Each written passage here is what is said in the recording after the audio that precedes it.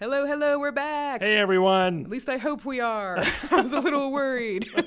Let's see. So it looks like we are good on Facebook. Excellent. We are good on YouTube. Yay. Yay. And hopefully once I get to Twitch, we will be good there as well. All the major networks. Yes, all the major networks. We have a big thank you. Thank you so much to Valerie Jones for your $100 donation. That is...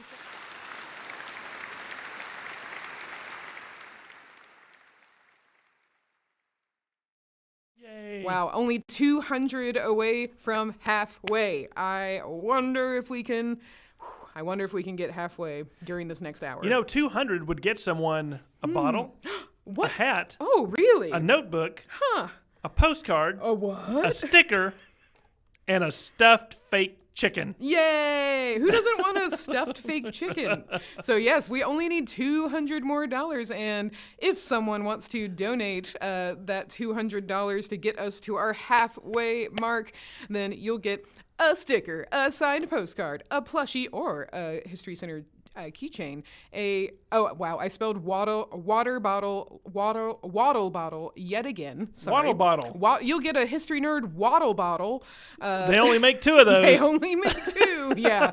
Our History Nerd notebook and embroidered hat, plus a digital membership. So if anybody is willing to get us to that halfway point, if not, of course, we do have plenty of other donation rewards. So, you know, whether it's $5, you can get the sticker and signed postcard. We've got $20 rewards with the plushie and our flashlight keychain. $50 is great because you get our History Nerd. It's spelled correctly there. Oh, no. Our waddle bottle. And we also have a really great kids package. So our kids bundle, it comes with the historic cup and ball game for our $50 kids bundle. And if you go for $100, we have a digital member included in all of those goodies. So I hope that during our next program, we can make it to our halfway point. Right.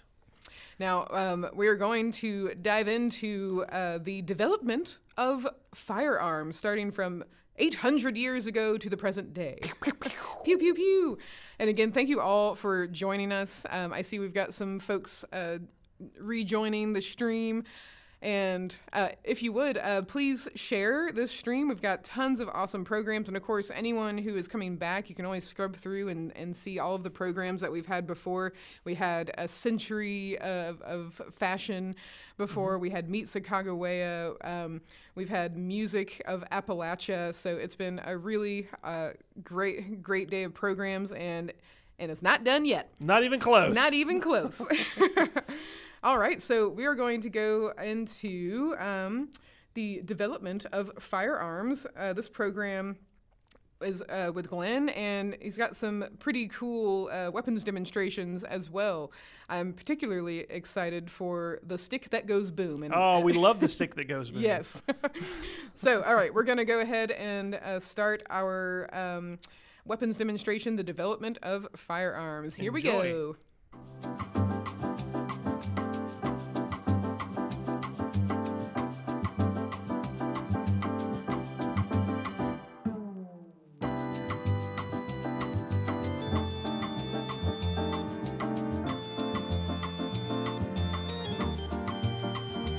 Greetings, everyone. I am very excited to tell you briefly, unfortunately, about a very exciting part of our past, the history of firearms. Of course, firearms are usually violent, and they're meant to enforce one's will on another or to defend oneself from someone who would do one harm on an individual, community, or national scale. But we're not going to get into the philosophical issues of firearms today. We're really just going to sort of trace the path of firearms development from the beginning up to pretty close to the present day. So when we say firearms, of course, we mean things that work off of gunpowder. And the earliest known image we have of what we're pretty sure is a gunpowder weapon is this medieval manuscript. You can see it's actually a weird-looking bell-shaped bronze cannon firing an arrow and being fired by what looks like a medieval knight. He has on chainmail and he has on the surcoat and everything. So that's how far back these gunpowder weapons go. But of course, gunpowder comes from the east, from China, and worked its way west very slowly. And the formula for it, part of the reason that it moved so slowly and developed so slowly is because they were trying to figure out the formula. Gunpowder is made of basically charcoal, saltpeter, and a nitrate. And so they're trying to get this mixture just right so that it burns in the proper way without blowing oneself up. Of course, this is as they're developing the process and the chemical part of gunpowder, they're trying to figure out how it works, what the proportions should be, and things like that. So the quality of gunpowder improves over time, but at first it's more of a fad and a noise weapon than it is an actual weapon, as shown by this medieval manuscript. But, gunpowder it comes out as grains. It comes out as black grain. It is sometimes called black powder because it is black. And eventually they do start to develop more and more weapons that fire not arrows, but sort of balls, either lead balls or stone balls or something like that. And in this image, you can see, again, a medieval illustration with a armored person, but firing sort of a smaller cannon on a stick. It's got a little X that the cannon is leaning on and is being fired. Again, this is sort of just a cannon on a stick. It's literally a tube, sort of a gunpowder tube, with a small hole at the top, a touch hole, that is attached to a wooden staff. And to fire it, you have to have slow match, which is a kind of rope. It's hemp rope that's soaked in a burning mixture, usually, again, some sort of saltpeter water mixture. It's soaked in it, it dries out, and so the rope will burn, but it will burn very slowly, hence slow match. It will keep a red-hot spark on the end of it. So what you do is you blow on that and fire it. And so they thought, well, if we can make big cannons and we can make this slightly smaller cannon, perhaps we can make a cannon that we could actually hold. And so they do develop what is in effect a handheld cannon on a stick. And we have a couple of different examples here. The one on the bottom is like the previous illustration. It's just a bronze cast tube that goes on the end of a stick. And it has a little hook on the bottom so you can hook it against a wall or a support or something. And this one's very decorative, notice. It then evolves into sort of that same brass or steel tube, but instead of being on a stick, it's mounted on a stock. It's mounted on a stock with barrel bands that go around it, but it's still fired in the same way. Having the larger wooden stock simply gives it something that the firer can hang on to just a little bit better. And so what I would like to do, I'm fortunate to own a reproduction handgun, they're called, handgun. And so we're going to see if we can't get one of those to fire. So what I have here is a medieval handgun. You hold it in the hand. However, it's very simple. It's basically a gun tube on a stick. This is the first gunpowder weapon used in Europe, possibly the world. And so it's very, very simple, very, very primitive. I want to take you through how this was loaded and how it was used. The advantage of using these is that you can train anyone. I could train you to use this in about 3 to 4 hours. As opposed to using a longbow or even a sword or a spear. That takes some know-how, that takes some practice. But this thing, I show you how to use it. You just point it and shoot. Now, in the beginning, these were expensive weapons because they were having to develop their creation, their manufacture, and the use of gunpowder. It's very, very, as I said, very primitive. It's basically a small cannon. So we're going to load it from the muzzle with gunpowder and a projectile. We have a small touch hole here that goes down into the base, into where the powder will be charged, and I have to prime that with powder and load that up and fire it off. Well, what's the ignition? It's actually this here. This is called slow match. This is hemp cord that has been soaked in combustible to make it burn, but make it burn slowly, and you can blow on that to make it come hot. So it burns slowly, but you do have to keep it going the entire time, which is tricky because that means you have a flame around the gunpowder. So I'm going to put this in the ground to the side, and we're going to load this. I have a small flask of gunpowder here and a powder measure because we don't want to overload or underload the charge. So let me begin. I will cradle my firearm there. I will take my gunpowder flask and very slowly and carefully pour out the measure of gunpowder. Now, you may have seen us do other demonstrations with other flintlock muskets where rate of fire is very important. There is no quick rate of fire with one of these, right? So then I'm going to take it, I'm going to pour that charge down the barrel, right? I'm going to reach inside here, and I'm going to take a lead projectile, just really basic lead, and I'm going to stick that down into the barrel. I'm going to take a very basic ramrod and push that down all the way to the bottom, okay? So then that charge is done. Then I have to retake my gunpowder charge and ever so carefully pour some powder into the touch hole and make sure that it actually goes in where it needs to go, right? This is a very, very precise project, and I'm going to bottle this up and put it out of the way. At this point, the handgun is ready to fire, so let's see if we can actually make it go off.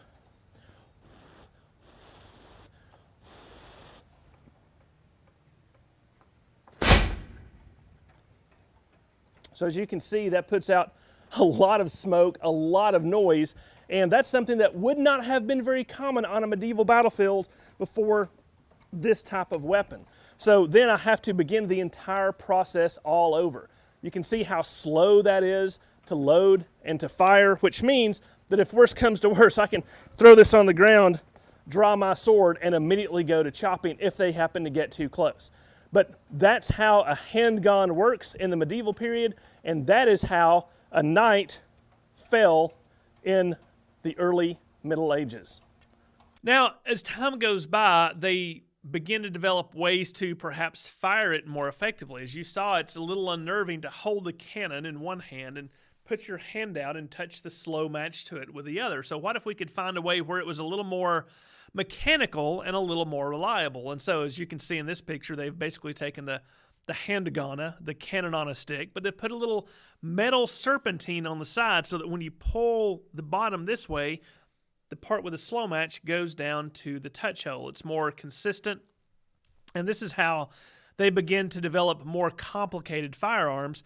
And you can see in the next picture we have finally what we call an arquebus, which is a barrel. It's an extended barrel. They realized that if the barrel was longer, the powder could burn longer and therefore propel the projectile at a faster and further rate.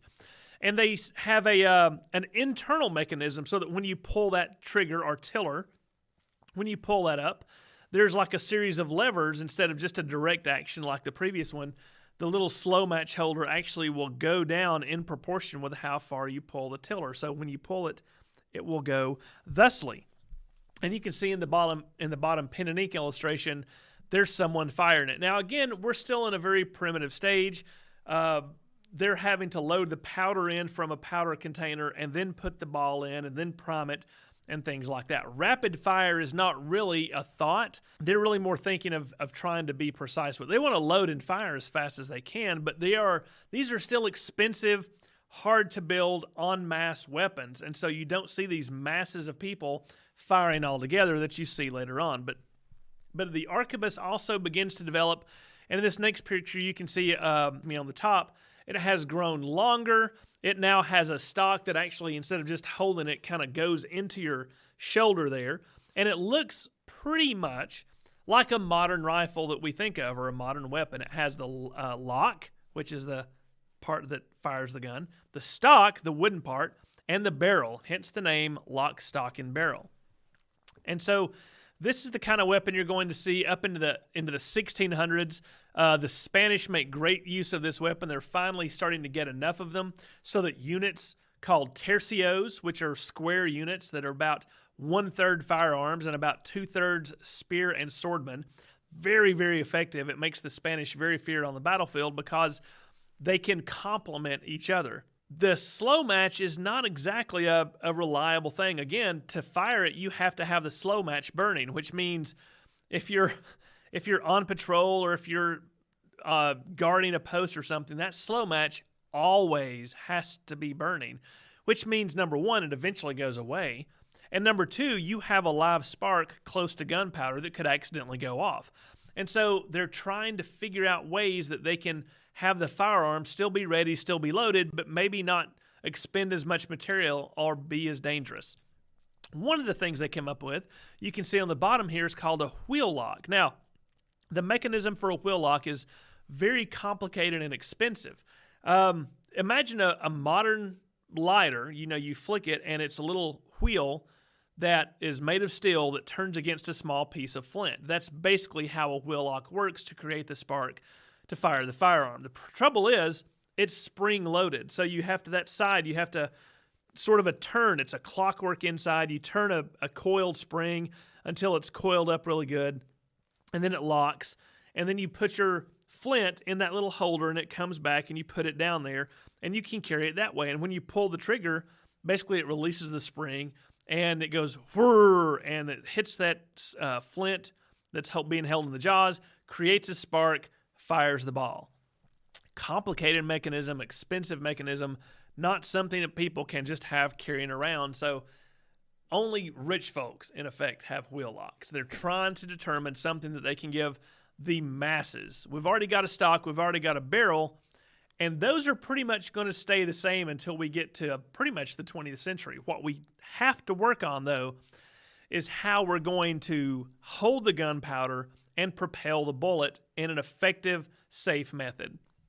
So the next one that comes out is actually the flintlock mechanism. We all know what happens when flint and steel strike each other. They make a spark.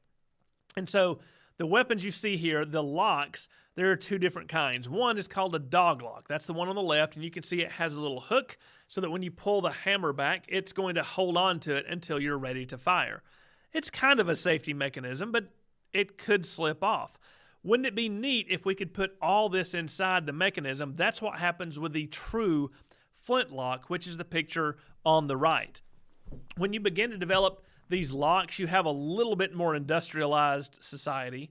Not industrial, but industrialized, right? They can make these. They're still hand-fitted, but they can make them in large numbers, and they can make muskets in large numbers. And so they're starting to arm more and more men with this type of weapon. And the idea is the flintlock with a spark that is made from the steel and the flint can fire off the charge. Now, one of the most common eras for flintlock weapons is the 18th century. So what I would now like to do is let you see a short video on how an American Revolutionary soldier would use and fire the flintlock. So I want to talk to you about how the weapon was loaded and fired in the American Revolutionary War. Both sides are going to be doing this in very, very similar ways. Only a few details would change. Now, you notice I also have the bayonet mounted. I'm going to take the bayonet off for this demonstration, but I did want to show you that it has an angle to it so that we could access the muzzle if we needed to with the bayonet attached. But as I said, we're going to take that off today to make it a little bit cleaner. Now I want to walk you through the process, and then we'll actually load and fire the musket. So this is a muzzle loading weapon. It uses flint and steel to create a spark. So when a soldier does this, he's going to open the pan. The pan is here. There's a small hole drilled through the barrel to the pan so that the priming powder, when it ignites, can ignite the charge in the main barrel. So we're going to take a cartridge from our cartridge box that'll be wrapped in paper. Inside the paper are some gunpowder and a lead ball. And they'll take that cartridge, rip it with their teeth, put a little bit of powder here in the pan to prime, not the entire charge, and shut it. Then they're going to cast about. They will pour the powder first and then the ball down the barrel. They'll draw the ramrod like this. Make sure that it is all the way down to the bottom. That's a very important part of the process. Replace the ramrod because that's important. Then they will go to shoulder arms.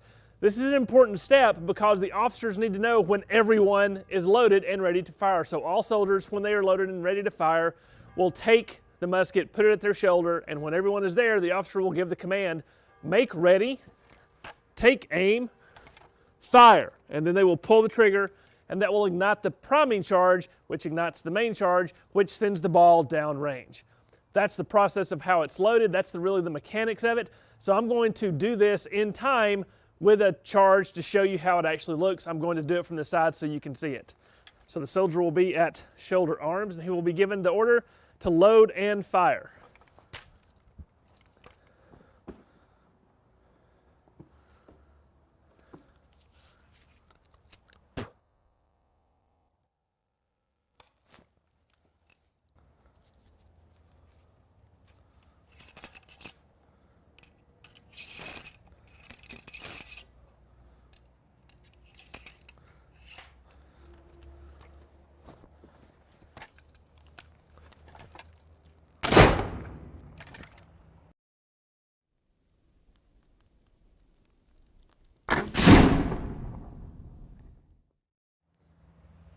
We then come back to this position and listen for another order to load and fire. If they're doing it by volley, if they're loading and firing, they will simply go back to loading at this moment. So that's the process. You see, it can be rapid. All those motions have to take place in a short amount of space because, of course, they have a lot of friends on either side of them. That's the loading and firing of the Revolutionary War musket. Now, again, imagine by this point we have larger and larger and larger armies armed with these weapons. You have thousands of men firing at each other, and it's going to make a big difference in the tactics of the day. Now, the flintlock, however, is very dependent upon gunpowder still sort of being out in the open inside that pan. What if the wind's blowing hard? It could very well blow the powder out before it can get a spark. What if it's raining? In wet weather, you have to depend upon that bayonet. You're not going to be able to fire your gunpowder weapon. So, and it can be very unreliable if the flint wears out or if the mechanism springs are weak. There's lots of things that can go wrong with a flintlock. Trust me, I know. So the next step is to try and find, we know that we can get the powder and the ball down the barrel very effectively with those paper cartridges. What if we could find a better, more reliable, more consistent way to ignite that main charge? Well, now we have percussion weapons. This is a small copper cap that can, instead of using flint to make the spark, we're going to use fulminate of mercury. Basically, it's like cap guns now. It's the exact same thing.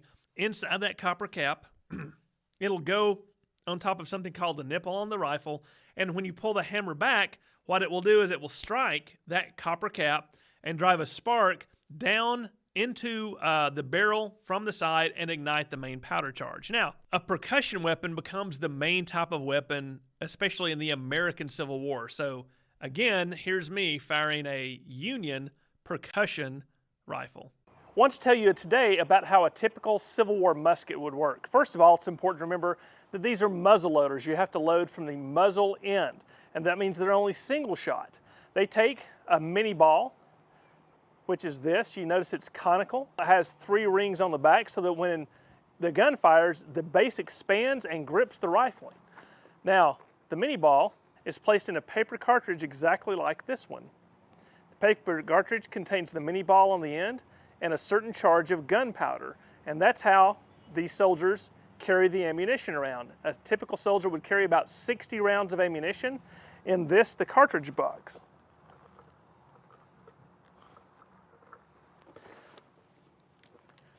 The weapon loads from the muzzle, but you have to ignite the powder in the barrel from here using a special copper cap with mercury fulminate.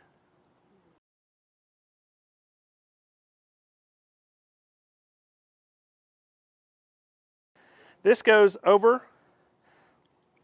part of the gun so that when you pull it back, the hammer hits the copper cap. A spark goes inside the barrel here, ignites the main charge, and then sends the bullet out the barrel. Now, a good soldier could fire this weapon about 3 times a minute. What I'm going to do is take you slowly through the loading process so that you can see that, and then we'll see if I can get the 3 rounds per minute.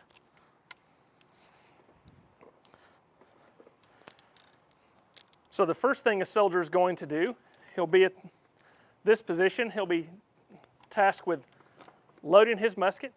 He'll bring it around. He'll grab one of those paper cartridges, tear the paper cartridge with his teeth, pour the powder and the ball down the muzzle, take out the ramrod, and push it all the way down. This is an important part because the powder and the ball have to all go down to the bottom of the barrel so that it can be properly ignited.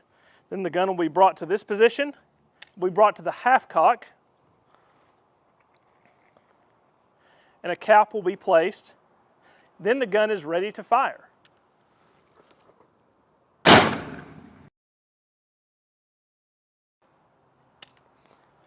Now, as I said, a good soldier could fire about 3 rounds a minute, so I'm going to go through those motions rapidly so you can see exactly what the firing rate of a typical soldier would be.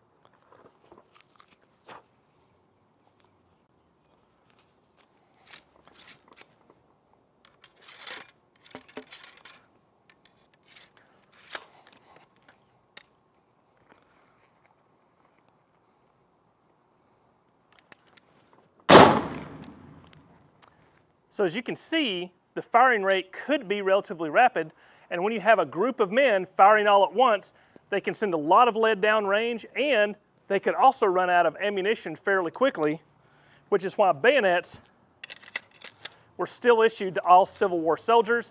It very rarely came to requiring the use of the bayonet. The bayonet was more often than not used as a tool to dig with, to move lumber and things like that. But that is the basic functioning of a Civil War musket.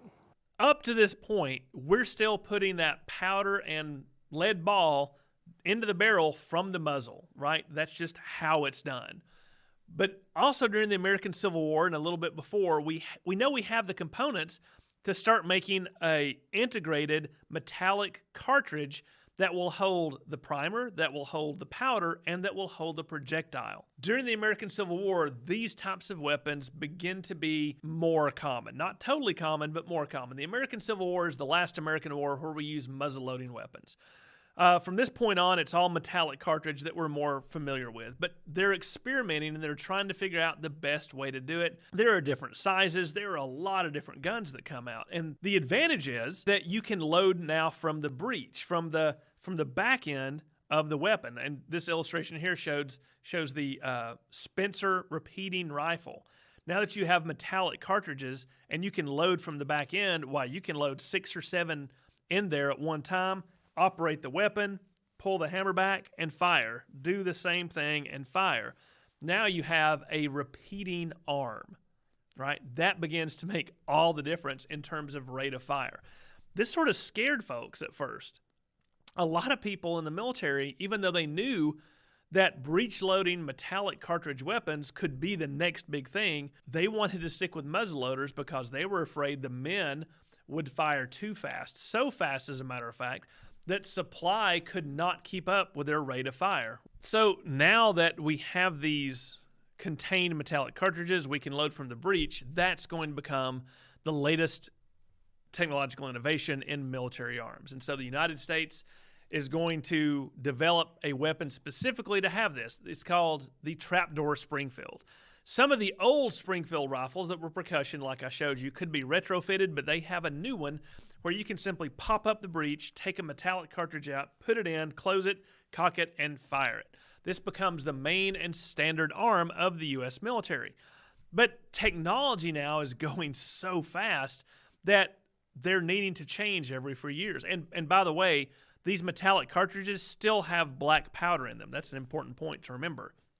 But the United States is trying to find a way, well, if we can have a weapon that it's easy to load one cartridge, why don't we find a way where we can load multiple cartridges? So on the top, we have that trapdoor Springfield that you can just pop up the top and close it.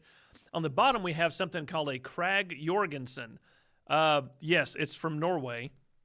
And the idea is that you can open that little gate. You can see that big squarish gate on the side that flips down, and you can load 5 rounds into that. And then as fast as you can operate the gun, you can fire those, right? But you still have to take out your bullets one at a time and put them in that crag, and you're still having to fire a black powder weapon. Well, when black powder goes off, it creates a big puff of white smoke, and it creates a very big shock.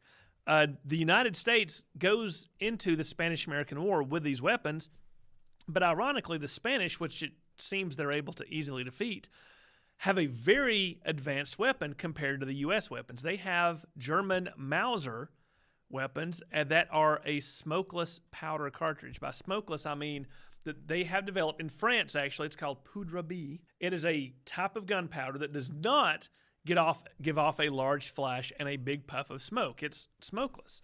Well, this is an advantage not only in terms of being able to see the battlefield after you fire, but people can't tell where you're firing from, right? It's a little more secret. You're able to move and hide behind obstacles, and they can't see where the fire is coming from. And it creates a much higher muzzle velocity for those projectiles. And so that is the wave of the future. So shortly after the Spanish-American War, the U.S. Army and the U.S. military began looking for a new kind of weapon that can use all these innovations that are now coming together. So what they come up with is called the Springfield 1903 repeating rifle.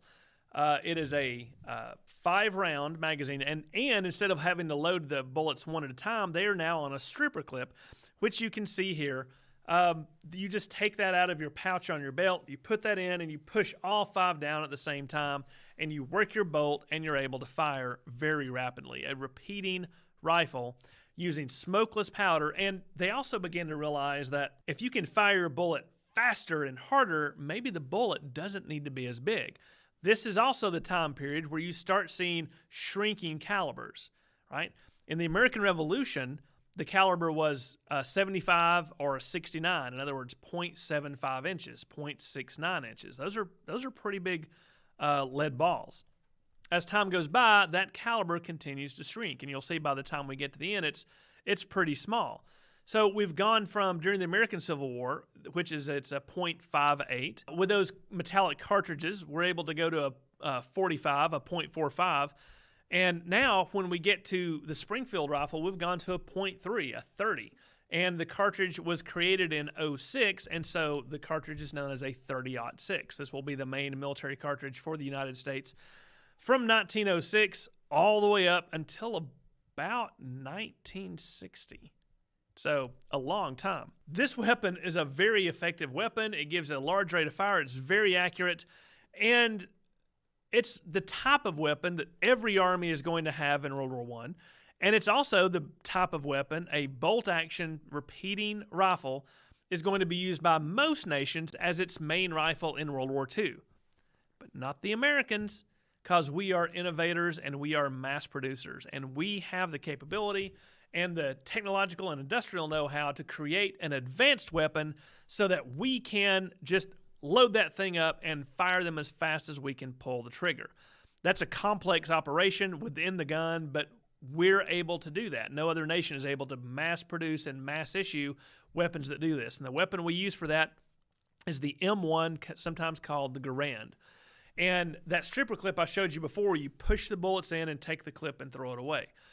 With the M1 Garand, you have an in-block clip. You can see down there, there's 8 rounds, and you put the entire thing in, and you close the bolt, and now you can fire those just as fast as you can pull the trigger. And we've got a short video here of a modern soldier sort of operating one of these older World War II weapons.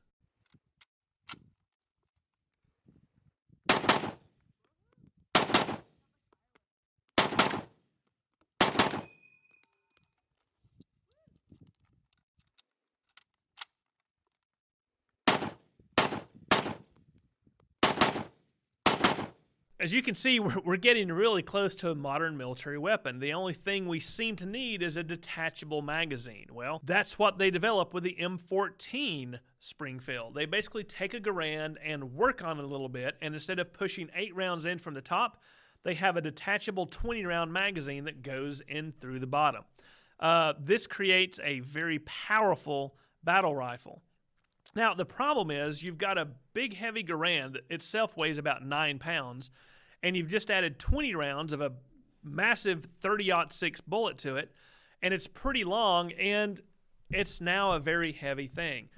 They're developing newer and newer weapons that use better and better powder, and so the Americans, right in the middle, or I should say right before the Vietnam War, come up with a new type of weapon that's revolutionary, partially based on some German World War II weapons and partially in reaction to Soviet weapons, the AK-47, that they also developed from late World War II German weapons, using smaller rounds called intermediate rounds. And you can see here just above me the comparison of a 30-06 round to a .223 round, which is what the M16 fires. It's much, much smaller.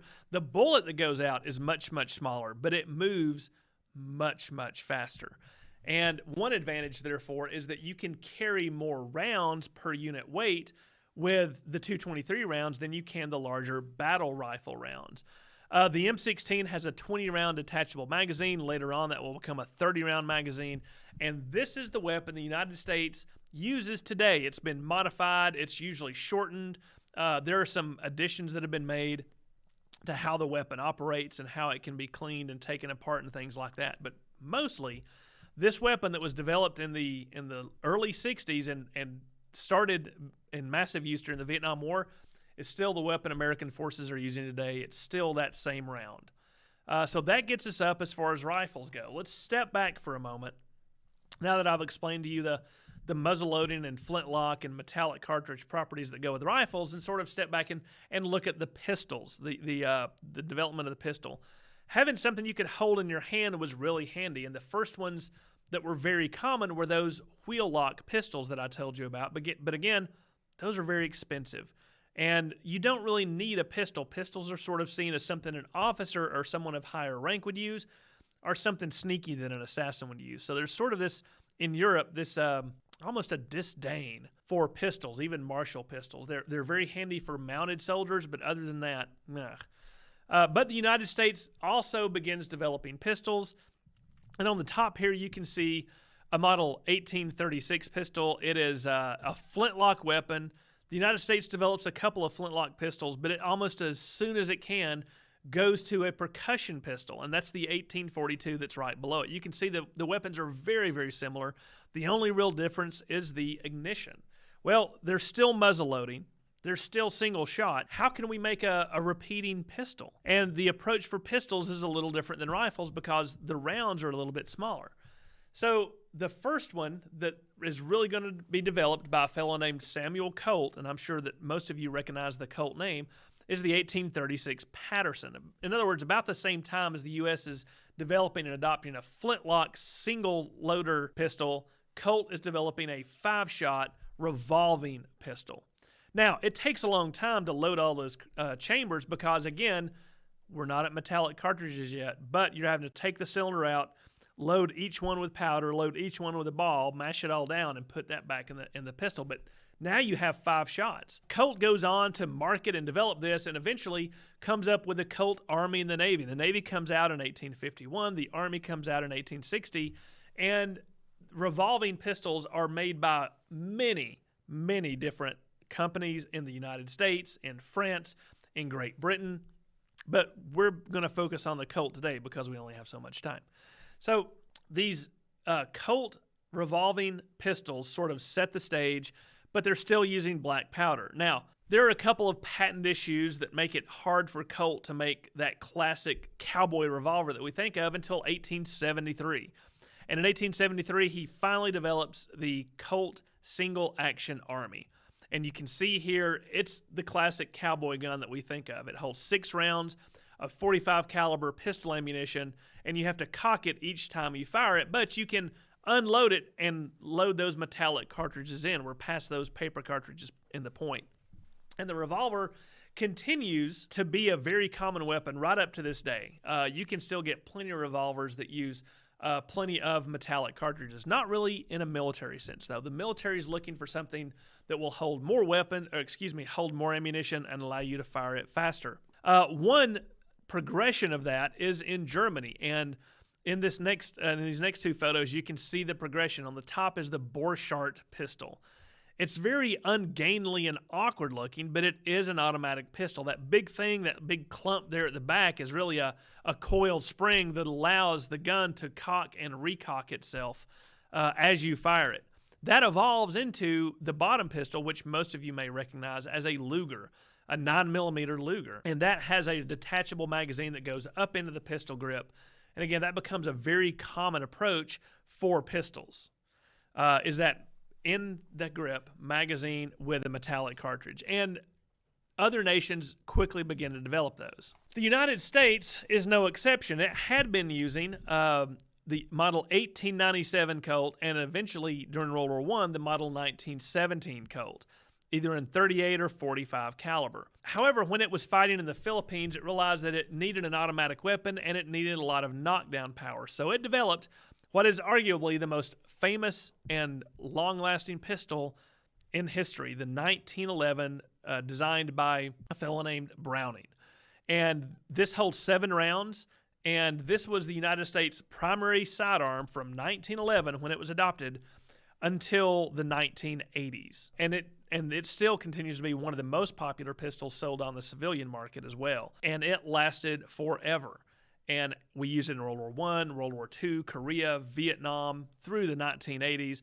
And it was only replaced by something called a Beretta, which is a 9mm in the 1990s, which is still the pistol that most American troops are issued with today. So we've gone from those single-loading flintlocks all the way up to a pistol that holds about 16 rounds of 9mm ammunition, again, as fast as you can pull the trigger. So there is one other type of battlefield firearm that I want to talk about because it's the one that we often think of when we think of mass casualties, and that, of course, is the machine gun.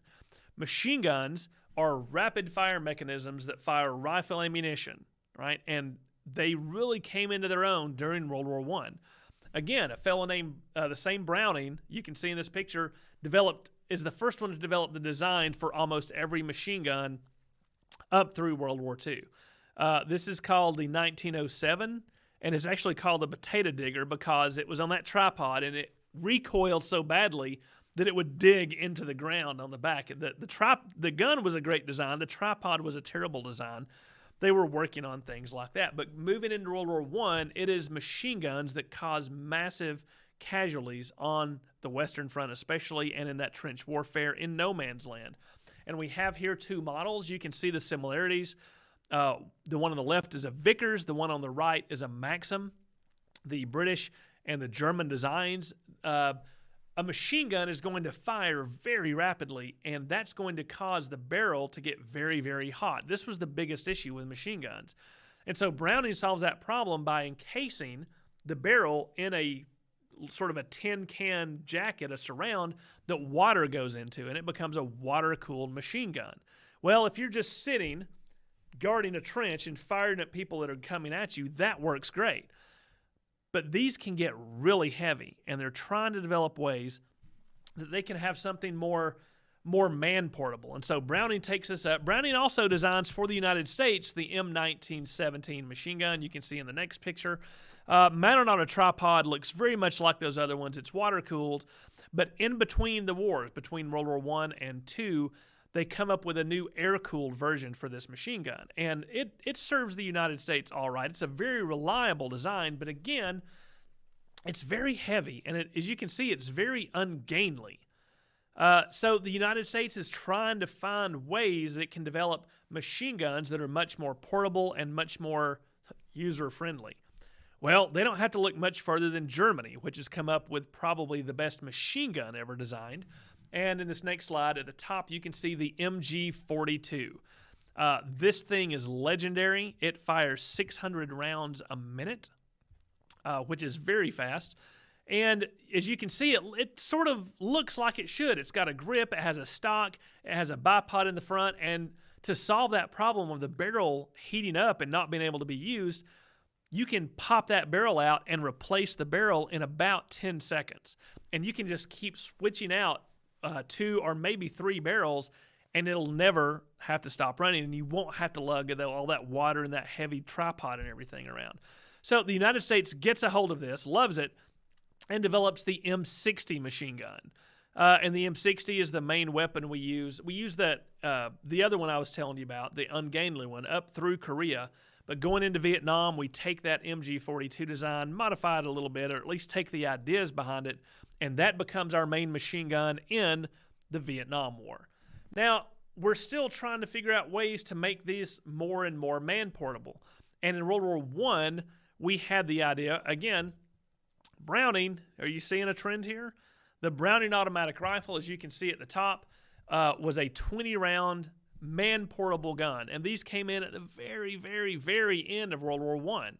But we used a lot of these in World War II as sort of a squad automatic support weapon. Well, 20 rounds is not a lot. It's magazine-fed instead of belt-fed like those tripod machine guns. And it's not exactly what it needs to be. It's heavy, it's ungainly. Well, the United States sort of picks up on the MG42 and carries it through with the M60, and they eventually begin to realize we still need more firepower for a squad that's lighter and lighter, and it should probably use the same ammunition as our battle rifles. And so the United States Army develops the M243, which is here at the bottom. And it uses the same round as the M16. I've put the image of the two rounds that these two fire. Again, you can see the difference in size. One is much smaller, one is much lighter, the smaller one goes much faster, and you can carry more rounds.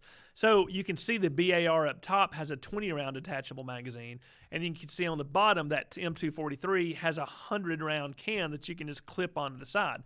Still about the same weight, but you have 5 times the amount of ammunition, and it fires much, much faster. So you get to the point where you're looking for man portability, and I want you to think about the progression that we've just talked about, from one person having a cannon on a stick that takes maybe a minute or two to load is incredibly inaccurate, and we come all the way up through the centuries to weapons that are pretty advanced. And yet, we're still kind of using the same technology. Firearms have always used the same technology. You have a propellant, you have an ignition, and you have a projectile. It's the same as it was in the 1300s. So the more things change, perhaps the more we're just using old ideas. I guess we're going to have to look for laser guns next, and then we'll do a special on that. So until we can get some laser guns to actually do talks about, we hope you've enjoyed this particular view, this nutshell exhibition of firearms through the ages. And until we see you next time, stay safe.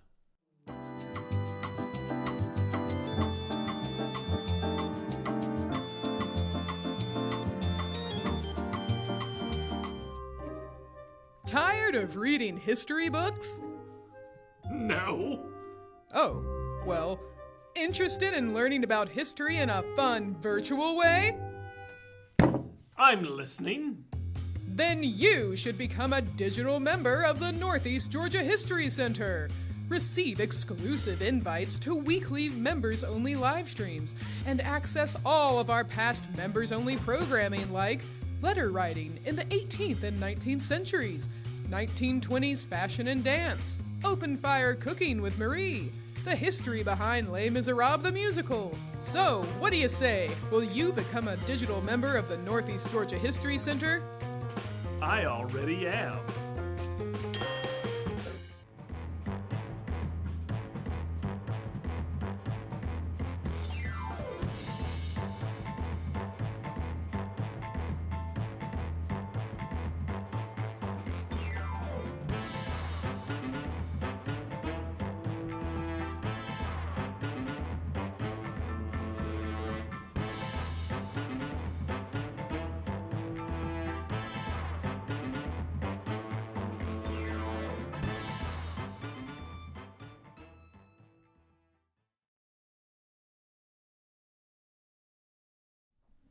Hello, hello.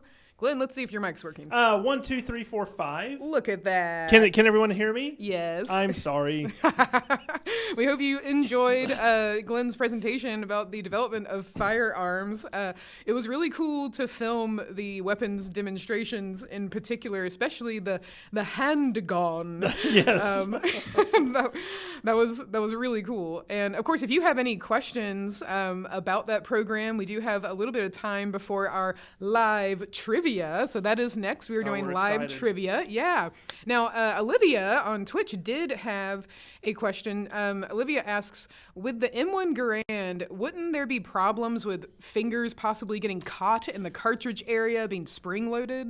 Maybe not fingers, but thumbs. Ah. So there is actually something that vets call Garand thumb. Oh, goodness. Because, let me switch hands here. Yeah. So when you cock that back and you take your clip of ammunition and you push it in, when you push it in, the final little push clicks a spring that's supposed to spring that bolt forward, which means that when you push it, you've got to get your thumb out of the way. That little hook that you pull the bolt back with, you're supposed to have it rest right there on your hand so that when you push it all the way down, the clip clicks, and then you pull everything away at once, and it goes shing. You probably saw that in the video. Yeah. So beginners and folks who weren't used to it got Garand thumb, and man. when that bolt slams with your thumb down in there, it does hurt. It's happened to me once, and usually that's all it takes is once, Yeah, and you people warned. figure that out. But it's definitely something that old hands would always laugh at and make fun of people when they went through the trial, went through the challenge by fire that everyone was supposed to go to. So yes, you're right. That's an excellent question and a good observation. Yes, an excellent question, Olivia. Thank you. And we also have some thank yous to say. We got Yes, some we do. donations in through that program.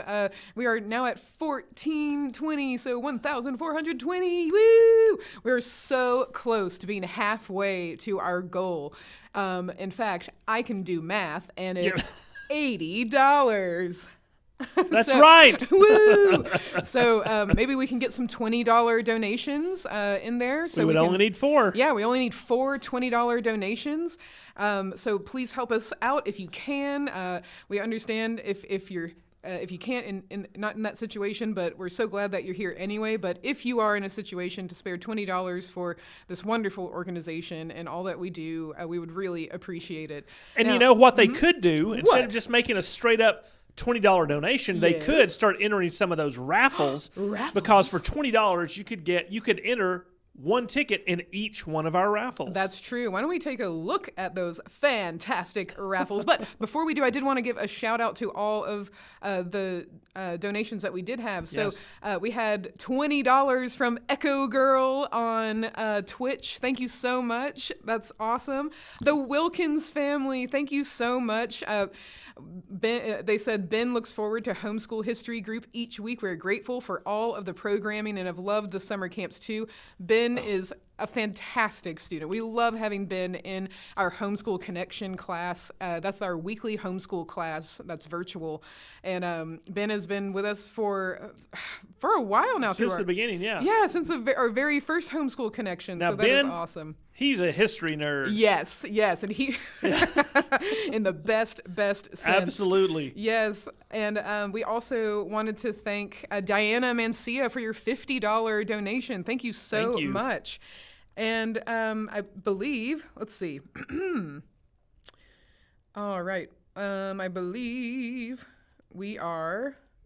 Let's see. Sorry, I'm looking at Leslie's messages. All right. Yeah, we're all caught up. So awesome.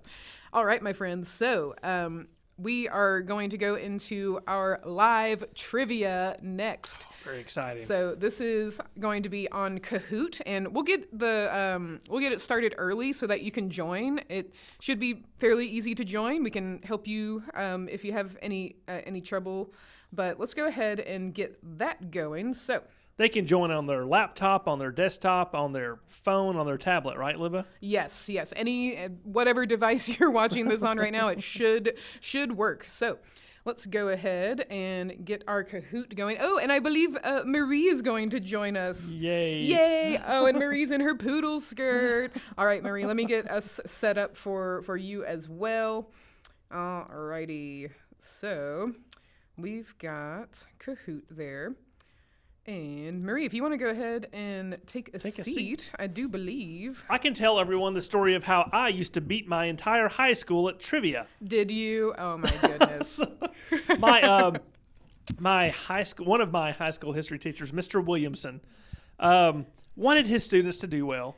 And so before a test, the day before a test, he would take the test and he would read the questions out to the class. He would divide the class in half, and he would take turns asking each half of the class the history questions from the test that they would be taking tomorrow.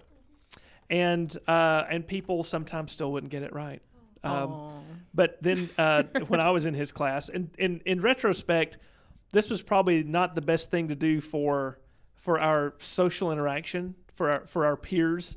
But he said, I'll tell you what, I'm just going to have Glenn play everyone and see if y'all can't just beat him. And so at the time I was like, this is fun. And so here's me alone on the side of the room, faced off against every other student in the entire class to play the history game, as he called it. I got beat up. But I won. But you won. and that made you an official history nerd. Big time. That was the day. Big yes. time. Well, Marie, welcome back. Yay. So Marie was upstairs decorating for our upcoming Christmas holiday season and our family day. And so it looks beautiful upstairs. Thank you. Thank you. And let's make sure your mic is on, Marie. You might need to press the button up and say things into the microphone. Hello. Yay! Can you hear me? Okay, we good. sure can. Yay!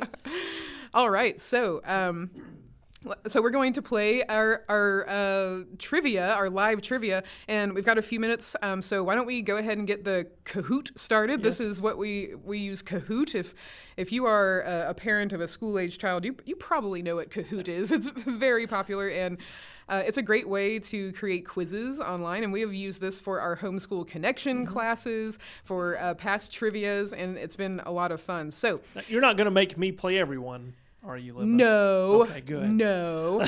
Now, we would encourage, if you have younger students around, then I think this is a good trivia for I would say, like, even elementary kids up to high school, pretty much for everyone. There's going to be questions in there that you might not know. There's some that are sort of like, I tried to have a good mix when I put it together. Yeah. So that there's something for everyone. Exactly. But also, perhaps working together as a team, as a family, is like the best option. That way you have everyone's skill set. Sure. There you everyone go. can contribute. Yes.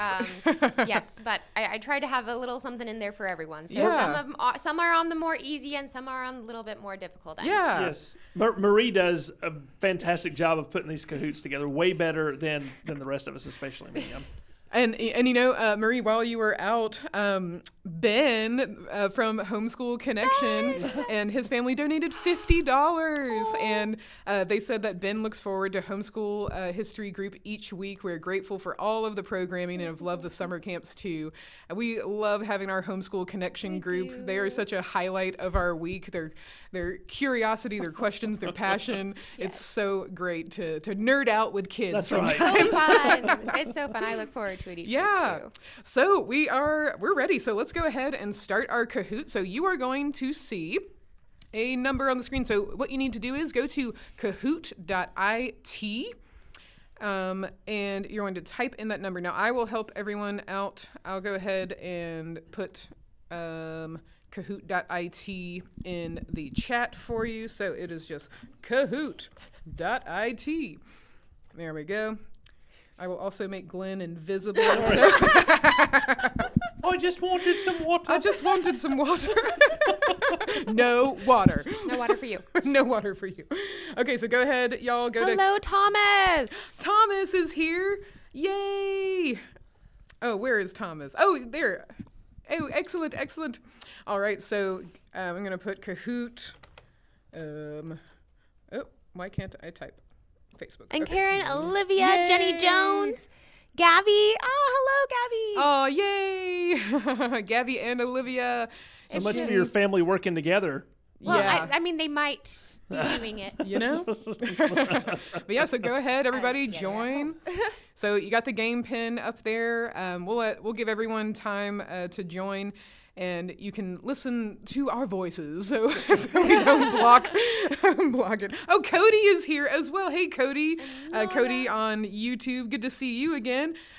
I see you're joining as well, and Laura's in there too. It's so nice to see so many familiar names. It really is. I mean, that's one of the great things about being virtual here is that we do get to connect with people across the country, Right. which is just so cool.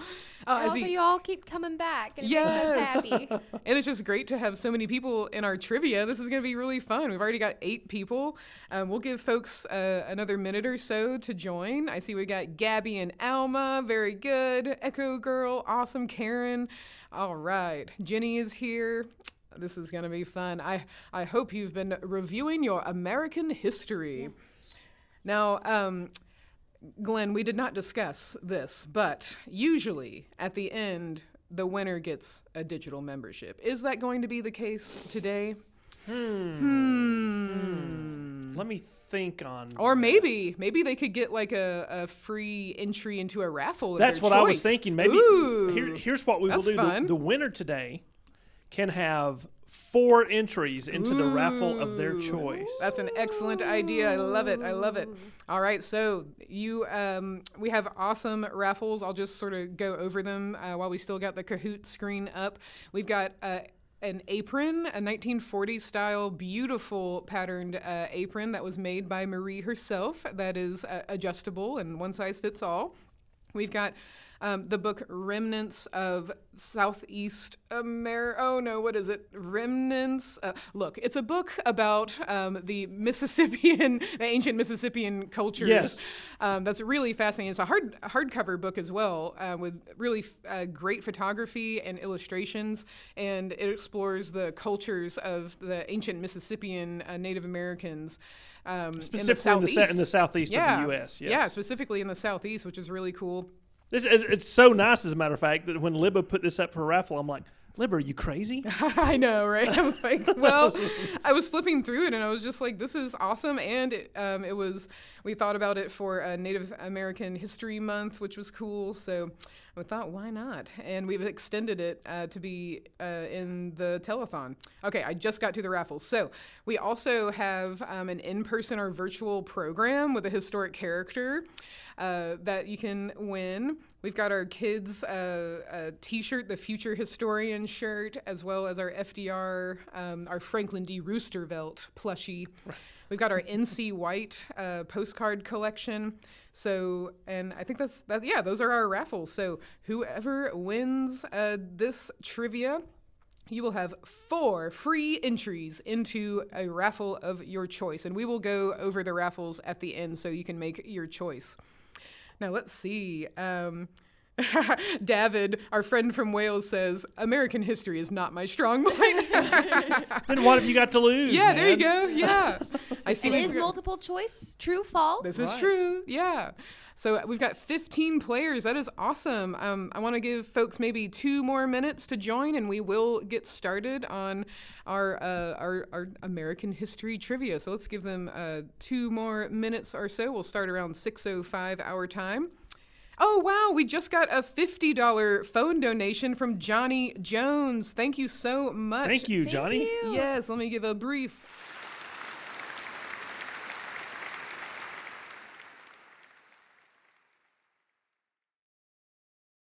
Wait, 50. Okay, I can do this. It's 1470. Yes.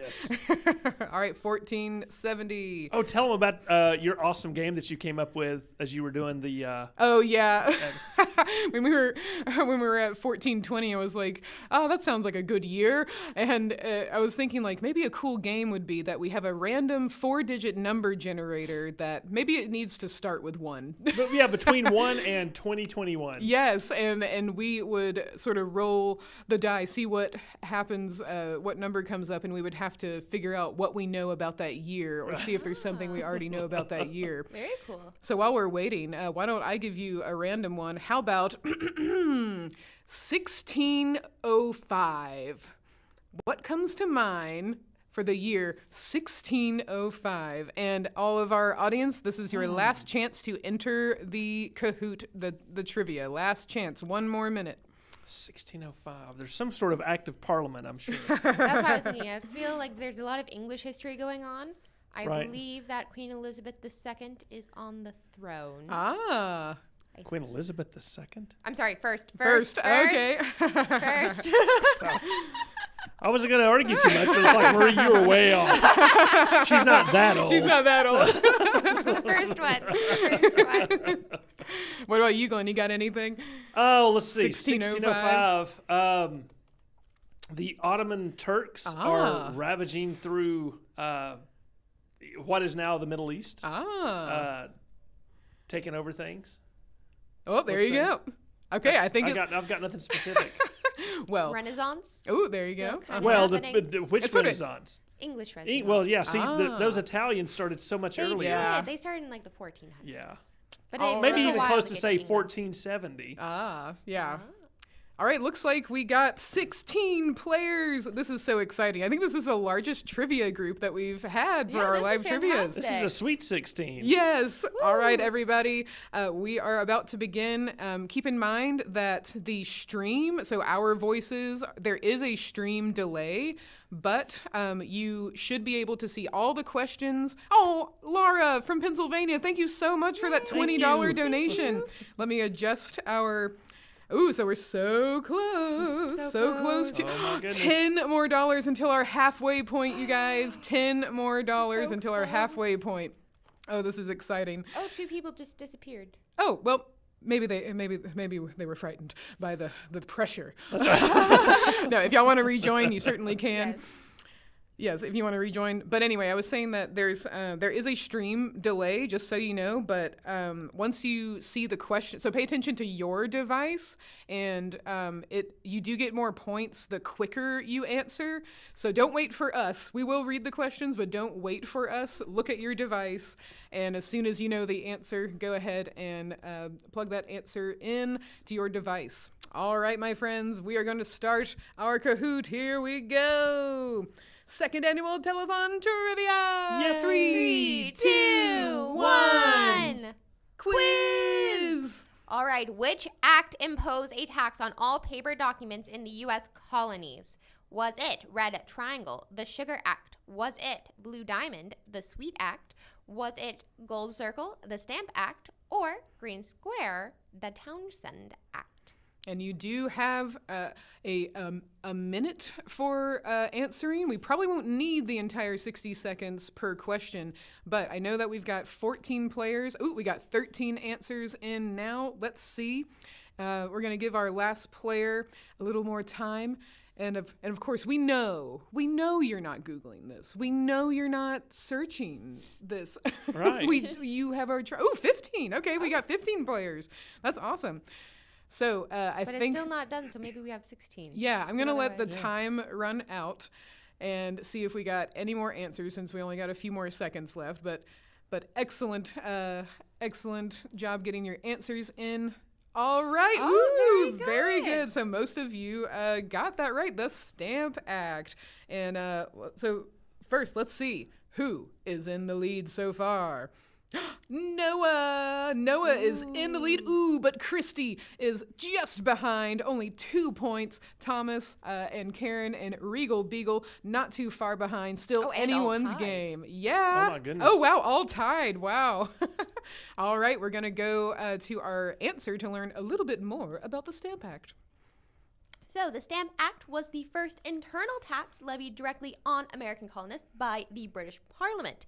This act imposed a tax on all paper documents in the colonies and came at a time when the British were deeply in debt from the 7 Years' War. Winning is expensive.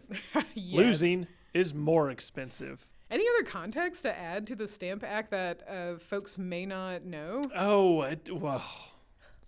How Hey, long can do you we just have? do like a live stream right now? Okay, yes, I can actually. No, this as it's the key is that it's the first direct internal tax, and the problem was that Parliament levied it on the colonies without any say by the colonies or their representative legislatures whatsoever. That was the real problem with it. For Americans. For Americans. The British They thought it was also, fine. the British and some of their other colonial holdings did not bat an eye, and they're like, yeah, I mean, they did this for our defense, so they won the war, so that's good for us. Yeah, we should let 'em have pay the our money. tax for that. But the Americans were like, no. No. David from Wales says, LOL, and we spent it on good wine and cigars, I bet. All right, everyone, we're getting ready for our next question, so keep an eye on your device. Here we go. All right.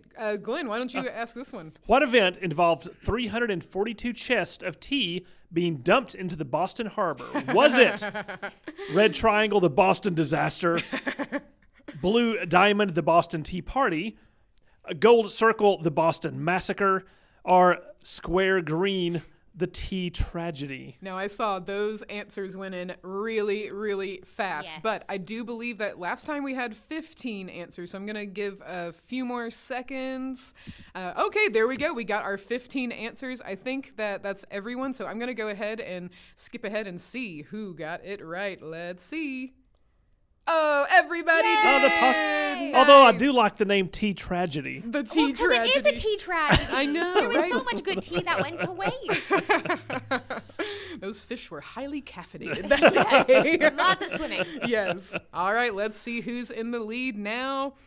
Ooh, Noah, great job, but still so close, Christy. Oh, so close. And Karen, Regal Beagle, and Thomas are very, very close as well. So still anyone's game. All right, so let's learn a little bit more about this, not the tea tragedy, but the tea party. The Boston Tea Party, Yeah. yes. In December of 1773, a band of Bostonians dressed as Mohawk Indians, many reportedly members of the Sons of Liberty, boarded British ships and dumped exactly 342 chests of tea into the Boston Harbor during the Boston Tea Party. Now, this was a protest because the East India Company, which was in effect a government-owned / private company, Parliament said, you have to buy this tea from the company that we own. And Can't have any competition that lowers the prices. and the Bostonians said, no, thank you. No, thank you. And very Particularly specifically, the Bostonians. yes. Now Yes. this is interesting. This is how Americans protested back then. They were very specific. They made very sure not to damage the ship in any way because that's not what they were protesting. They wanted to only damage the tea. As a matter of fact, they had to break a lock to get to the tea, and they reimbursed the owner of the ship for the cost of the lock that they had to break. Wow. But the tens of thousands of pounds worth of tea, gone. Oh, It my. was very, very expensive. Yes. Oh, wow. It made Parliament very, very mad. Very mad. We just got a $50 phone donation from Johnny Jones. Thank you so much, Johnny Jones, for your $50 donation. And whoa, we got a $200 donation from Anonymous. Oh, So thank you so much, Anonymous. Now I need to, okay, I got to get my math right. now is again. that Johnny Jones again? That is, now that we had Veronica, was it? We had Valerie, excuse me, Valerie Okay, Jones. gotcha. Yeah, and this is Jonathan Jones, which is Leslie's dad and Oh. Leslie's mom. So thank you so much. Okay, so now I got to do this math before we move on. Sorry. So $14.90 plus $2.50. Woo! We We're got over the halfway. $17.40. Thank you so much. We're over the halfway point. So let me change this to $17.40. Oh, what? That's a good year. $17.40. All right. That's Thank you when so Benjamin much. Franklin began his printing press, Really? his own printing Ah, press. well, I that's believe. fun. No, All no, right. no. He had already been a printer. That's when he started the Junto there in Philadelphia. Oh. That's neither here nor there. Well, thank you.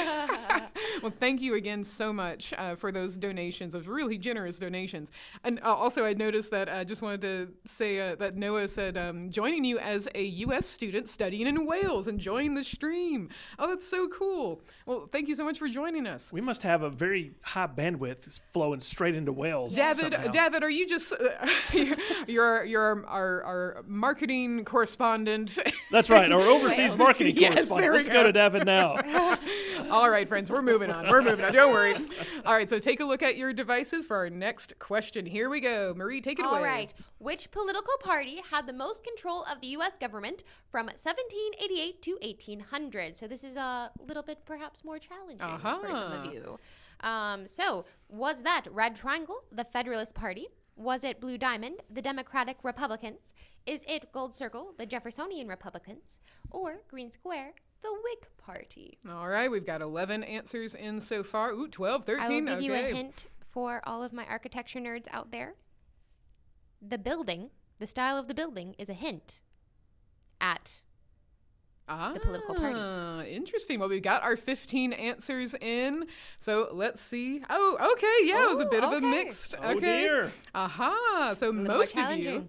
most of you thought it was the Whig Party, but it was indeed the Federalist Party. So we'll see who's in the lead, and then we'll learn a little bit more about that. Oh, nice. Oh. Ooh, Regal Beagle taking the lead. Very nice. But not too far behind is Karen. And we also have Jenny Jones not too far behind. Excellent. And 4 players. You just got an answer streak of 3. That is excellent. And, Richard Burke. Oh, hey, Richard. So good to see you. Richard Burke is one of our fantastic living history interpreters, and you will get to see him later tonight as he portrays Benedict Arnold for our Viewpoints of the American Revolution.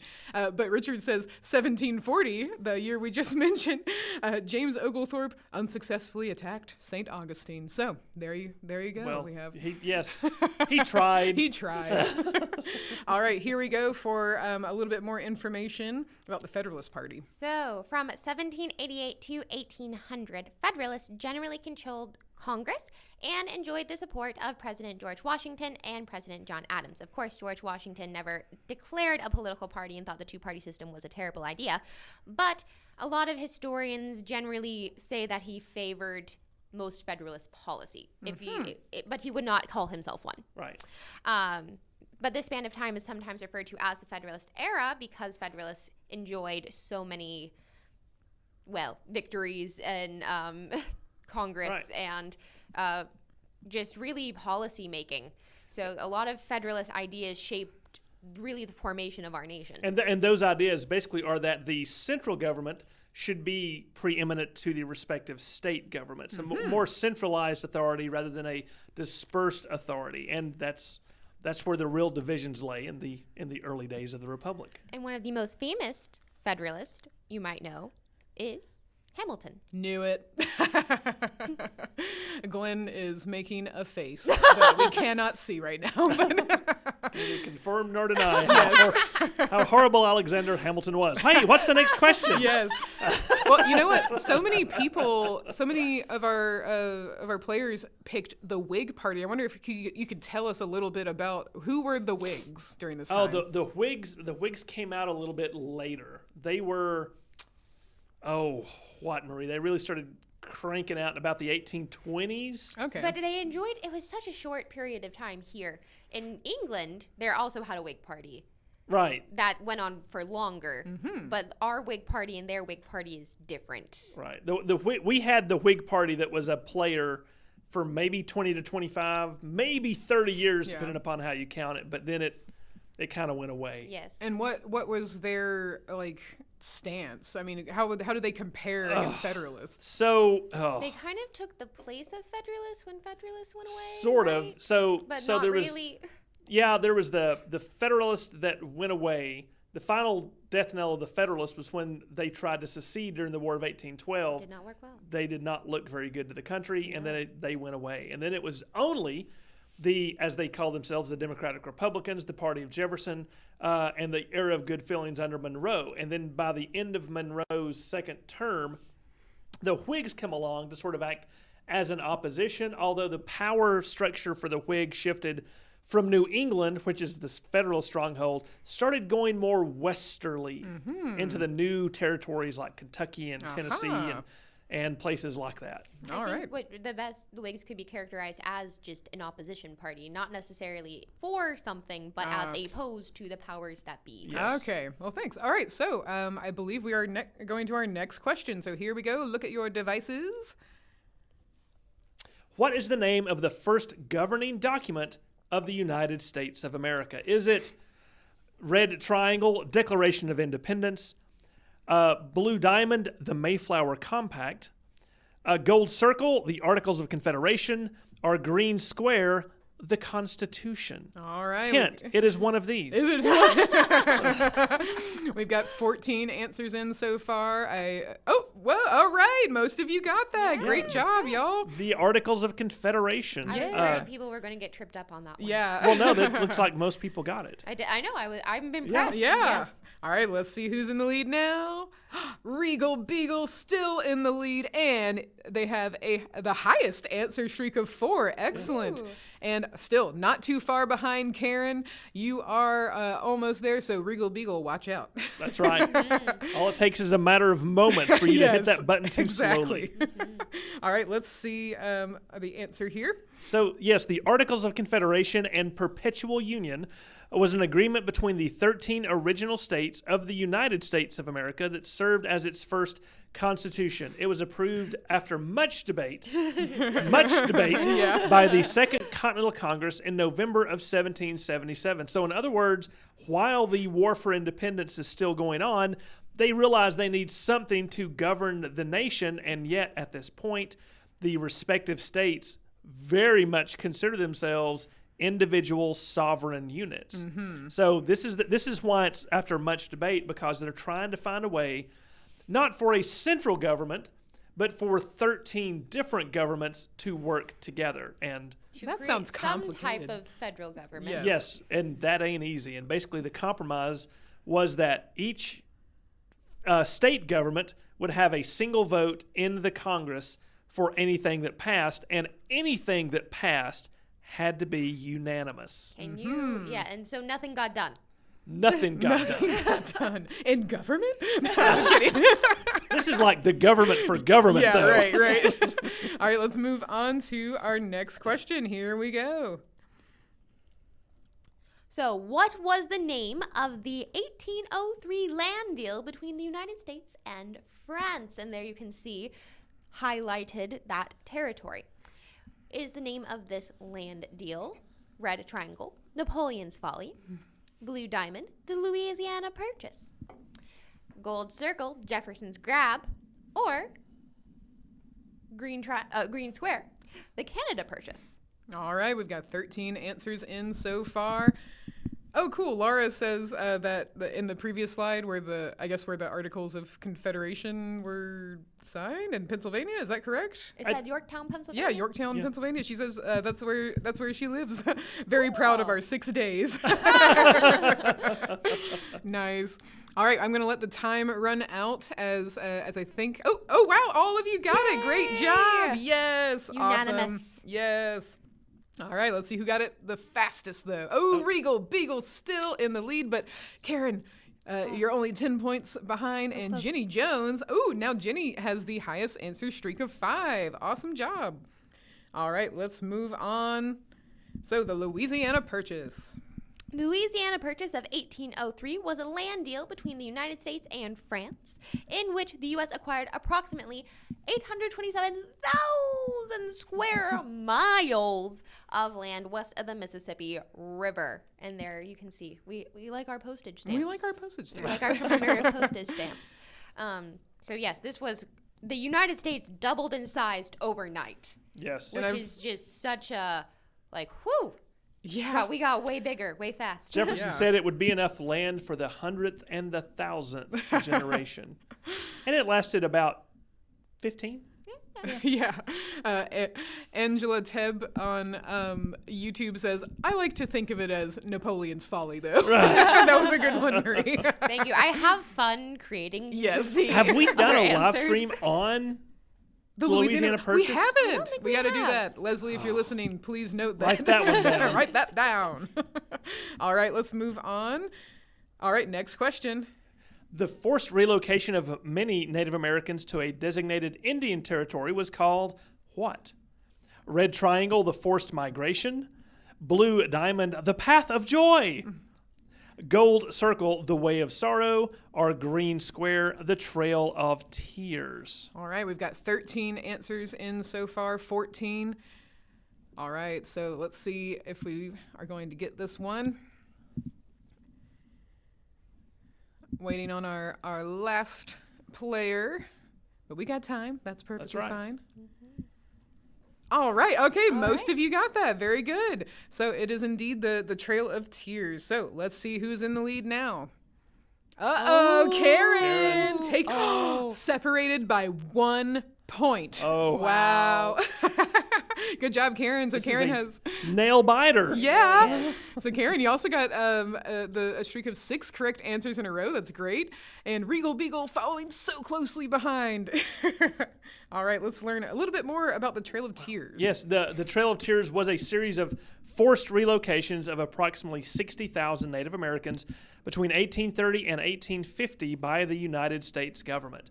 And this is something that we talk a lot about here because here in Northeast Georgia and very close to Northwest Georgia, this is Indian country, and it had a great deal to do specifically with the Cherokee tribe with the history that we do. And this is the most complex, interesting, sad, nuanced, nitty-gritty detail event that I continue to study, and I always learn about something. And there's just so much to talk about. We don't even have time to begin. But if you do live close to Northeast Georgia History Center, we have a temporary exhibit up about the Trail of Tears in which you can come and explore some of that nitty gritty and all the court cases that go into this and really get, you can spend so much time just reading all of our panels and getting into it. So be sure to come by the Northeast Georgia History Center. Yeah, Yes. and we also have a really cool series of portrayals, including a Choctaw leader, Greenwood LaFleur, and President Andrew Jackson is portrayed, and then John Ross of the Cherokee. The yes. principal chief of the Cherokee. So if you can find those on our YouTube channel, and it's a really great compare and contrast exercise that we really recommend. So, all right, we've got plenty of questions to keep going through, so let's keep on going. All right, next question. Which act mandated that the settlers of each territory should decide the issue of slavery for themselves? Was it Red Triangle, the Missouri Compromise? Was it Blue Diamond, the Kansas-Nebraska Act? Is it Gold Circle, the Compromise of 1850? Or Green Square, the Treaty of Guadalupe-Hidalgo? Hidalgo, excuse me. That's fun to say. Okay, we got our 14 answers in. We're going to wait for one more. Checking out the chat. Oh, nice. Okay. So this was a little bit of a tricky one, I see. There's so many compromises So many this time compromises. in this time Yes. period. Like pretty much after the Federalist era to the Civil War, it's just trying to negate the Civil War or just kind of postpone it. Yeah, just with all hold the it- compromises. trying to hold everything together. Yeah. Yes. All right, let's see who's in the lead now. Did Karen keep the lead? Whoa, Karen's still in the lead, but look at Noah rising in the ranks. All right. Oh, also up 4 places, Olivia, the highest climber. Yay! Good job, Olivia. And I see that Regal Beagle and Jenny and Thomas are still in our top 5, so excellent job. All right, let's learn a little bit more about the Kansas-Nebraska Act. Yeah, so the Kansas-Nebraska Act of 1854. So in 1854, during the organization of Kansas and Nebraska territories, the Senator Stephen Douglas spearheaded the Kansas-Nebraska Act, which mandated that the settlers of each territory should decide the issue of slavery for themselves. This led to bloody Kansas because you had so many people flooding into these territories trying to make it however they wanted it, that basically we had a miniature civil war in the state of Kansas before the actual Civil War happened. Wow. And I also wanted to say thank you to Geo Jim on Twitch, who just hosted our live stream. Yay! Thank you so much for the host. We really appreciate it. And Geo Jim's crew, if you don't know what this is the Northeast Georgia History Center's 2nd annual 24-hour telethon. Woo! Yay! And you just got us in the middle of our American history live trivia. So let's continue. And thank you again so much, Geo Jim. All right, next question. All right. What was the first major land battle of the American Civil War? Was it Red Triangle, the first Battle of Bull Run, Blue Diamond, the second Battle of Bull Run, Gold Circle, the Battle of Gettysburg, or green square, the Battle of Atlanta? Aha. All right, so we got 13 answers in so far. We'll give y'all a bit more time. These, like Marie said, it's a mix of some tricky stuff and probably some things that you're pretty familiar with. Ooh, very good. Everyone got almost everyone got first Almost Battle of Bull Run. everyone. I would have also accepted none of the above. Uh-huh. Because the people who won the battle called it the first Battle of Manassas, Ah. not of Bull Run. But It's the one of people those. who won the war called it the first Battle of Bull There Run. we have it, ladies and gentlemen. Oh, we got 2 donations. So Cody just donated $20, saying I like postcards. Oh, yeah. Nice. Yeah, thanks. And Leslie just let us know that we got a $50 donation over the phone from Kelly. Thank you so Thank you, much. Kelly. And I see Kelly we and also Cody. Yeah, Kelly and Cody. So let me change our goal. So wait, we just got 50 plus 20 is 70. Oh no, plus 40. Okay, we can do this. We can do this because I have a calculator. Yay. All right, 1740 plus, what did I just say? 70 70. equals 1810. Good year. Yes. What happened in 1810? Marie England. They were getting ready for the War of 1812. Yes. And I think There you Jane go. Austen was writing. I don't know if anything was published, but she was writing things. She was alive. Yes. And Another $50 that will get us to 1860. yes. And then Another I can tell you- $51 and we'll get to the year that the first Battle of Bull Run Oh, there you occurred. go. Yes. There you go. Perfect. And again, hello to everyone from GeoGem's crew. I just saw that y'all hosted and you rated. So thank you so much. We really appreciate you bringing your community over here. We're the Northeast Georgia History Center, and we are in the midst of our live trivia during our second annual 24-hour telethon. Welcome, everyone. All right, so we're going to, I think we got our numbers good. All right, let's go on to let's see who's in the lead. Karen's still holding strong, and you have the highest answer streak of 8. Very good. But Noah is in second now. All right, y'all are doing great.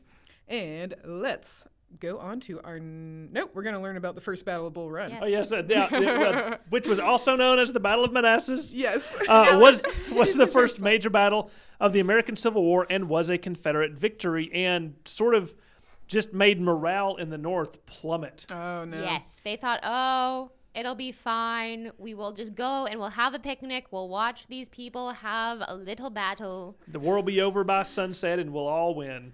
And it'll be fine. And that is not what happened. Right. Oh no. But also, this is just a fun fact and an interesting thing. So the North and the South called battles different names because I believe that it was the South, they called battles based off of what the closest town was. Yeah, because they lived there. Because they lived Usually, there. yes. Makes sense. And the Union called it what after the closest land formation. Yeah, so a river, body of water, yes. Mountain, something like that. Aha. All right, makes sense. That you can find on, a map. Yeah. Because you don't know what's there. Because they're not from there. No. Yeah.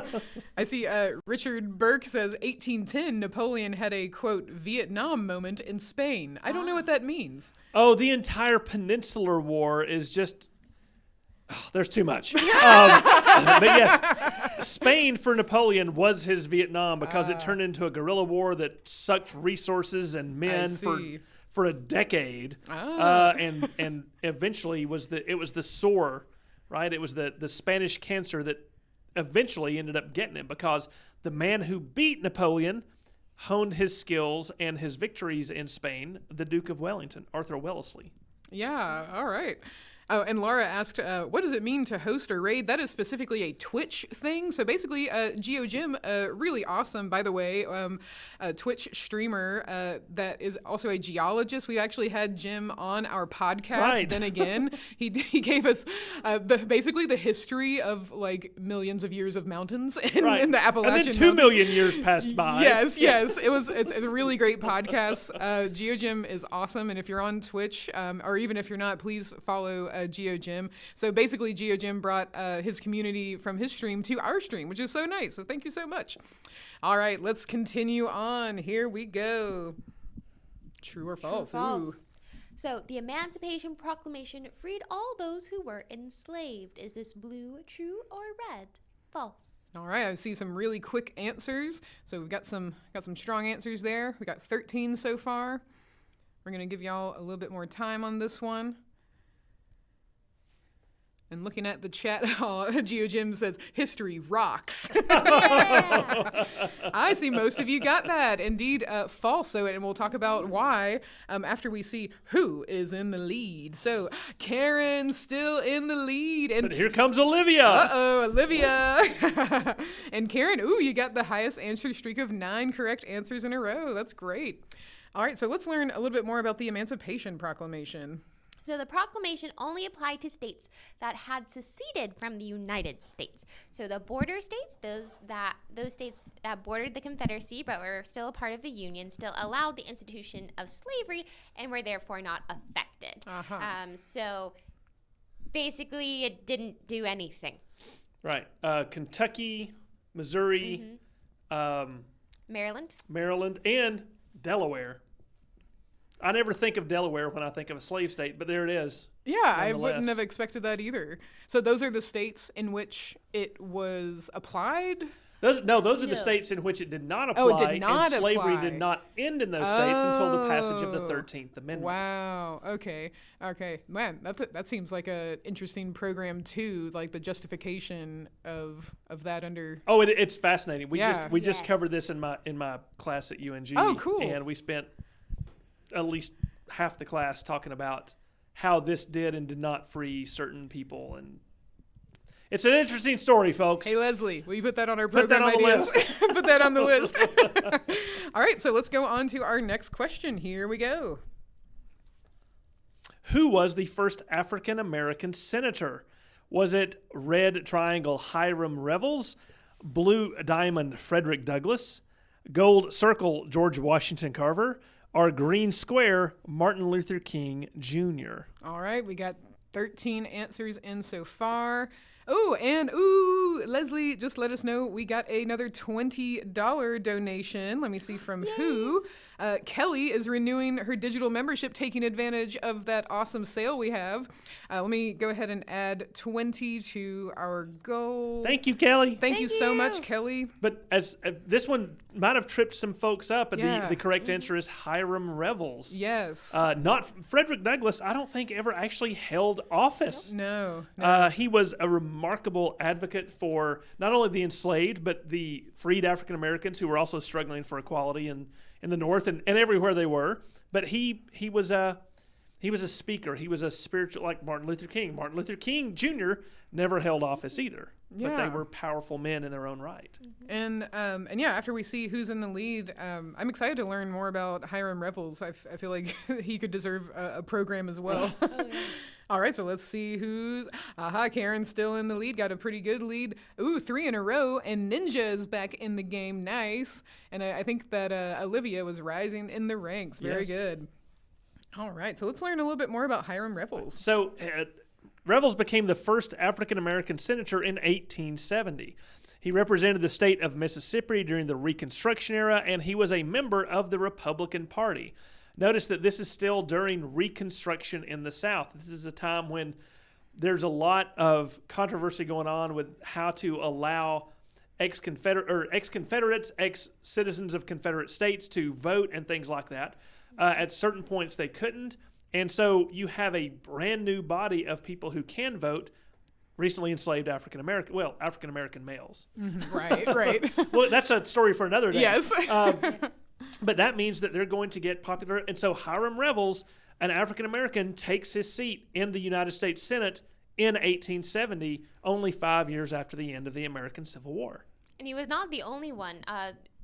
If you saw in that picture during the question, that is what is sometimes referred to as like the first Black Congress, where there were actually about, I think, 5.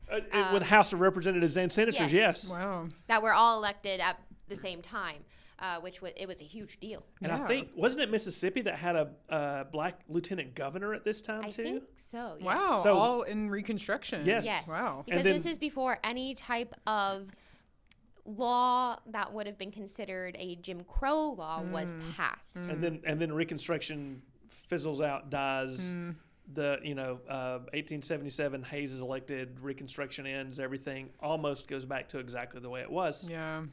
That's got to be I mean, so is that just like a decade or like how Wow. long? Yeah, so the Wow. war ends in 65. Yeah. Reconstruction officially ends in 1877. Okay, yeah. As Rutherford B. Hayes agrees with Southern states, if you will vote for me to be president, I will end a military occupation of the South. Ah, okay. And yeah. thus ends Reconstruction. Right. And therefore, federal control and oversight of all those Southern states and cities and the pre-war Confederates who were in charge there are now in charge again and will be for the next 100+ years. Wow. Well, I mean, not the same people. Right. But But some of the same people. almost. I Yeah, mean, it's right. yeah. So, some people go back to holding very high offices. Yes. All right, let's move on. So our next question is, So, how did Jim Crow laws get their name? Was it Red Triangle from a politician? Was it Blue Diamond from a war hero? Was it Gold Circle from a minstrel show character? Or Green Square from a crow named Jim?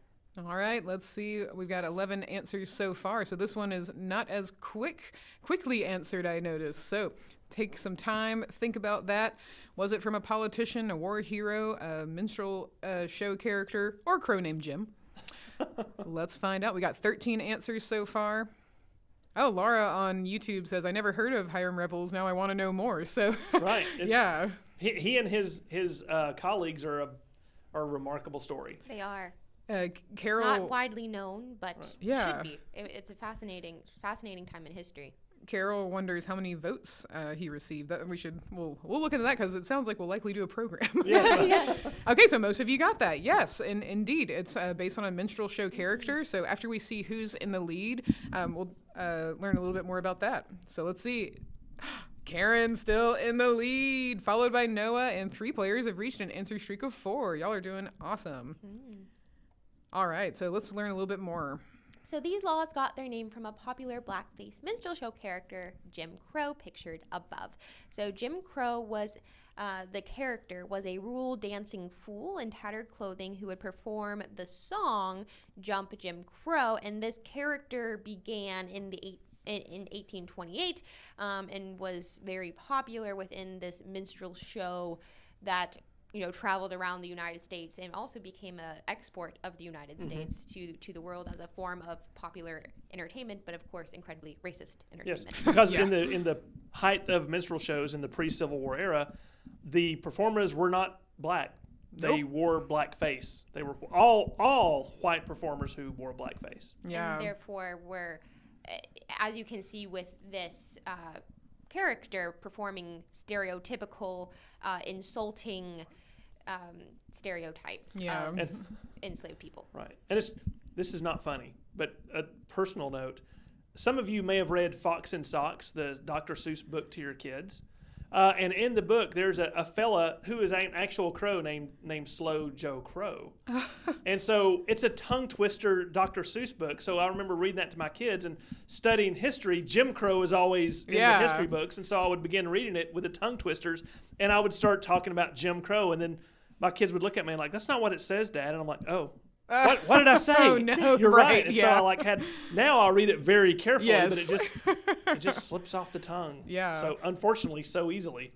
So I imagine, this is probably obvious, but they're called Jim Crow laws because they are imposed upon black people, and here's this character that white people are familiar with, Right. so they colloquially call it that. Yeah, the Okay. Jim Crow laws were laws put in any variety of laws to prevent equal economic or social access, to prevent voting, to prevent all those. Yes. Got it. But they were never called that legally. Right. That it was very much a term given to those by just the By people. everyone, yes. Right, yeah.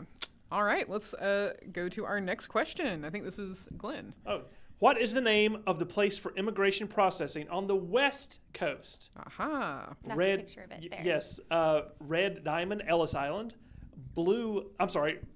red triangle, Ellis Island, blue diamond, Angel Island, gold circle, Castle Gardens, or green square, the Statue of Liberty. All right. Ooh, this seems like a tough one. We got 12 answers so far. Ooh, 13, so we're thinking about it.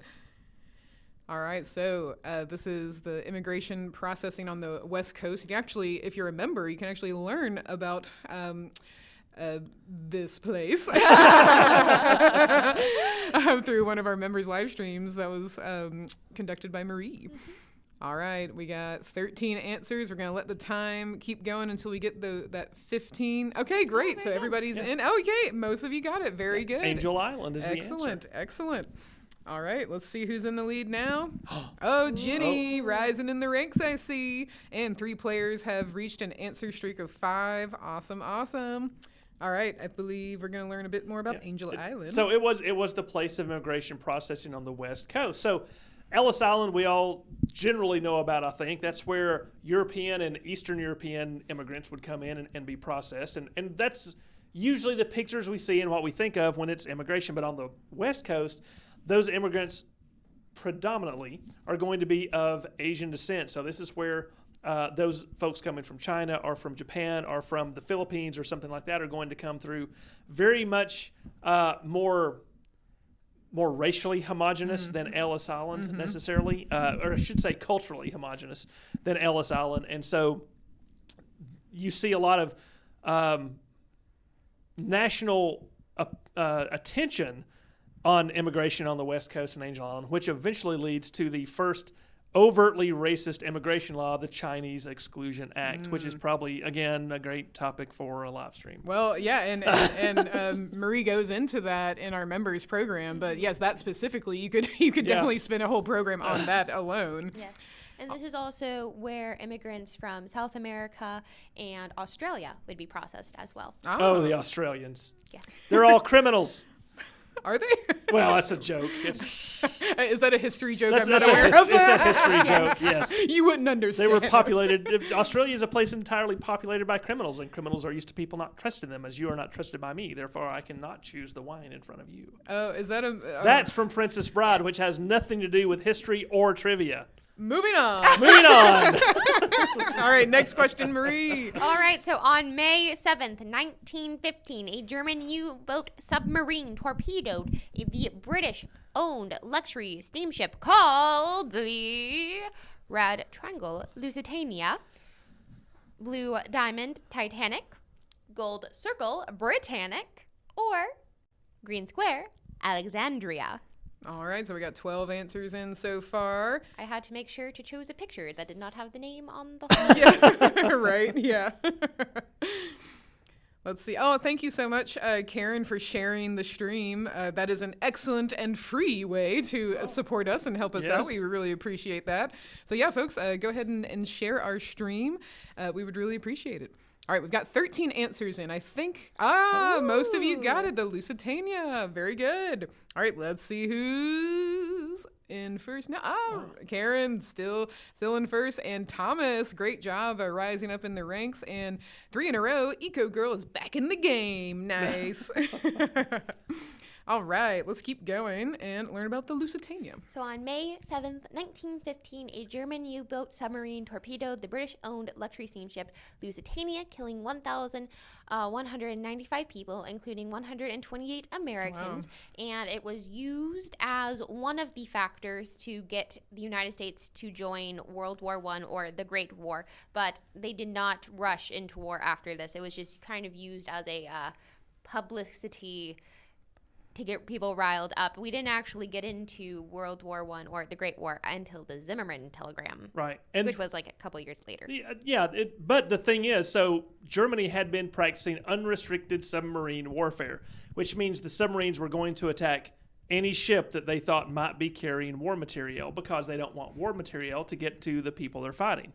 And so at this time period, they just torpedoed the Lusitania. Yep. Wow. Which may or may not have had war no, supplies on it did. I can't believe it. I it. mean, yes, it No, did. I mean, that's yes. The U-boat wasn't sure of that, but as it turns out, looking at the manifest, the Lusitania was carrying small arms and ammunition for those arms to Great Britain from the United States. Wow. Whoops. But of course, that's we know that because of history. We know that. Yes, we know that now. Not Right. That was kept very quiet. It was very quiet. So people got very upset because they're like, "Oh, you just attacked these passengers that had nothing to do with war." And so Germany did at this point cease unrestricted submarine warfare until it kicked it back off again about a year later. Wow, that's such a tragedy. That's so many people. Wow. Now, did this cause any other countries to come into the war because of this? No, at this point, the United States was more or less the only significant world power that was not involved. So no one else. Got it. Yeah. Everyone else who mattered was already in. Aha. If that makes sense. Yeah. But All it right. didn't make Germany look great. No. Yeah. Right. All right. Let's keep going. So I think this is yours, Marie. I think it's. Oh, never mind. The it's 1919 Glenn. flu main victims were the elderly and those with pre-existing conditions. Is that true or false? Were right. pre-existing conditions leading to the victims of the 1918 flu? All right, and were they mostly elderly people? Yeah, I bet that's been. That people must have been keeping up with that recently. Yeah. I wonder why. All right. Yes. All right, let's see who's in the lead. All right, Karen still holding strong, but followed by Jenny Jones, and 3 players just hit an answer streak of 7. Wow. Very, very good. All right, let's keep going. So the one unusual aspect of the 1918 flu was that it struck down many previously healthy young people, a group normally resistant to this type of infectious illness, including a number of World War I servicemen. This is something that is unusual to us today with COVID. The Spanish flu, especially at one of its peaks, just tore into those folks, men and women in their 20s. Wow. Like millions. Wow. And people would be fine one moment and then not. They would be dead by nightfall. Wow. Yes. So It was that It was fast. very quick. Yes, the Spanish flu was much more virulent and much more rapid moving once someone was infected with it. And it's so strange that, I feel like the only time I really ever heard it discussed was because of this pandemic. And Right. Yeah. But it was, and the when you take into account the population at the time in 1918 and 1919, the death rate from the Spanish flu was much higher Yeah. than Very it has been from COVID. significant. Right. All right, let's keep going. Next question. So, in what year was the U.S. Constitution amended to grant women the right to vote? All right. Was that year Red Triangle 1920? Was that year Blue Diamond 1955? Was that year Gold Circle 1876? Or was it Green Square 1776? Okay, we got 12 answers in so far. 13. Oh, very good. Everyone got it. Yay! 1920. Yeah. All right, very good, y'all. All right, let's see who got that. All right, great. We're keeping our places, I think, it looks like. And Daff is making a comeback with 3 in a row. Good job. Yay. Fantastic.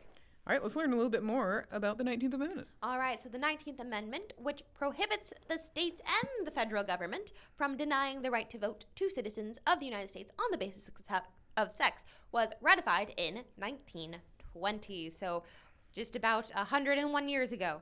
Yeah, and after quite a long fight for About those another rights. 100 years Yes. before that, yes. Yes. All right, let's keep going. The increasing visibility of black culture and a focus on the black experience in music and arts in the 1920s and 30s was what? All right. Red Triangle, the Roaring Twenties; Blue Diamond, the Harlem Renaissance; Gold Circle, the Flapper Movement; or Green Square, the Temperance Movement. Okay, we got some pretty quick answers in there. We got 13. Oh, very good. All right, most of you got that. The Harlem Renaissance. Let's see if our ranks have changed at all. Oh, yeah, y'all are so close. Karen's still in the lead. And 3 players have reached an answer streak of 6. Great job. We're getting down to the wire there. Yeah, we are. The Harlem Renaissance was the development of the Harlem neighborhood in New York City as a black cultural center in the early 20th century and the subsequent social and artistic explosion that resulted. That I think we tend to think of visual and music arts, but there was also a lot of literature and poetry and even fashion that goes on yes. at this time. Absolutely. All right, let's keep going. Next question. So, the shanty towns popping up as more and more people lost their homes during the Great Depression were nicknamed what? Were they Red Triangle, Hobo Town? Were they Blue Diamond, Dust House? Were they Gold Circle, Hoovervilles? Or were they Green Square, Rodeo? It's rodeo. Rodeo. The Rodeo Rodeo. Rodeo. Yeah. Yes. All right, we got 13 answers so far. I think that may be the number of players that we have. I'm going to let it go for a few more seconds just in case we have anyone else, but we are getting close to our 7 o'clock time, so. Okay, great. Oh, Hoovervilles. yes, Yeah, most of you Hoovervilles. got that. Well, kudos to the 2 people that voted Hobotown, because Yeah, that's a right? great name. Let's see if that changed anything. They were towns of hobos. Right. This is true. But that is just not what their official nickname necessarily was. So Christy's rising up, but we still have Karen in the lead. And we got Laura W. back in the game with 3 in a row. I'm going to try to go through these a little quicker. Sure. So the shanty towns were nicknamed Hoovervilles as an insult to President Hoover because of Hoover's hands-off policies during the Great Depression, saying everything will be fine, it'll fix itself, and it not. It And did not. The didn't. Holly Smoot tariff did not work. No. And I don't know what that is, but we don't have enough time. We don't have So- enough time. All right, moving on. Next question. Oh, Tora was the Japanese code to begin the attack on what U.S. naval base? Red Diamond, Pearl Harbor. I keep getting that wrong. Red Triangle, Pearl Harbor. Yep, You know what? yep, that one. Everybody It's knew Pearl it. Harbor, everyone. Yay! It's Pearl Harbor, just so you know. Okay, still keeping our ranks, and 3 players just hit an answer streak of 11. That's great. Right. All right, we do have to move Yes, forward. So the let's attack see. on Pearl Harbor was a surprise military strike by the Imperial Japanese Navy against the naval base at Pearl Harbor just before 8 a.m. on Sunday morning, December 7th, 1941. And Tora is a fantastic movie on the subject. I highly recommend it. All right. All right, getting close to the end. This is the last one, isn't it? Who was the I think so. iconic woman character used to promote women working in factories during World War II? Was it Red Triangle, Wendy the Welder? Is it Blue Diamond, Rosie the Riveter? Is it Gold Circle, Nancy the Fancy? Or Green Square, Mary the Machine? Yes, it was Rosie the Woo! Riveter. Everybody got it. Yay. We All can right. do it. Woo! Rosie the Riveter was the star of a campaign aimed at recruiting female workers for defense industries during World War II. American women entered the workforce in unprecedented numbers during the war, but also Wendy the Welder was a character used in this this campaign as well. She's just not a cultural icon. Doesn't roll off the tongue. Yeah. Not as well as Rosie the Riveter. All right, let's see who our winner is. For our second annual Telethon. In 3rd place, we have Noah. Hooray! Good job, Noah. In 2nd place, we have Ginny Jones. Woo! And in 1st place, I wonder who it is. It's... Karen. She got all of them right. Whoa, good Nice. job, Karen. Nice. And our runners-up are Olivia and Christy. Karen, congratulations. You have just won your choice of raffle. And so you are going to get 4 free tickets into one of our raffles. Why don't I go through those now, and you can let us know which raffle you would like. So let's And take anyone a look. watching can also enter into one of these raffles. Indeed. So we have our raffle. You could be in the raffle for an in-person or virtual program with a historic character. And that, of course, no matter where you live, we can do in person or a virtual program. And that's your choice of character or program lesson. We also have our Remnants of America's Southeast Aboriginals, really fascinating hardcover book as well. Great quality images and illustrations to learn about these ancient Native American cultures. And let's see, we also have our NC White postcard set, and you get an 11 by 14 print. These are fantastic photos from our special exhibit, The Fadeless Photographer, NC White. You could also be in our raffle for our kids bundle, which has our Franklin D. Roostervelt plushie and our Future Historian t-shirt. Super, super cute. Or you could have a handmade apron in the vintage pattern style that was made by Marie. One size fits all. It's adjustable, beautiful pattern. And yeah, I love it. So I believe those are all of your choices, Karen. If you want to, you can let us know in the chat once you make your decision, or if you want to message us on Facebook if you want, just let us know. But congratulations and thank you to everyone who joined us for our Kahoot trivia. That was really fun. These are always fun, and I don't want to add another program to our list of things we have to do, but man, why not? Wouldn't a Thursday or Friday night trivia thing? That would be really It would fun. be fun. Yeah. We I could do, think we once should. a month trivia. Once a Yeah, month trivia. I think we should definitely do more live trivia, especially because Kahoot is just technically better now. Right. And they've added different ones where you can do multi-select and like write in the answer and like puzzle ones. Right. Yeah. Oh, okay, Trivia's Karen. fun.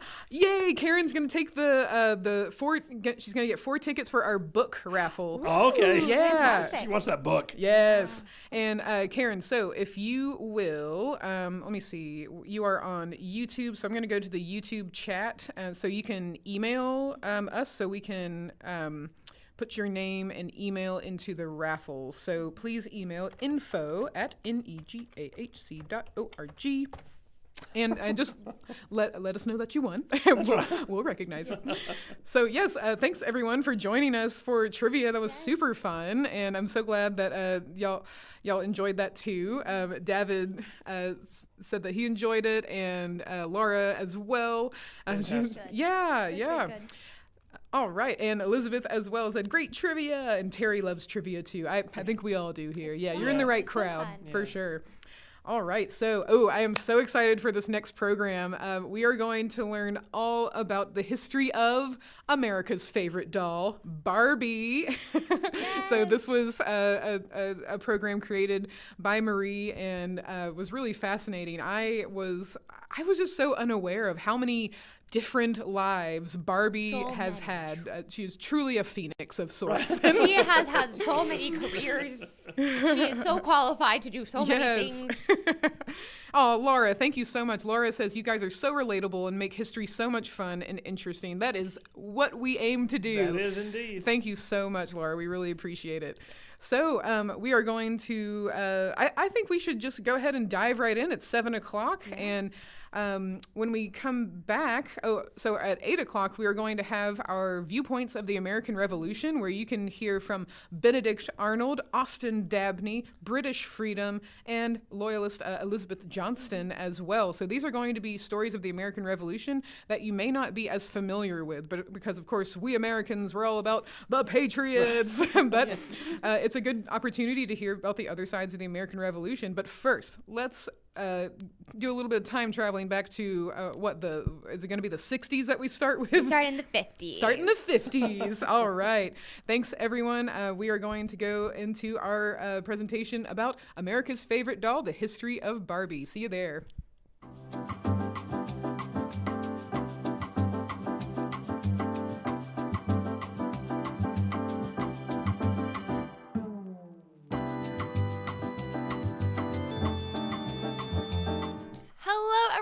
And welcome back to our telethon, our second annual one. So exciting. Today, I'm going to be talking to you about Barbie dolls, the history of Barbie.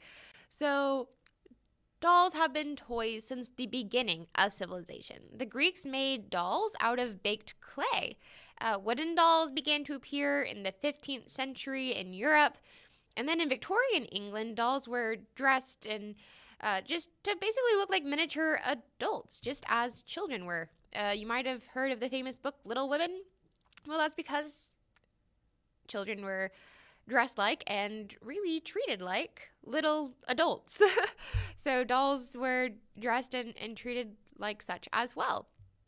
But in the early 20th century, most dolls were blonde hair and blue-eyed baby dolls, and they had eyes that opened and shut, which was a feature that was developed in the 1890s. So kind of a new thing. But then the mass production of dolls really took off in the 1950s. And it was in the 1950s that development of plastics and vinyl made a huge change to the doll market. These materials were washable and kissable and, dare I say, childproof for a little bit. So these materials also retained their color, so you didn't have to worry about stains or dyes rubbing off, and, it seemed to last a while when the kid played with it. So that was a huge advancement. But then another major advancement came in 1957 when it became possible to root the hair directly into the doll's head rather than glue a wig into the surface or just have like plastic hair or painted on hair. So therefore that was super huge. It was, you didn't have to worry about the wig coming off of the doll's head when the child played with it. And also dolls could move more with these new technologies. So dolls that could walk and talk soon became all the rage. As technology improved, doll technology improved. So you might have heard of Chatty Cathy. She became a bestseller in the 1950s, and she would just say random phrases when a ring on the back of her neck was pulled. She was super, super popular, and sold a bunch of Chatty Cathy dolls, but she was still a child doll. And I'm really giving you all this backstory to just the history of dolls because I want you to understand just how revolutionary and new, really, Barbie was. So in the 1950s and 1960s, as rock and roll grew in popularity, the idea of the teenager was born. There really wasn't an idea of a teenager before this point. There were children who were still basically treated as small adults, and then there were adults. And this idea of a teenager just did not exist. But it comes about right after World War II. We see this birth of teen culture that has stayed with us to this day. Therefore, it was not long before the teenage doll arrives on the scene, complete with fashionable outfits, jewelry, high heels shoes, and, well, that doll was Barbie. And Barbie was the ultimate teen fashion doll. But just how did Barbie come to be this iconic figure that we know of her today? Well, Ruth Handler co-founded Mattel Inc. with her husband, Elliot, in 1945 in Southern California. But it was not until 14 years later, on March 9th, 1959, that Ruth would introduce Barbara Millicent Roberts, an 11-inch plastic doll with an adult figure, to the world at the New York Toy Fair. But you probably just know her as Barbie. Since March 9th is the day that Barbie was introduced to the world, that is officially her birthday. And she turned 62 this year, looking great. Now, the original Barbie outfit that she was introduced with, at first, it was nothing but a bathing suit. That was her original outfit. And then there were other outfits that were then bought and sold separately. Of course, that is a very good business model. You sell a doll and nothing but a bathing suit, of course she's going to need at least a couple outfits that are, of course, sold separately. But Barbie, she is a different kind of doll than the dolls that we've been talking about before. She had, just looking at her, she had a fashion model's shape, a very definite bust, a slim waist, long legs. She had makeup on her face. Her hair was styled in a ponytail, and she kind of had this like sideways glance. Very much, she had attitude, and she was glamorous. And this is very different than just, the little baby dolls that have been on the market before, or the childlike dolls.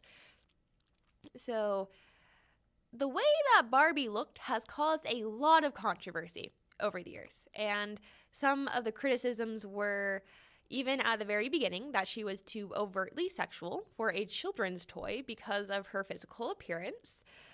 She was grown up, and she was actually modeled on a German build Lily doll, which was a risque gag gift for men based off a cartoon character that you could buy in tobacco shops. So very adult. But believe it or not, the Lily doll later became extremely popular with children. So Mattel actually bought the rights to Lily, and then Ruth Handler created her own version of that doll, which was Barbie.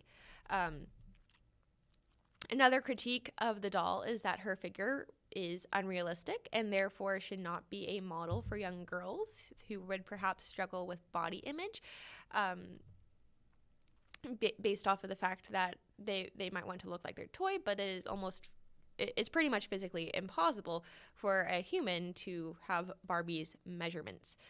But despite the criticisms, Barbie was a hit.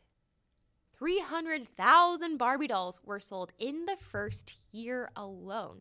This was due in part to marketing. Mattel became one of the first toy companies to broadcast commercials specifically talking to children, which is a fantastic idea if you are in marketing, because talk to your audience. That's who you want to have buy your toy. Or, ask their parents to buy your toy if they don't have money because they're children. But Mattel was also one of the first to sponsor the Mickey Mouse Club TV show. And it would run its commercials during this incredibly popular kids' TV show. And therefore, you have just perfect marketing right there. But it wasn't just marketing that made Barbie so popular. She was also the first of her kind, really, filling a hole in the toy market, because Barbie was the first mass-produced toy doll in the US that had adult features. Up until this time, it had just been baby dolls, but all of the toys for children looked like children. And having an adult doll to play with, that's not, too adult. It's a teenager. It's a young adult. It's what children are when they play grown up, when they play make believe. What am I going to be when I grow up? It was a chance for them to use Barbie as a chance to interpret the adult world that was around them, that they would be entering. So it was able to really, through play, help them understand the world around them. And Barbie has helped girls see the endless possibilities available to them through their imagination. And through, Barbie kind of being a trendsetter. And because from the beginning, Barbie was a career woman and provided an alternative to traditional 1950s gender roles. Because through the decades, Barbie has reflected the times that she was living in, but also reflected the future, as kids are imagining what their future is going to be. So let's go to the 1960s to see what Barbie's world looked like during that decade. Because Barbie came into the world during a very interesting time. Her first decade on the toy market was the 1960s. And at this time, Barbie is portrayed as the all-American girl. She babysits, she goes to prom, she graduates from college, and she starts a new career. She is the all-American girl who's really just, on the career path. She didn't graduate and get married and start a family. She's going on to have a career. Because in 1962, Barbie graduates from college. I'm not sure what her degree is in, but if I had to guess, it would be interdisciplinary studies based off of her numerous careers. But Barbie was seen always as an independent career woman. But her career options were still limited by the 1960s because, women had very limited career options in the 1960s.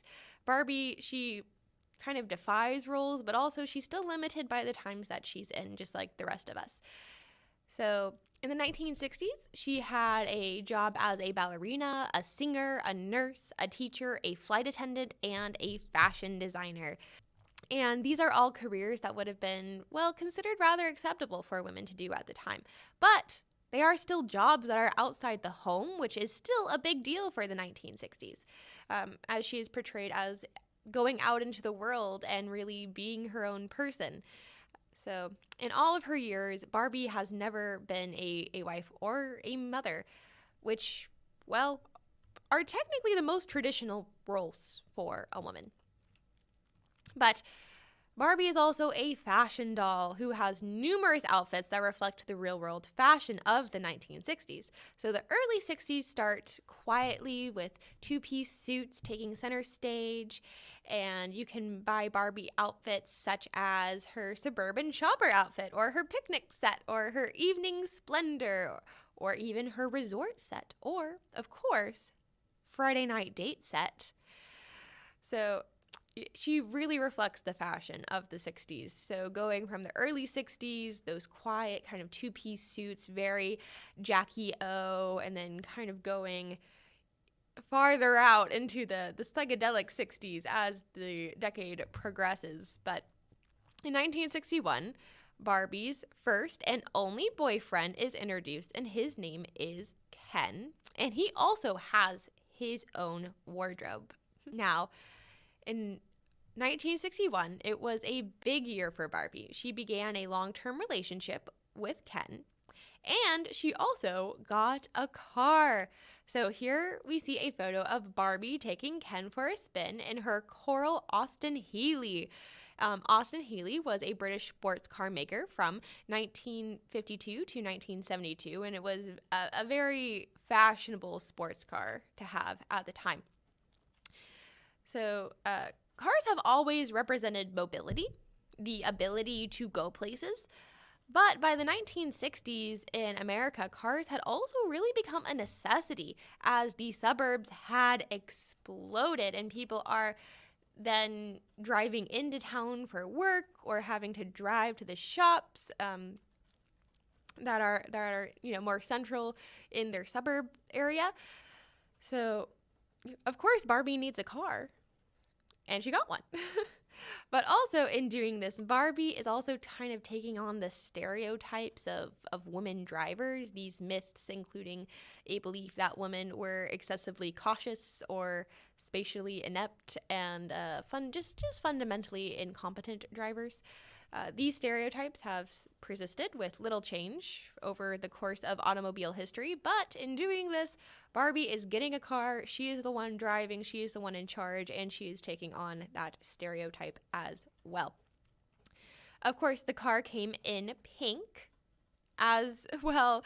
It also came in a much more subdued brown, and with its wire wheels, Barbie had the latest thing in sports cars. This also is showing how just Barbie has a very glamorous lifestyle, and her car very much reflects that. And this continues throughout Barbie's life. In the 1990s, Barbie gets a Ferrari. This dream car suits the glamorous lifestyle of Barbie. So we see her get new, very high-end different cars throughout the decades. All right, so as I was saying, the 1960s, a huge decade for Barbie, because in 1962, Barbie buys her own dream home. And I'm not sure how she did this, because it wasn't until the mid-70s that a woman could access a line of credit independently without a man. Usually it was her husband who would have to co-sign her application to even get a credit card. So for Barbie to own her own house at this time is absolutely extraordinary, because that means she probably had to pay cash. But I'm not sure how she did it, but Barbie moved into her first home in 1962, and it was perfect for her, and also perfect for those who were playing with the house. It was portable for play. It was made entirely out of cardboard, so nice and light, easy to carry, easy to assemble. The dream home also came complete with lots of stuff. And of course, all of these accessories were tasteful decorations that Barbie picked out with great care to create her ideal home. But then in the 1970s, Barbie moves from a kind of plain rustic home in the suburbs back to the city. So we see Barbie go out to the suburbs, and then she kind of wants to go back to the city, and that's because that's where the glam and glitz of city life is having a rebirth, revitalize, and of course Barbie has to be where the action is. But then in 1991, Barbie gets her own magical mansion, and it's a colonial style house. And then in 1998, she moves into a Victorian style house. So beautiful homes. I love the historical architecture that Barbie gets to live in. And of course, those houses are pink because that's Barbie's signature color. Now, by 2011, 1.6% of women aged 25 to 34 shared Barbie's living situation of being single and owning their own home based off of census data.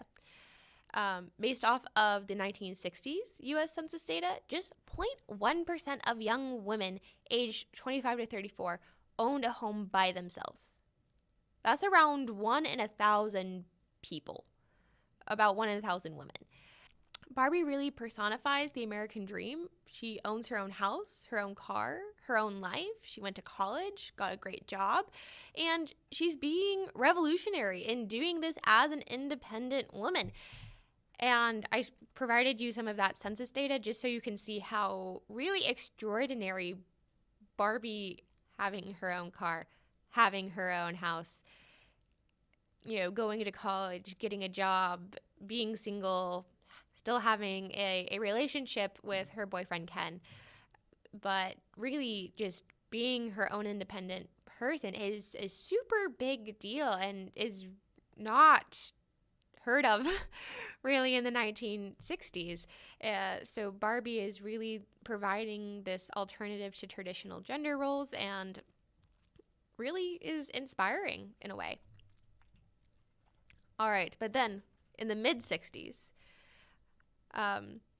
mid-60s, so this is the years 1965 to 1967, when Barbie kind of takes a turn because as the 60s begin to evolve, so does Barbie. So as I was saying a little bit earlier, this idea of teen culture, this idea of youth culture, it's really, really beginning to take off in the mid-60s. It's been there in the 50s and the early 60s, but right now it's really exploding in the mid-60s. And this rise of youth culture leads to changes in fashion, music, and also lifestyle. And Barbie kind of captures the mood of this moment. So in 1963, Barbie meets her best friend, Midge, and they are the same size so that they can share clothes. And Midge was introduced not just for marketing and sales purposes of trying to sell more dolls and more clothes, but also to counter criticism that Barbie was solely a sex symbol. And by doing this, we have friendship, relationships, and a relationship with another woman, really making Barbie even more of a fleshed out person, if you will, more of a, she's just like you and me. She has a best friend, she has a boyfriend, she has a house, a car, a career. She's a person. She's not just a symbol of something. So Midge really has been very good friends with Barbie ever since they met in the mid-60s. And she's, come and gone over the years as she's had her own family and whatnot. Because in 1964, Midge finds a boyfriend whose name is Alan. And he is really good friends with Ken. So, of course, they all go on double dates. And then eventually, Midge and Alan get married and have their own happy family, which you can purchase. But of course, in 1964, we also get more family for Barbie, countering that idea of her just being a symbol. She is a family person. She has friends and family just like you and me. So in 1964, Barbie has a younger sister named Skipper. And she is petite size. She's a little smaller than Barbie. And so she has her own wardrobe, of course, that you would have to get for Skipper. Now, in 1965, we see some very interesting technology take place. The girls are given bendable legs. So this makes them even more lifelike, and now they can sit and are easier to pose. So that's an interesting technological advancement for Barbie. But also in 1965, astronaut Barbie went to space. This is 4 years after Alan B. Shepard became the first American in space on May 5th, 1961. And this was 2 years after cosmonaut Valentina Tereshkova became the first woman ever in space while on board the then Soviet Union's Vostok 6 spacecraft in 1963. But this is still 20 years before an American woman would go into space. The United States had screened a group of female pilots in 1959 and 1960 for possible astronaut training, but then later decided to restrict astronaut qualifications to men only. The first American woman in space was an astronaut and physicist named Sally Ride, who served as mission specialist on a flight of the Space Shuttle Challenger in 1983. So Barbie, you could say, was the first American woman in space. But again, we see Barbie really blazing a trail for women because there were no American women in space for young girls to look up to. They had Barbie. Of course, until Sally Ride went up in the 80s. But this is still in the 60s when Barbie first got to go to, space with her own astronaut outfit. Now, by the end of the 1960s, skirts are even shorter, and Barbie is wearing very trendy mini dresses and pantsuits to go to the go-go clubs. Her face also changes too at this time. She looks even younger with very long eyelashes and wide blue eyes. And then in 1966, we have Twiggy, who comes along, who is very much just a symbol of the 60s. Twiggy is the first celebrity friend of Barbie to be introduced, so Twiggy gets her own Barbie doll. And Twiggy was a British cultural icon and a prominent teenage model during the swinging 60s in London. Twiggy was initially known for her thin build and her kind of androgynous appearance, considered to result from her big eyes, long eyelashes, and very short hair. But this appearance of Twiggy as a doll started her tradition of Barbie making celebrity dolls, which include Cher, Audrey Hepburn, Diana Ross, and J.K. Rowling. All are just a few of the women who had later joined the ranks of celebrities that were, made into Barbies. Of course, in 1969, there is a lot going on in America after 1968, of course. This is kind of almost a reckoning with that. We have the civil rights movement, the assassination of Martin Luther King Jr., and as people are pushing towards civil rights, Barbie is also, acknowledging that and thinking, well, who is represented and who's not represented as a Barbie. So in 1969, we have Christy, and she is the first African-American friend for Barbie. So she has ethnically correct curly brown hair, large brown eyes, and light brown skin. And, she's the first African-American friend for Barbie, showing, people that you can be friends with people who don't necessarily just look like you, which is a pretty big deal at this time. And having a doll for, that would look like an African-American girl for them to play with, to, be able to play with someone who also looked like them, that's a really big deal. And then in 1970, Christy gets a boyfriend named Brad, and he talks. He has a ring pull in the back of his neck, which is one of the first Barbies to do that, and he says Christy's the greatest. So in the early 1970s, Making music, seeking universal peace, and exploring alternative ways of living are just really features of this decade that Barbie also reflects. The tempo of life in the 70s is much slower than it was in the 60s. Skirt lengths also go from really being like mini skirt level to midi and then maxi. So we see skirts go from super short to super long, and of course Barbie's clothes reflect that. Barbie also has some very way out or hippie costumes that she wears, and all of the Barbie's hair is very long and loose and natural.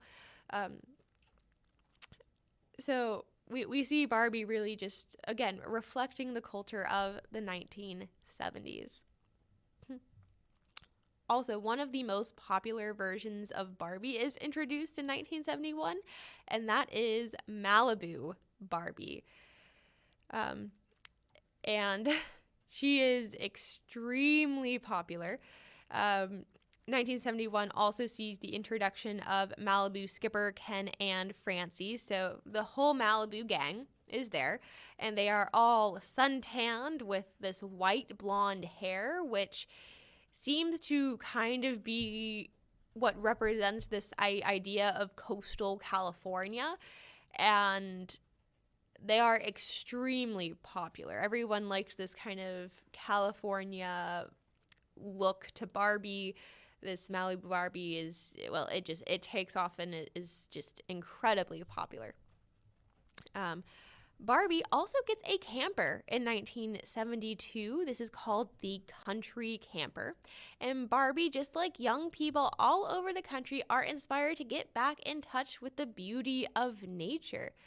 Barbie enjoys exploring the country in this way out camper with her friends as they really explore the beauty of the United States. But in 1973, we have a pretty big change for the way Barbie's outfits are marketed. The outfits for Barbie are no longer named. They are now only known by their numbers. So instead of having like her suburban shopper set or her picnic set, it's just, well, this is just some clothes for Barbie. Also in 1973, Ken has rooted hair for the first time rather than just painted plastic. He also has a selection of sideburn and mustaches, as facial hair became more trendy for young men that you can just kind of like stick to your Ken doll, and I just think it's really funny. So as the 70s progress, fashion turns another corner, as fashion does. So while Barbie wears simpler hairstyles and outfits, Ken's look actually gets more and more far out as men fashion really takes off in the late 70s. So long hair is still a fashion must for both men and women. Fashionable hair was rather long. But also, we see some other fun Barbie sets come out. We have Gold Medal Barbie in 1976. It's an Olympic year, and international athlete Barbie trains hard to compete in the Summer Games, which were then held in Montreal, Canada. We also have Gold Medal Ken, and he's a competitor in the Winter Olympics, though, which were held, of course, 2 years after, and his sport was the downhill ski race. And of course, you know, as the name suggests, he wins the gold medal. But then as the decade ends with the arrival of this new superstar Ken and Barbie look in 1977, as we go from more country and natural to more and more glam, that is really going to define the 80s. So this idea of a superstar that, you know, they're going out and walking the red carpet and dancing the night away. is really what we end the 1970s with. So we have Superstar Barbie and we have Superstar Ken, but we also have Superstar Christy, and they all have this sun-streaked hair and wide, very white smiles. It looks like they, might have whitened their teeth for this red carpet event. They also have long, wavy hair, which is very 1970s glamour. And this is another one of the most popular themes for Barbie dolls ever. So the 1970s, we see Malibu Barbie and we see Superstar Barbie just really take off and are probably the most popular themes for the dolls for the decade. But in the 1980s, the idea of a woman could be anything really, really takes hold. And that is also reflected in Barbie's careers. So up until this point, she's been a superstar. She's been a singer. In the 1960s, she was also a teacher and a flight attendant, which are perhaps a little bit more attainable careers rather than, being whatever a superstar is. But of course, Barbie, in her own right, is a superstar. But in the 1980s, we see her break new ground.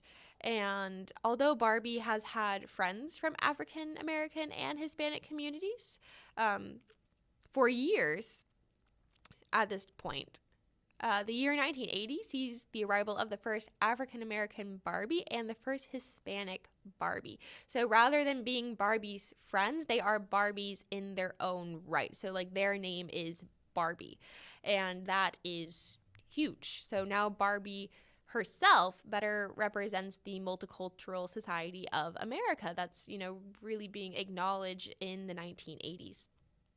Now, fashion-wise, in the 1980s, the glamour look, well, it takes off. We see that beginning in the late 70s. It's a really interesting evolution. So the natural look that was popular in the early 70s, well, that is completely gone, and it has been replaced with, well, its counter opposite, which is all-out glam, very much an emphasis on, makeup and giant hair and giant clothes, and, just the presentation is just completely different.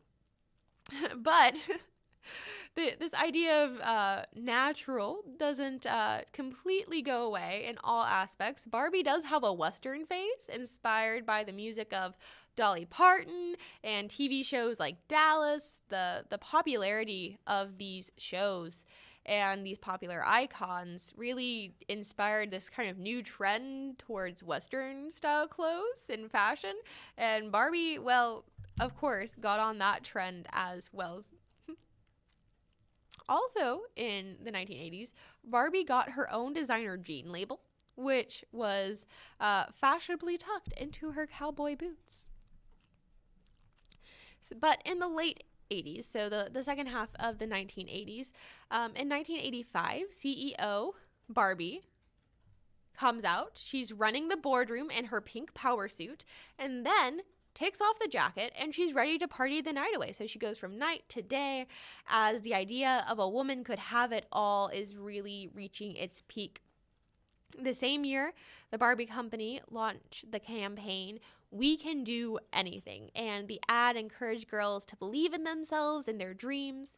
The commercial featured girls singing lyrics such as, "We can do anything, right, Barbie?" and "Anything is possible as long as I try." So again, we see Barbie very much encouraging girls to go after their dreams and that they can be anything that they've set their mind to be. But of course, that's not the only thing that Barbie reflects from the 1980s.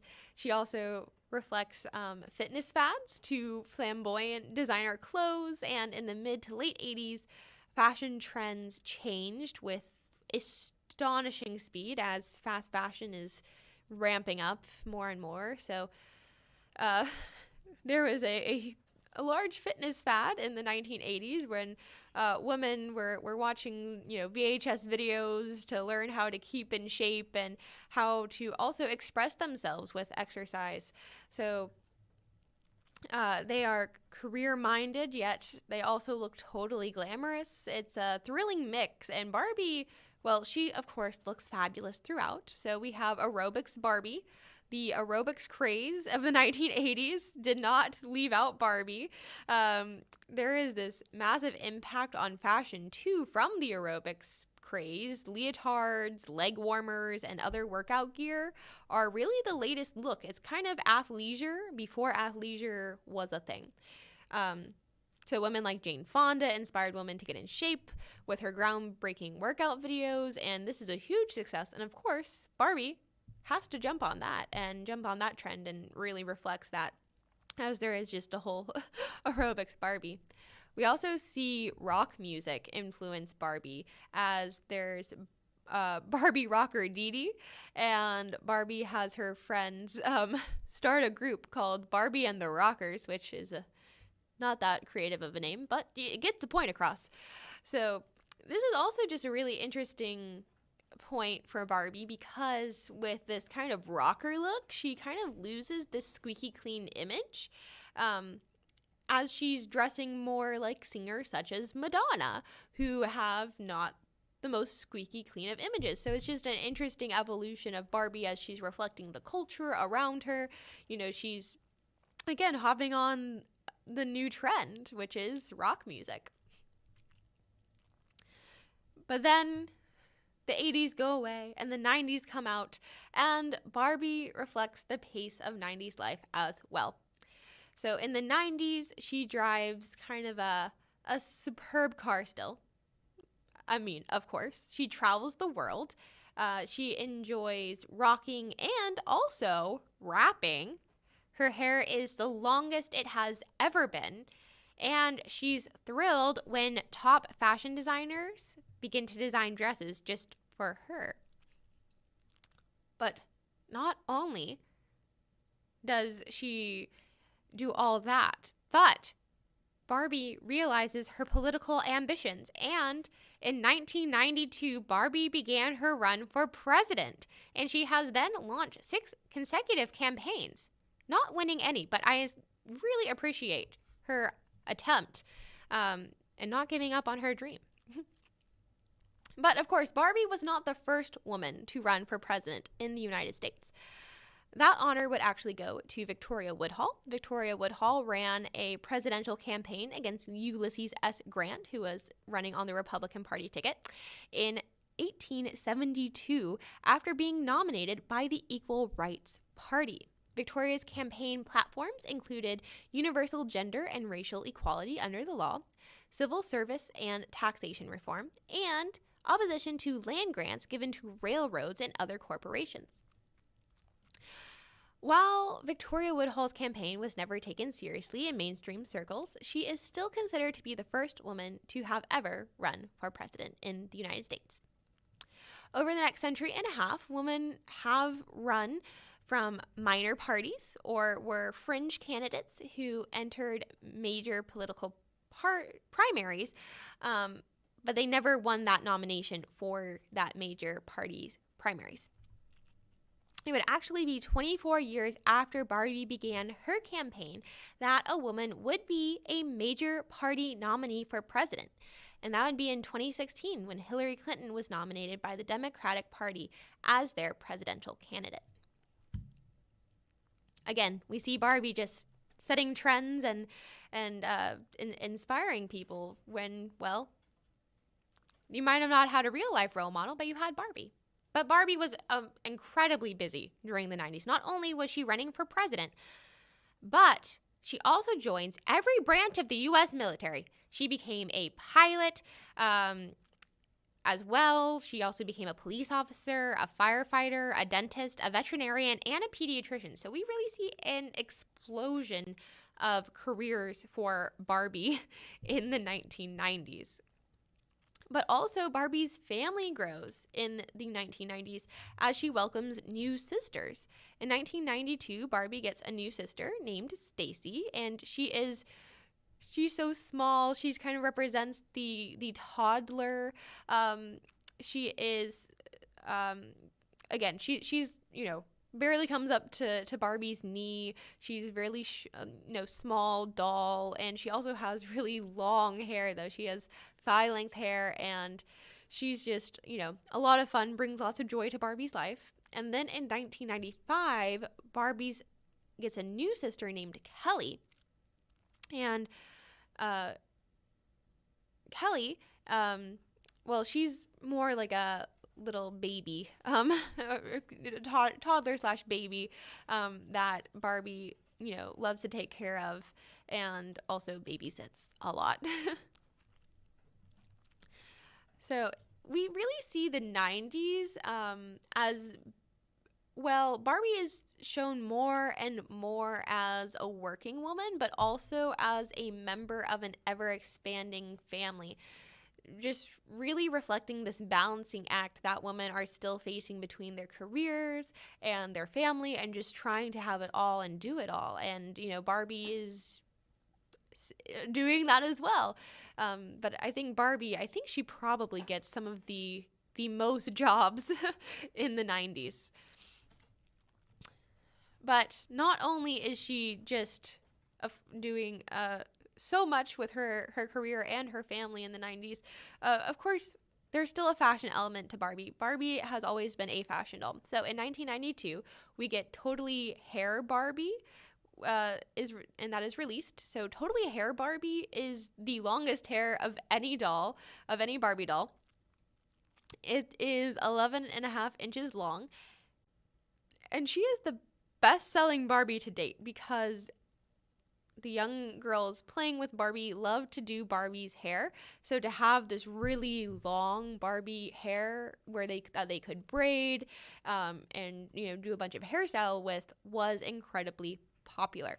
She also had a very bright psychedelic dress that looked like it belonged in the 70s.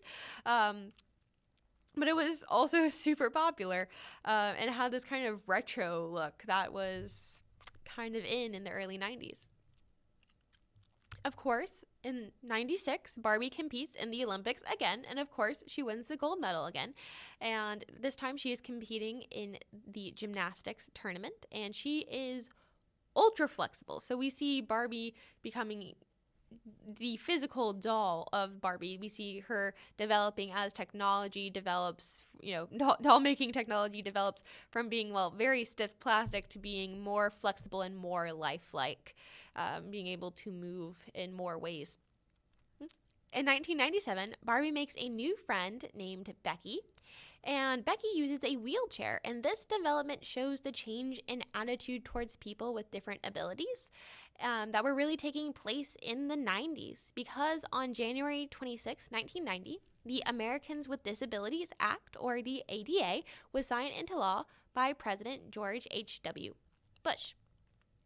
So this act prohibits discrimination against people with disabilities in several areas, including employment, transportation, public accommodations, communications, and access to state and local governments' programs and services. So we see Barbie again reflecting the changing attitudes and times and accepting people who, look different than Barbie does.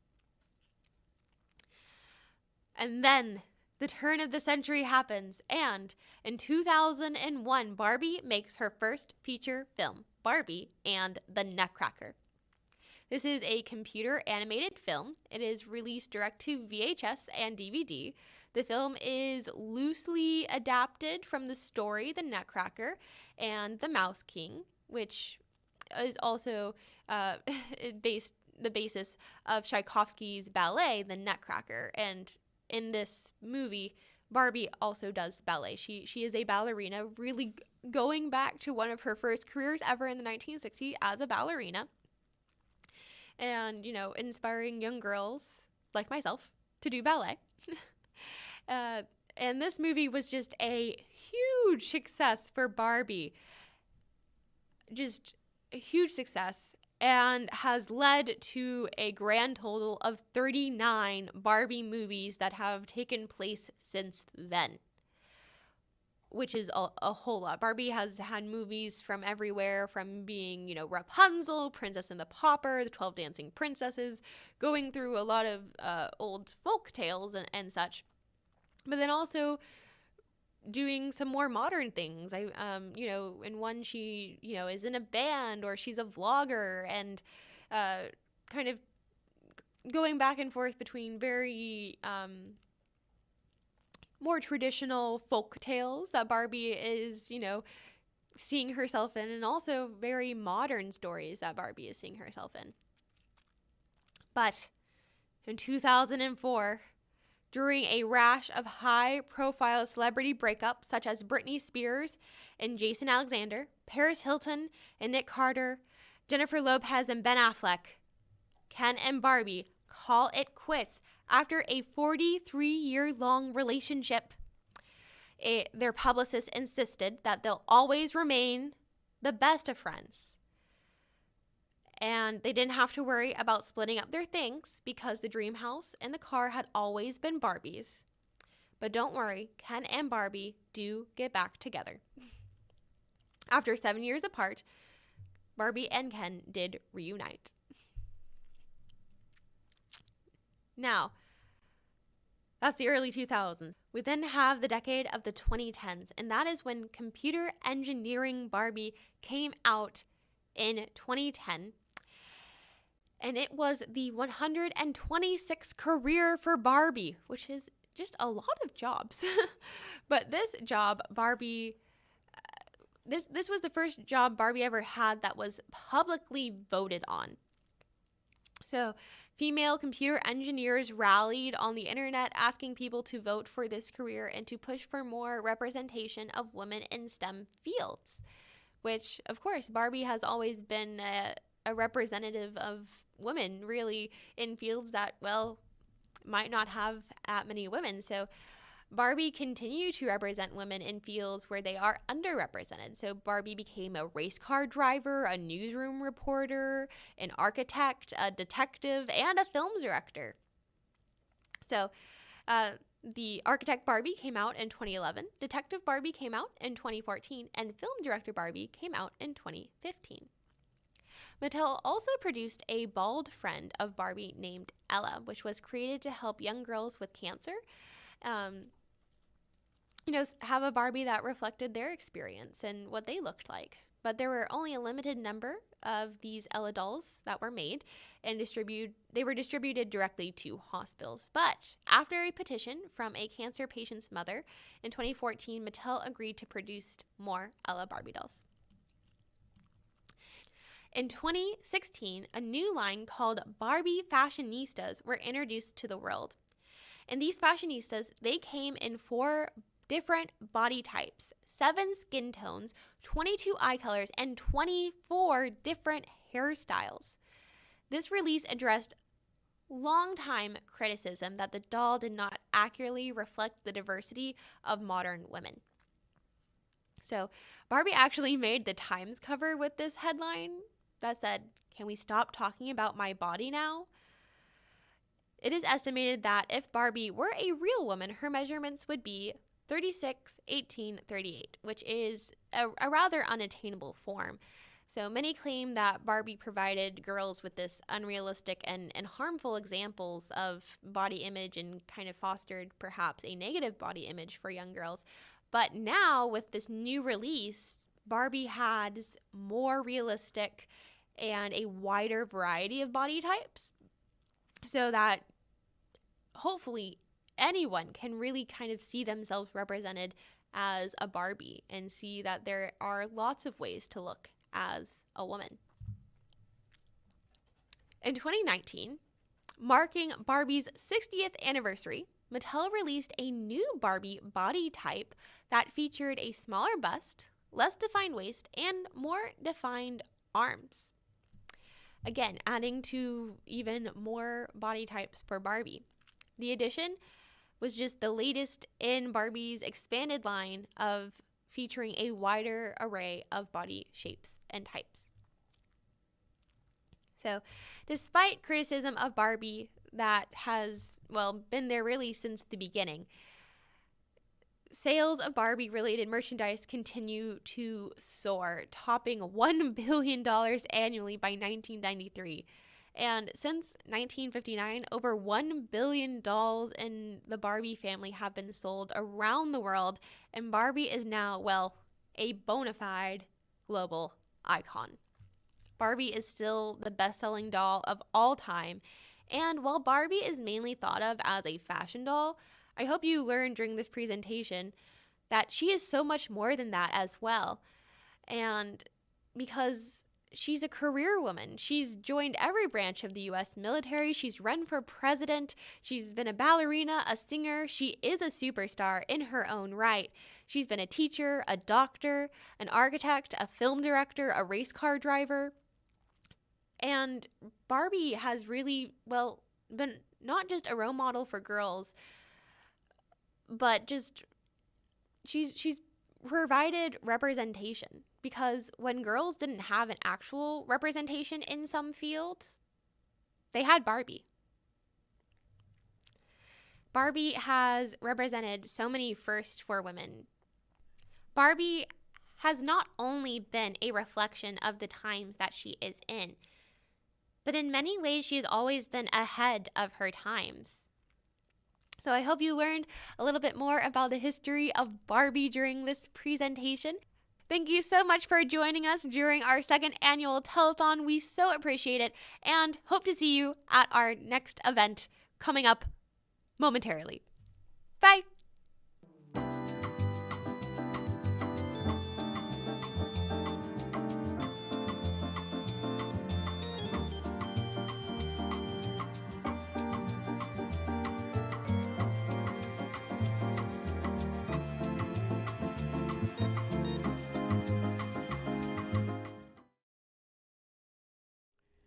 All right, so now we know so much about Barbie. Wow, I didn't realize that she had so many careers. So many, hundreds. Yeah, that was fascinating.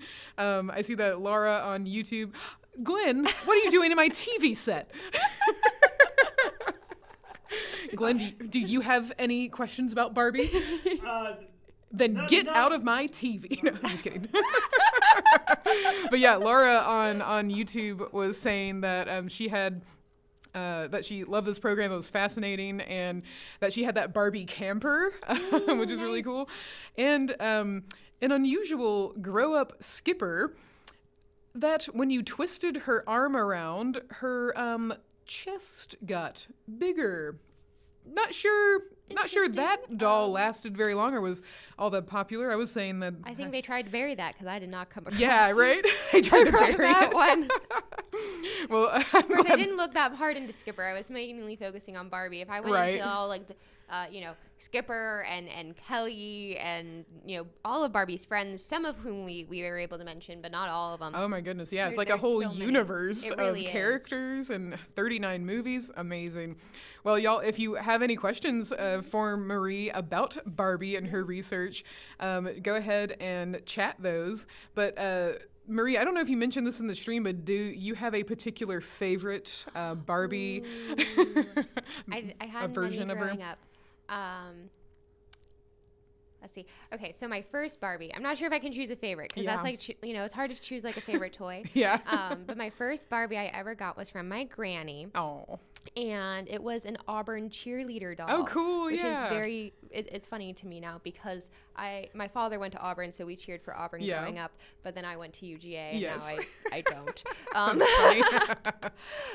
But I loved the Barbie movies and had a lot of Barbies that were like themed from the Barbie movies. And I loved the ones who did ballet because I also did ballet. I loved Swan Lake. Oh, yeah. I loved the 12 Dancing Princesses, Barbie and the Nutcracker, Princess and the Pauper, also a classic. I love all of like the folktale ones and like the historically inspired outfits that came from that. Because, that's pretty Princess cool. and the Pauper was like kind of 1700s. Right. I honestly didn't realize until kind of recently when another costumer was talking about it, about how like Barbie had a lot of historically inspired outfits in the movies. That's pretty cool. Yeah. Which I'm like, of course I liked those. Yeah. Like, Yeah. Of course that's it. So I really liked a lot of the movies, and I think a lot of my like Barbie play and collecting focused around like the ballerinas and the movies. Yeah. And I remember saving my money to go and buy a Barbie hotel. Oh, yeah. I was very proud of it. Saving my money to go buy the giant hotel. Yes. Alma on Facebook says the Barbie TV show is horrible and Ken is so stupid. Oh no, I have I not have seen not the TV seen that. show. Oh my goodness. Maybe I should, maybe I shouldn't. I don't know. Just to investigate, but also if you say it's bad. Mm-hmm. Oh, that's cool. Angela Tebb on YouTube says I had aunts who used to sew Barbie outfits. Oh, that is so cool. Yeah, that's really They're neat. so tiny. You would have to have like the tiniest little armholes and like. Yeah, right. I don't think you could use a machine for that. That would all have to almost be hand stitched. And Karen mentions the Bob Mac fashion of Barbies were gorgeous. So those more glamorous. Like the collector Barbies. Oh, yeah. That like you weren't supposed to take out of the box and play with. Yes. I never liked those because like you couldn't play with them, but they were so pretty. Right. Karen also says my Barbie preferred G.I. Joe to Ken. That's funny. We just watched there was an old Nissan commercial that involved basically G.I. Joe, basically stealing a Barbie away from Ken. Yes. I had the Barbie kitchen. It smelled like vanilla. Oh, that's cool. That's very fun. Nice. And I wish my kitchen smelled like vanilla. Yeah, right? Just all the time. I would have to say my favorite Barbie out of the ones that I saw, I was really partial to astronaut Barbie. Like, that just was a cool look. And, like, yeah, Barbie in space. Yeah. Okay. That's awesome. That's very cool. Well, Barbie had so many careers, and she did did things, like, she was the first of so many. Yeah. You know, like, she ran for president multiple times. I wonder if anyone ever did like a write-in campaign for Barbie. Like, right? I think that would be very interesting to find out if people like did that. Or not. Just because people are fascinating. Yeah. Laura says this brings back so many memories. Ames says that that grow-up Skipper that we were talking about with the twisted arm reminds me of the pregnancy Barbie. I didn't even realize that was a thing either. Wow, Barbie Mine had little magnets. Oh my you gosh! Could, like, stick, wow. Like the little baby and the stomach onto the Barbie. Karen says my daughter liked the Disney Barbie. There are so many varieties. Well, no wonder. It is, of course, it's difficult to pick a favorite, but we're so glad that we could all take you down memory lane. And I see that it's already 8 p.m., so we are getting ready for our next program. Thank you so much for the Barbie program, Marie. Of course, that was so much fun to put together. Yeah. And so next we are going to, we'll go to a quick commercial break, and then we're going to start our viewpoints of the American Revolution. Yay. Next, where we're going to hear from loyalists, from African Americans in the Revolution, from women who were affected by the Revolution. So stay tuned. We're going to go to a quick message, and in fact, why don't we hear a message from Marie, and then we'll come back. There's a lot that goes into designing and creating historical garments. The research itself is a lot like the sewing. With each detail you learn, with each stitch of knowledge, you gain a fuller picture. It's not just dress up. Well, sometimes it is.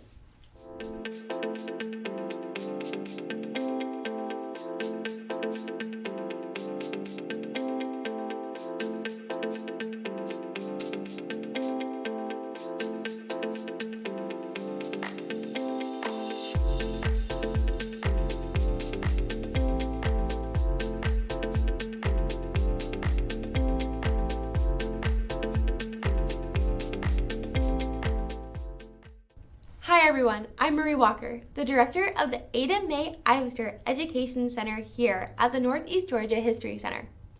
I first began as a living history interpreter for the History Center's Family Days going back to 2016. Since officially joining the History Center in May of 2020, I have had so much to reflect on. The joy of having a job where I can share my love and passion for history, overcoming the challenges of providing programs during a pandemic, and the gratitude I feel for all of our members and viewers around the whole world. Today, I am asking for your donation. $1, $5, $20, $1,000, anything truly does help. There are several ways that you can give. 1, click on the link below. 2, give us a call at 770-297-5900. Or, number 3, drop by or mail a check to 322 Academy Street Northeast, Gainesville, Georgia, 30501. We appreciate your support so much. Now, I've got some more dresses to make.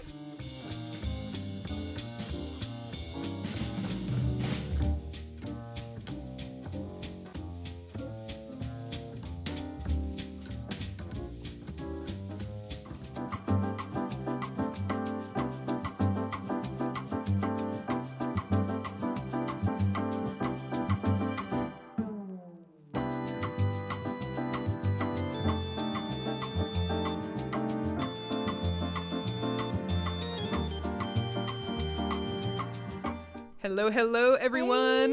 Welcome back. Glenn's back. Yay! And we're about to start our program about called Viewpoints of the American Revolution. As we were saying a little bit earlier before, oftentimes, especially in the United States, we hear the perspective of patriots and founding fathers. But today, we're going to hear the experiences of perspectives that you may not be as familiar with, like loyalists, like the Black experience and the women's experience, and how they were affected, particularly a loyalist woman. And first, we're going to meet Benedict Arnold. Now, I wonder, chat, before Glenn and Marie say anything, when you hear Benedict Arnold, I just wonder what comes to your mind. Do you know him? Do you have a feeling about who he is? I'm just curious because before I was surrounded by these history nerds, I did not know who.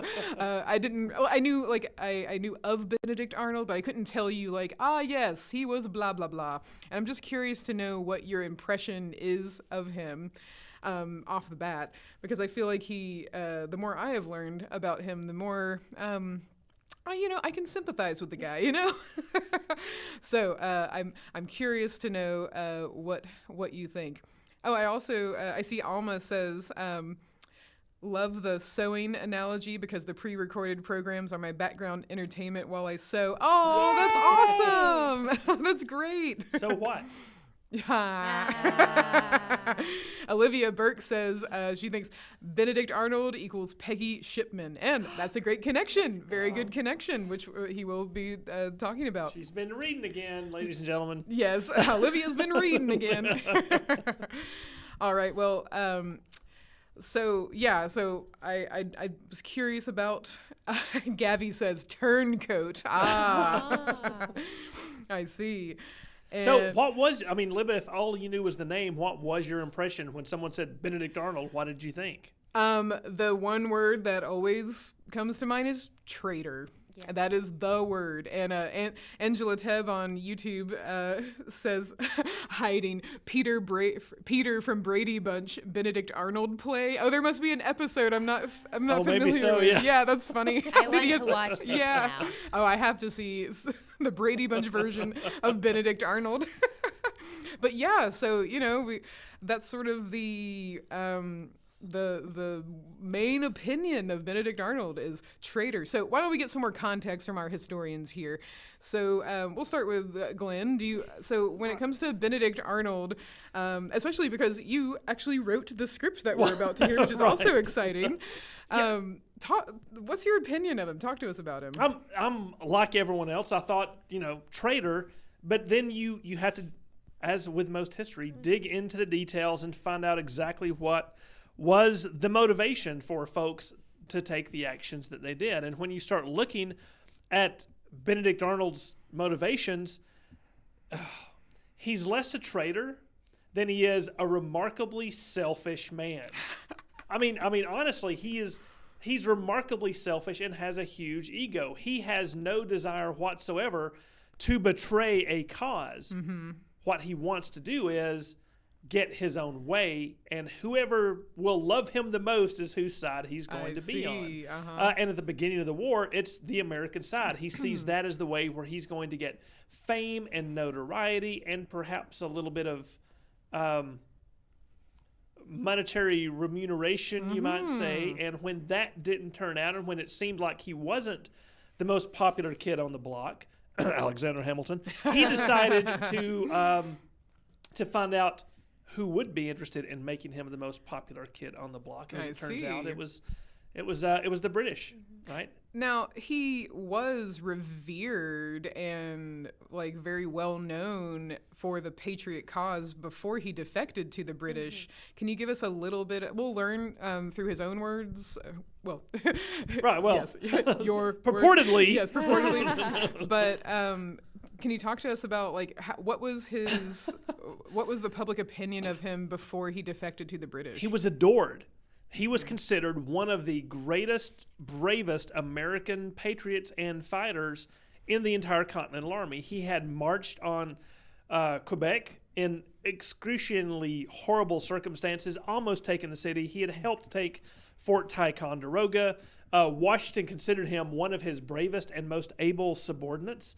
And at the Battle of Saratoga, depending upon which version you read and which general you believe, he was absolutely crucial to American victory in that battle. And it was that battle that encouraged France, I should say, to recognize the independence of the United States and got us the French alliance, which, let's face it, folks, that's what won us the war. And it's interesting that there is a monument, right? So this is before Benedict Arnold is a traitor. He lost a leg at the Battle of Saratoga. Lost a leg. I think he was just wounded. I'm sorry. Yes, he was wounded in the leg. But there is a monument at Saratoga. There's no name on it, but it's a monument to a leg. Because at the moment, basically the purpose of the monument is to say, Arnold's leg never betrayed us. The leg was a strong patriot and sacrificed itself for the cause of American liberty. Wow. Here's a monument to a leg, but we're not going to put his name on the monument. What a burn.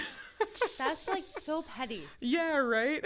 Well, don't betray us. I know. But I mean, it's just so interesting. But I mean that monument was put up within living memory of the American Revolution. Wow. So these are people who, again, adored him, and when word leaked out to the general public of his betrayal, public opinion turned resolutely and irrevocably against him. And the same thing for General Washington. At first, General Washington would not believe that Arnold had turned traitor. And yet when the news came to him and he suddenly realized it, that was it. The end for the relationship between Washington and Arnold. Now, this is one of our new webcast characters, which is really cool. So students can interact with Benedict Arnold and get to understand his side. Marie, when the students meet Arnold for the first time, what do you want them to walk away with? What do you hope that they're going to walk away with? That everything isn't as cut and dry as it seems, and people have motivations that they think are good for doing things, even if you don't agree with them. There are multiple points of view on all historical subjects that we attempt to show. Yeah. I would want them to walk away with that as well. I think, if anything, I would want them to at least consider his arguments, consider his side, and hey, if you still think he's a traitor by the end of it, fine, but at least you heard the guy out. Exactly. See why he did it. Try to understand why, even if you don't agree. To judge is easy. To understand, that's more difficult, yet more rewarding. Indeed. So let us hear Benedict Arnold out, and then we'll come back to talk about it. And of course, if you have any questions for Glenn and Marie, feel free to chat those. So without further ado, let's listen in to Benedict Arnold. It's no easy thing to be disliked, but there's a sickly feeling of hopelessness in being despised. Have you ever been disliked? I think everyone has at some point or other.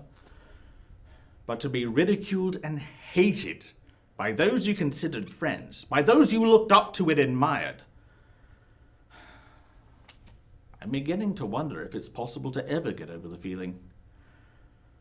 What makes it worse is those who despise me do so because they were mistreating me, and I stood up to them.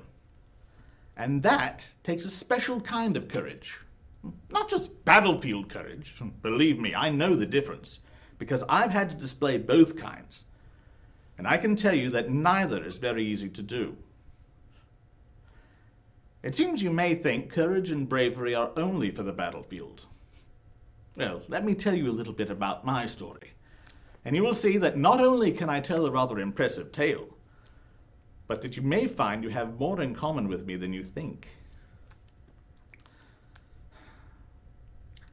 Of the 6 children that my father and mother had, only my sister Hannah and I lived to adulthood.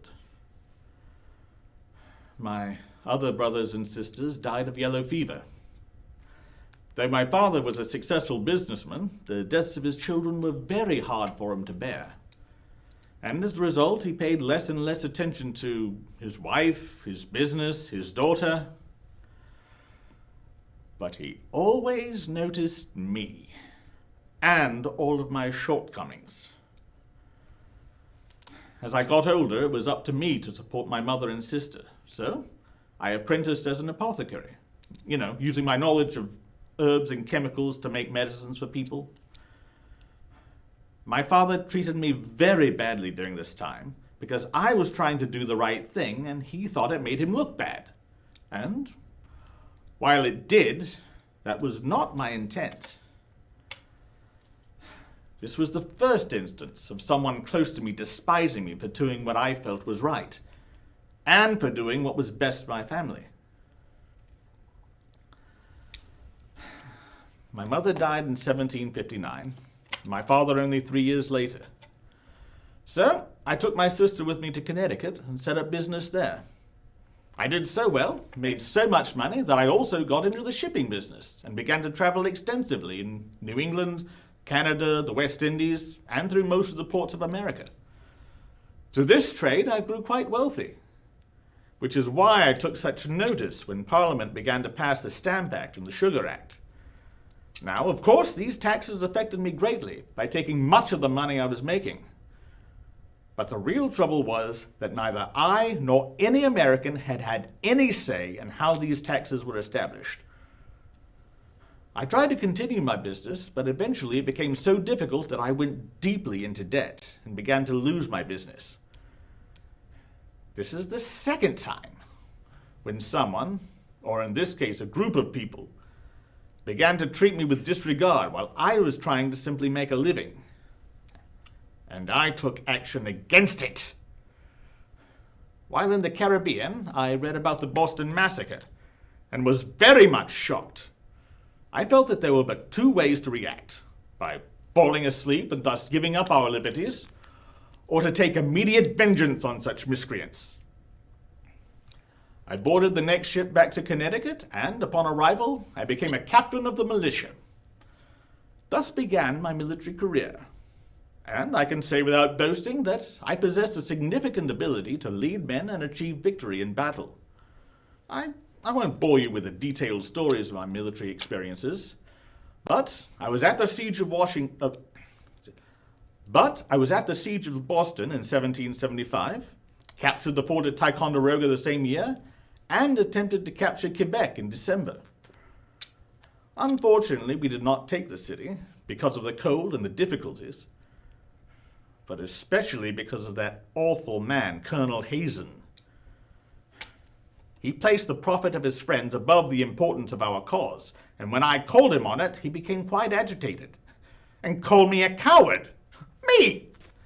I'd been in many battles, been wounded twice, and led a charge in the middle of a snowy night right up to the gates of Quebec. As I said previously, that kind of courage is the most obvious, but not everyone has it. Hazen certainly doesn't. Where was I? Oh yes. After Quebec, and after my wounds had healed, I was sent west to serve with General Gates, and we fought a battle. The Battle of Saratoga, which encouraged France to finally help us in our struggle against Great Britain. Some have said that makes Saratoga the most important battle, and I would tend to agree.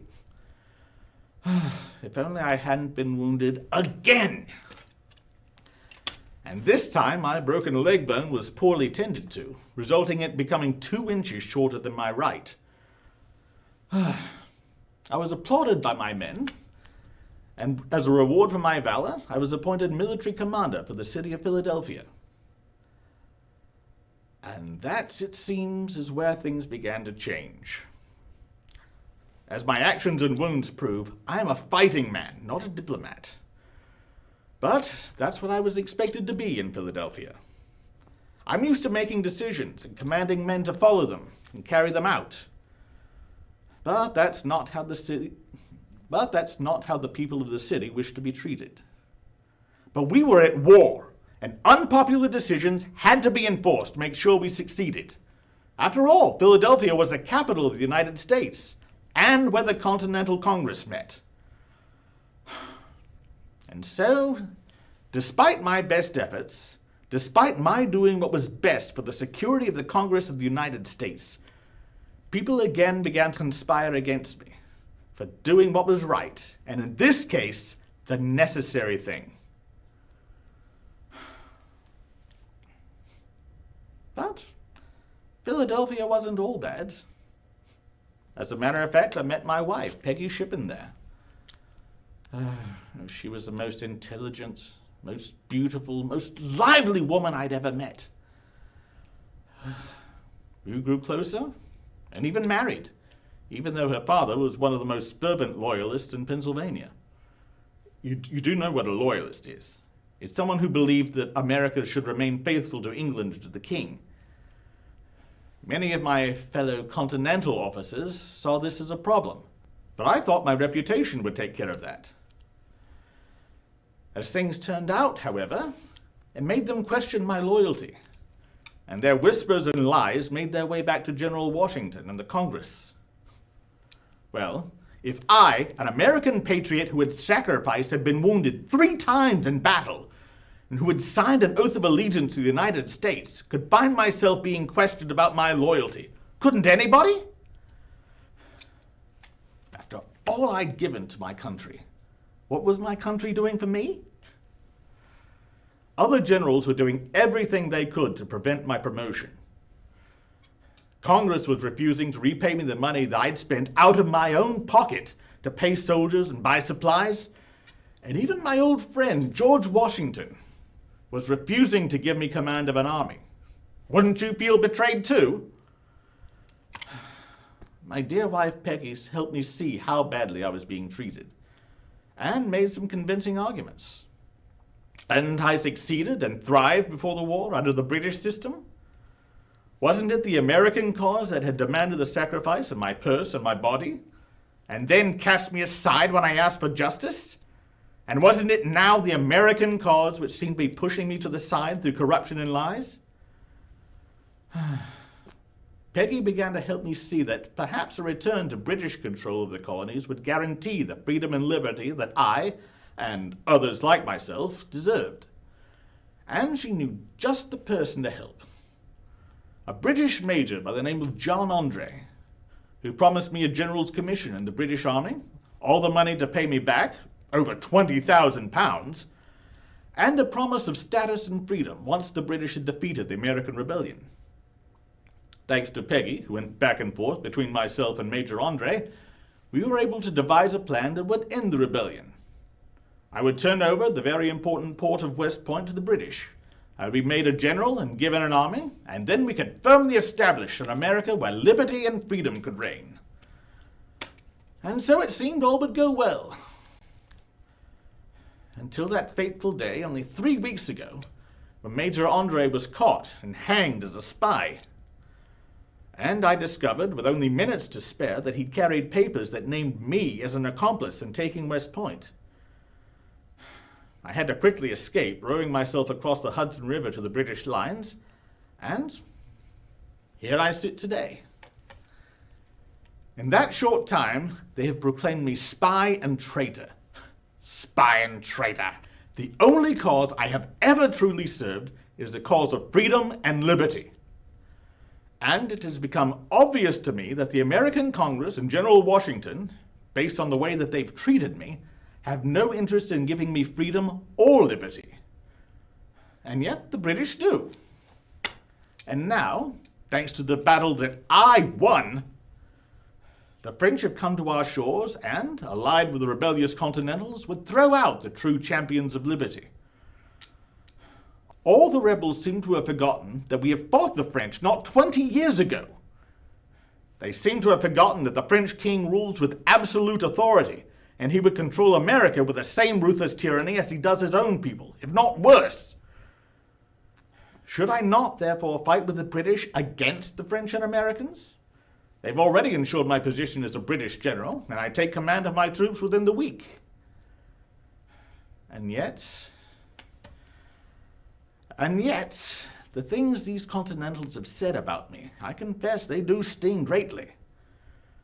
As I said when we first met, I am now not only disliked, but despised. While I don't believe I'm a traitor, I fear that I may be considered one by many for a long, long time. I've been writing a letter to my fellow Americans trying to explain what I've done. However, I'm a soldier, not a poet, and so I'm not sure I've done a very good job. But nevertheless, here it is. I would share with you some of the words, and then I would like to hear your thoughts on the subject. When I quitted household happiness for the perils of the field of battle, I believed the rights of my country in danger, and the duty and honor called me to her defense. Now I find that her worst enemies claim to fight for her, and my principles do not match their foul designs. You have felt the torture in which we raised our arms against a brother.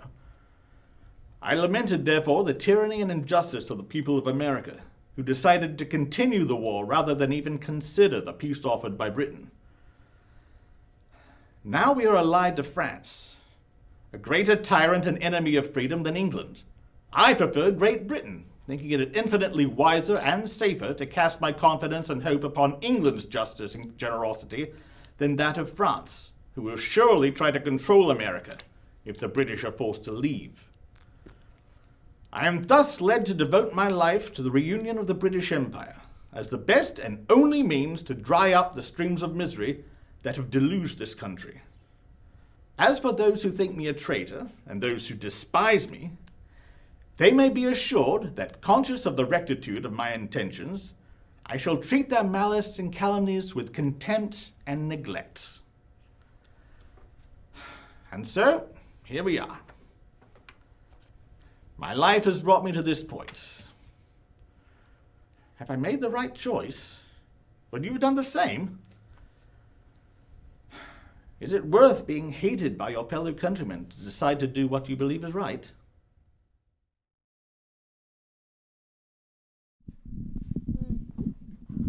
All right, so what do you think, y'all? Do you feel some sympathy for Benedict Arnold? What are your thoughts? I mean, Glenn, when you were writing the script, what did you want the audience to take away from it? Oh, what did I want? I think I was trying to present as closely as I could Arnold's own perspective and view on the Americans and on the British and on the French. And I looked into it, and again, I'm not sure.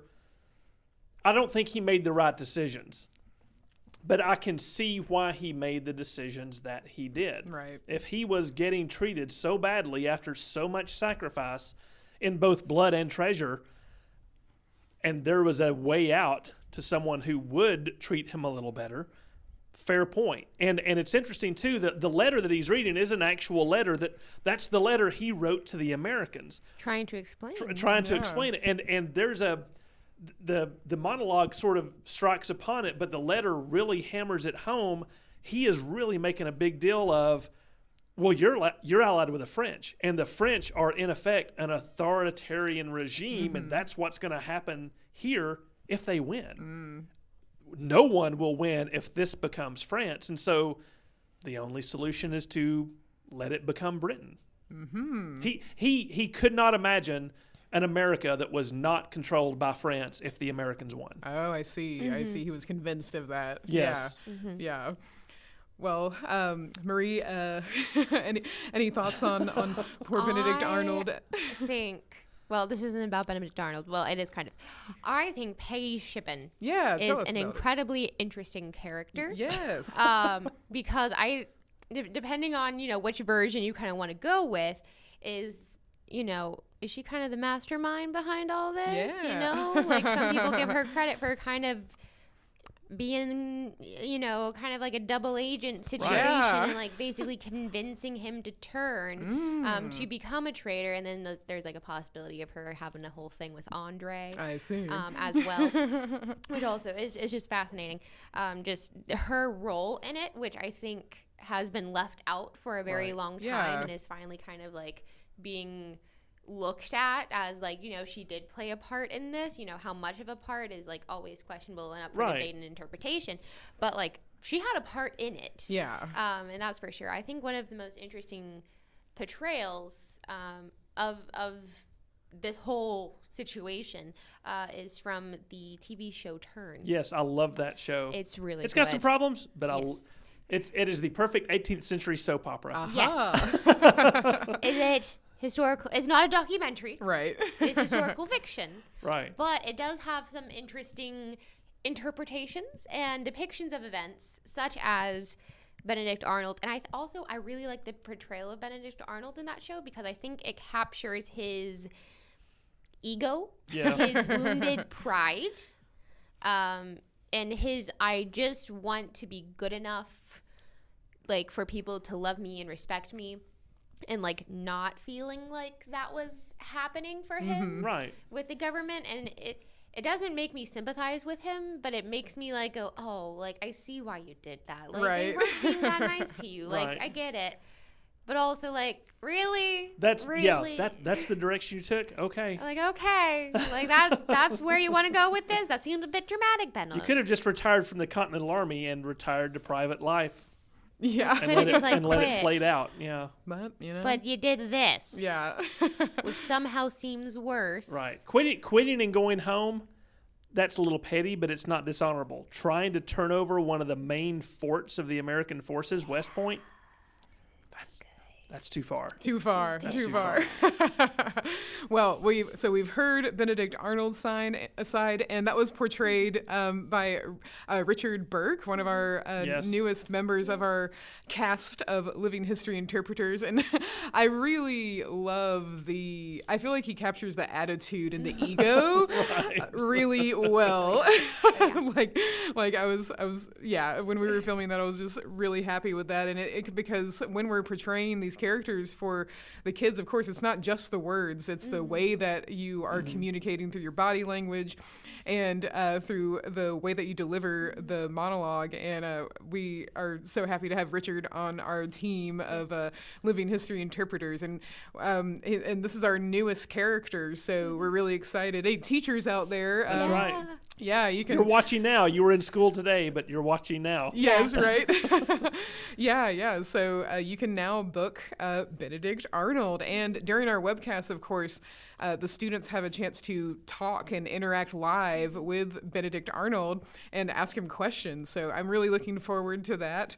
So now we are going to hear from a Black patriot and a Black loyalist. So the patriot is going to be Austin Dabney, and the loyalist is British Freedom, a chosen name, British Freedom. And both of these perspectives are portrayed by Mustafa Slack in this. It's one video that compares both sides, and. So before we start, Glenn, do you want to give some context to African Americans serving in the American Revolution? Right. Yeah. So it is an absolutely fascinating topic. To become a little academic for a second, it's definitely a growth field in academia. Is looking at the African American experience and or sometimes the African experience in the American Revolution. And one of the things I'm most proud of for us putting both Austin Dabney and British Freedom together is they are both totally based on actual people, Yes. right? These are two accounts of actual people that did live, and Austin Dabney's even a Georgian, so Yeah. that's a neat regional local kind of take on things. And one of the neat things that we try to do here at the History Center as we're showing with this program is to give different perspectives. Most of us in school get the hooray American patriots in blue coats against those British red coats. Yeah. And being a patriot and pro-liberty is obviously the best Only choice. choice. It's the only Yes. choice for a real American. Yes. And yet there were real Americans in the 1770s and 80s that the decision was not exactly clear-cut. And to Yeah. help show those perspectives from their point of view adds so much to the experience of our gaining our independence, and for those who had to face different realities after the war who were not in favor of independence. So that's and the African American experience, both free and enslaved, usually enslaved, is a very unique perspective on the American War for Independence and the American Revolution. Yeah. Because what does independence mean to the enslaved? What does life, liberty, and the pursuit of happiness mean to the slave? Yes. Right. All right. So let's hear from Austin Dabney and British Freedom. I remember it was back in late December of '78.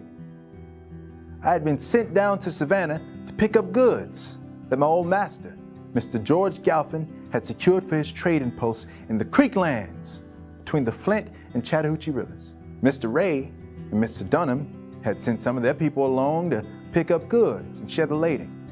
There had been talk from Savannah up to Augusta and into the back country for a while about the British raids that kept coming up from East Florida.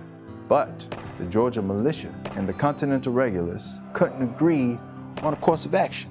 Well, the British made the decision for them when they landed troops 2 miles south of the city. Outnumbered 3-1, those rebel Americans lost the city pretty quick. From what I hear, thanks in no mean way to a Negro from Savannah who showed the King's soldiers a path around the defenses. Now, when that happened, we had to get our loaded wagons out of the city as fast as could be and get on the road back up to Augusta, with the British on our heels the whole way. Now, riding in the wagon with me were Andrew, belonging to Mr. Ray, and John, belonging to Mr. Dunham. The three of us each knew about Lord Dunmore's proclamation that promised the freedom of slaves for American rebels who left their owners and joined the royal forces. We were the last in line on the road, so we fell into examining what chances we might hazard in the present circumstance. I looked at Andrew and John, flat out said, I'm running to the British. What y'all gonna do? And then Andrew, he was driving the wagon. He says, what we gonna do? First thing we gonna do is think, which looks like you done skipped over doing. Dunmore made that proclamation in Virginia. In case you ain't noticed, we in Georgia. Besides that, what if you get caught by the Americans trying to reach the British? What if you get captured serving with the British? What if you catch the smallpox from the soldiers, like so many do? What if the British sell you down to the West Indies, like we heard has happened to some? What if the British don't win, and they got to give you back, and you got to face punishment for running? John just looked at Andrew, shook his head, rolled his eyes, and said, what if? I got no need for what if. I got no time for what if. Now, there ain't much sure in this world, and there might not be anything sure in it. But I never had a chance good as this to be free, and there's no way to know if I'm to have another. Day in, day out, a slave don't ever have a chance, don't ever have a choice. Now we got both. I'm taking them. John and me looked at Andrew. He didn't give a reply. Just gave us both a glance and then matter-of-factly eased back on the reins. John and me straightened up. As the horses responded by slowing down, Andrew shook his head, whistled, and said, looks like these horses are played, and with them redcoats not too far behind. Then he smiled and said, oh well. And that's how it came that we went to the British. They received us readily, and I began to feel the happiness of liberty, of which they knew nothing before. Now, that ain't to say I didn't see some of what Andrew had worried on. I saw men dying of smallpox and camp fever. I saw some that thought they were getting freedom sold off. I saw some captured away from the British. But Andrew, John, and me, and thousands others, come through it all, free, thanks to the British. Now you may have noticed in my story, I mentioned Andrew and John by name, but haven't told you my own name. Well, that's because that story's from when I was enslaved. When I left behind slavery, I left behind my slave name. So I am honored to introduce myself to you by my new name, the name I chose. I am British Freedom.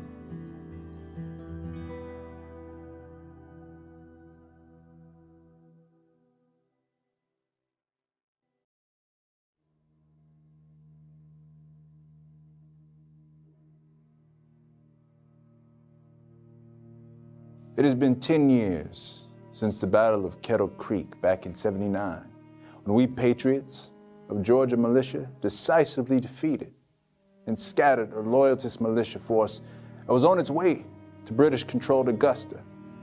I well remember the day, the chill February morning air, the thin light of the winter sun, crashing volley of the musket fire with its flash and smoke, and the boom of our cannon, which I served as crew on. On that cold day, we had hot work, with our cannon keeping the loyalists in place with shot after shot while our soldiers surrounded them. Of course, the enemy didn't just sit there. They fired back as well, and I took a shot to the thigh, causing a wound that has given me pain and disability since. I was the only Negro wounded that day because I was the only one of my race on the field of battle. Though other Negroes did fight at other battles, and as a slave, I shouldn't have been fighting at all. So you could well ask how I came to be at that battle. It was on account of my master, Richard Aycock of Wilkes County, Georgia. You see, in the late 1770s, he was ordered to report for military service, and he did not wish to go. At that time, you could hire a substitute to fight in your place. In order to avoid military service himself, Aycock sent me to join the Georgia militia as a substitute. To address objections that I was a slave, Aycock claimed I had been born free. And so was that. I came to be serving as an artilleryman in the Battle of Kettle Creek on February 14th, 1779. As I said, I was severely wounded in the thigh during the fighting, and Giles Harris, a white soldier, took me to his home to care for the wound. It's 1789, 10 years on, and I daily remember Mr. Harris's kindness, because I work for the Harris family to this very day. And not as a slave, but as a free man. For because of my service and battle wound, the Georgia legislature provided the funds to emancipate me, to buy my freedom from my owner, Richard Aycock. They further granted me land, 50 acres, in recognition of my military service during the Revolution, the only Negro Georgia so honored. I can tell you this, however. I'm aware of the curiosity that this war for freedom was waged, in part, by men who denied to others. It is self-evident, and God has given me the faculties to perceive it. And I will tell you this plainly. Though in this world of us, master and slave, black and white, soldiers like Mr. Harris and I have been through this war together. And we have seen together those of my color marching, drilling, fighting, dying, and prevailing. Not as ebony sons of Africa, but as Americans. There are some, like my old owner Aycock, who may have come through this fiery trail unchanged in their opinion on perpetual servitude on slavery. Such is not the case with others, such as Giles Harris and certain members of the Georgia legislature. I will not undertake to predict the future, but at this moment, in 1789, with a new constitution and a Bill of Rights submitted to the people, I dare allow myself to hope that, ere long, the rest of my race may join me in my condition of liberty. But we shall see.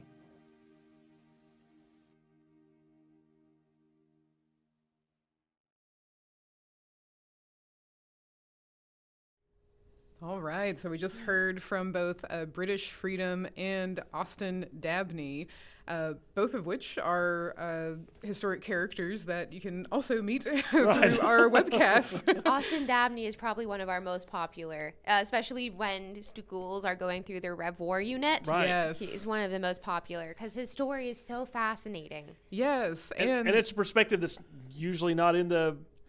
I don't know if Austin's in the state curriculum for Georgia, and I'm pretty sure he's not in most history textbooks I don't think for so. school. Yeah. I mean, I have a whole list of GSE characters I can check fast, but Yeah. But it's great because during the webcast we hear from Austin Dabney, and then Giles comes in. That's right. and they have a conversation with the students, and the students get to ask both Giles Harris and Austin Dabney about their experiences in the war, about how they were treated, and Austin Dabney, we do have a fair amount of information on him. I mean, he was very well known during his time. So, it's a fascinating story of an unlikely or an unusual friendship for the time. And so, Glenn, you portray Giles Harris in our webcast, and what has been your experience with the kids, with the students during the webcast? I think they're absolutely fascinated. They're fascinated by the idea of an African American fighting for the patriot cause who was a slave and yet is now free. They're fascinated by the difference between Austin as a free man and as an enslaved man. They're fascinated with the friendship between them in an interesting way, because here in 2021, a black man and a white man being friends is not that unusual. It is not something really, fortunately, to remark upon usually. And so it's sort of tricky to get across to them that in 1789 it was an odd thing and a remarkable thing that was not the standard of the day, and sort of perhaps, even though their friendship then is what made possible the friendships that can be today without a second thought. Right. It was not easy for either one of them. Right. And there's some interesting and very specific stories that we do know about Austin Dabney, and one of which that he can tell the students, especially when they ask the question of what is it like, how do people treat you? There's a documented story of Austin Dabney going to Savannah, Georgia to collect his pension, and he's going along with his friend Colonel Wiley. And Austin Dabney is very well known as a war hero in Georgia. And as they're getting into Savannah, so far they've been riding together in the front, I guess, or together side by side. But as they get closer to Savannah, they know that they have to separate because that would cause trouble. It would just be seen as It was just easier to avoid the weird glances. Yeah. Right. So as Austin is going into Savannah, he is passing the governor's house, and the governor sees him and is really excited that this war hero, it's Austin Dabney, and he even invites him to stay at his home. Meanwhile, white guy, Colonel Colonel Wiley, goes to the local tavern. Right. And spends the night in a bed, probably with bugs, and probably someone else in the bed with him. So Right. So to go from, someone who is living the experience of being enslaved and under someone's, without any freedom, and then to go to be in this place where you are honored and viewed so differently. It's one of those situations where you wish you could sit down with Austin Dabney, and that's what we want to offer the Right. the kids through our webcast. So that's one of the stories that he tells. And I think that it's a really great perspective to offer on the American Revolution, and one that, like you were saying, we don't hear often enough. right, Yeah. and there were as research has dug into it more. Like I said, people are looking at the African American experience in the American Revolution. It tends to focus on those who fought on one side or the other, and of course, once again, just as with Sacagawea, with York, and with Austin Dabney, we're reliant on secondhand information. Unfortunately, what I wouldn't give for an Austin Dabney diary. Right? We don't have one. Ironically, we do have an account directly from British Freedom. Yes. I don't think he wrote it, but I think it was an oral history that he gave to someone and was published. So of all these stories that we're telling, British Freedom is probably the most direct primary source from the horse's mouth, as it were, that we have of these stories. Yeah, and to offer that perspective of gaining freedom from the loyalists, I'm sure that that's very surprising to students. Right. and also a chance for them to reflect on, it's really, like Marie, like you were saying, it's really not so cut and dry. Right. It's a lot. Way History's more complicated Yes. and Yes. nuanced Yeah. than anyone, because it's humans, Yes. and humans Yeah. are complicated creatures. Yes. Now, our next perspective or viewpoint that we're going to hear from is Elizabeth Lichtenstein Johnston, and Marie portrays this character for us. So, Marie, can you tell us a little bit about Elizabeth Johnston and anything that that you took away from your research? Yeah, so we're going to be hearing from another Georgian, Yeah. Elizabeth Johnston. Again, a lot of this centers around Savannah because Georgia in the 1700s was Savannah and a little bit Right. of other Up the Savannah Up the River Savannah and River. down the Yeah. coast. and up that's to it. Augusta, and that's about it. The rest was, I think, technically Georgia. Untamed wilderness. Right. I think the state of Georgia technically went all the way to like Mississippi, like the Mississippi River. on paper. On Yeah. paper, but like in actuality, it was like the city of Savannah and like a little bit surrounding that. So again, we're going back to Savannah, going back to that area. And then we're also going around the world because I think what's interesting about Elizabeth Johnston, Yeah. we're going to be hearing from her after the war. And we're going to be hearing her experiences about the war, about her family who fought in the war, her perspective of what it was like living as a loyalist in Georgia. Because remember, Georgia, in the South in particular, had way more loyalists than you probably think. Sometimes we're referred to as the Tory South because there were so many loyalists here. But there's also a good number of patriots. Really, one of Glenn's favorite subjects is the Southern theater Right. of the American Revolutionary War because it was a little bit more of a civil war Yeah. than Who's- it wasn't. Whose side am I on? I don't know. Whose army is closest? Right. Yeah. So, Like, I would like to agree with you. What do you think? Yes. So it's I think that's probably one of the biggest takeaways from this character. And then also, what is it like for a loyalist after the war? Yeah. When your side lost. Right. What do you do? Yeah. What can you do? We'll find out. Right. Yes. So let's hear from Elizabeth Johnston. Oh, good afternoon to you all. How does this day find you? I thank you for meeting with me today. I am Elizabeth Johnston, and I am indeed a loyalist. And I would presume you to be patriots. It seems like you're flying the patriot flag or a version of it, many of you. Now, If you would call yourself an American patriot, do let me know. I must say, during the American War for Independence, I would have never dreamed of having so many patriots in my home. Oh, it'd be a nightmare, really. But thankfully, those times are in the past. Now the war is over. I hope that during our meeting we can commit to being civil with one another. Do you agree? Very good, very good. We can continue then. I wonder, are there any of you who would not call yourselves an American patriot? Are there any of you who think the American colonies should have remained loyal to the crown? Or are there those of you who would rather not take a side at all?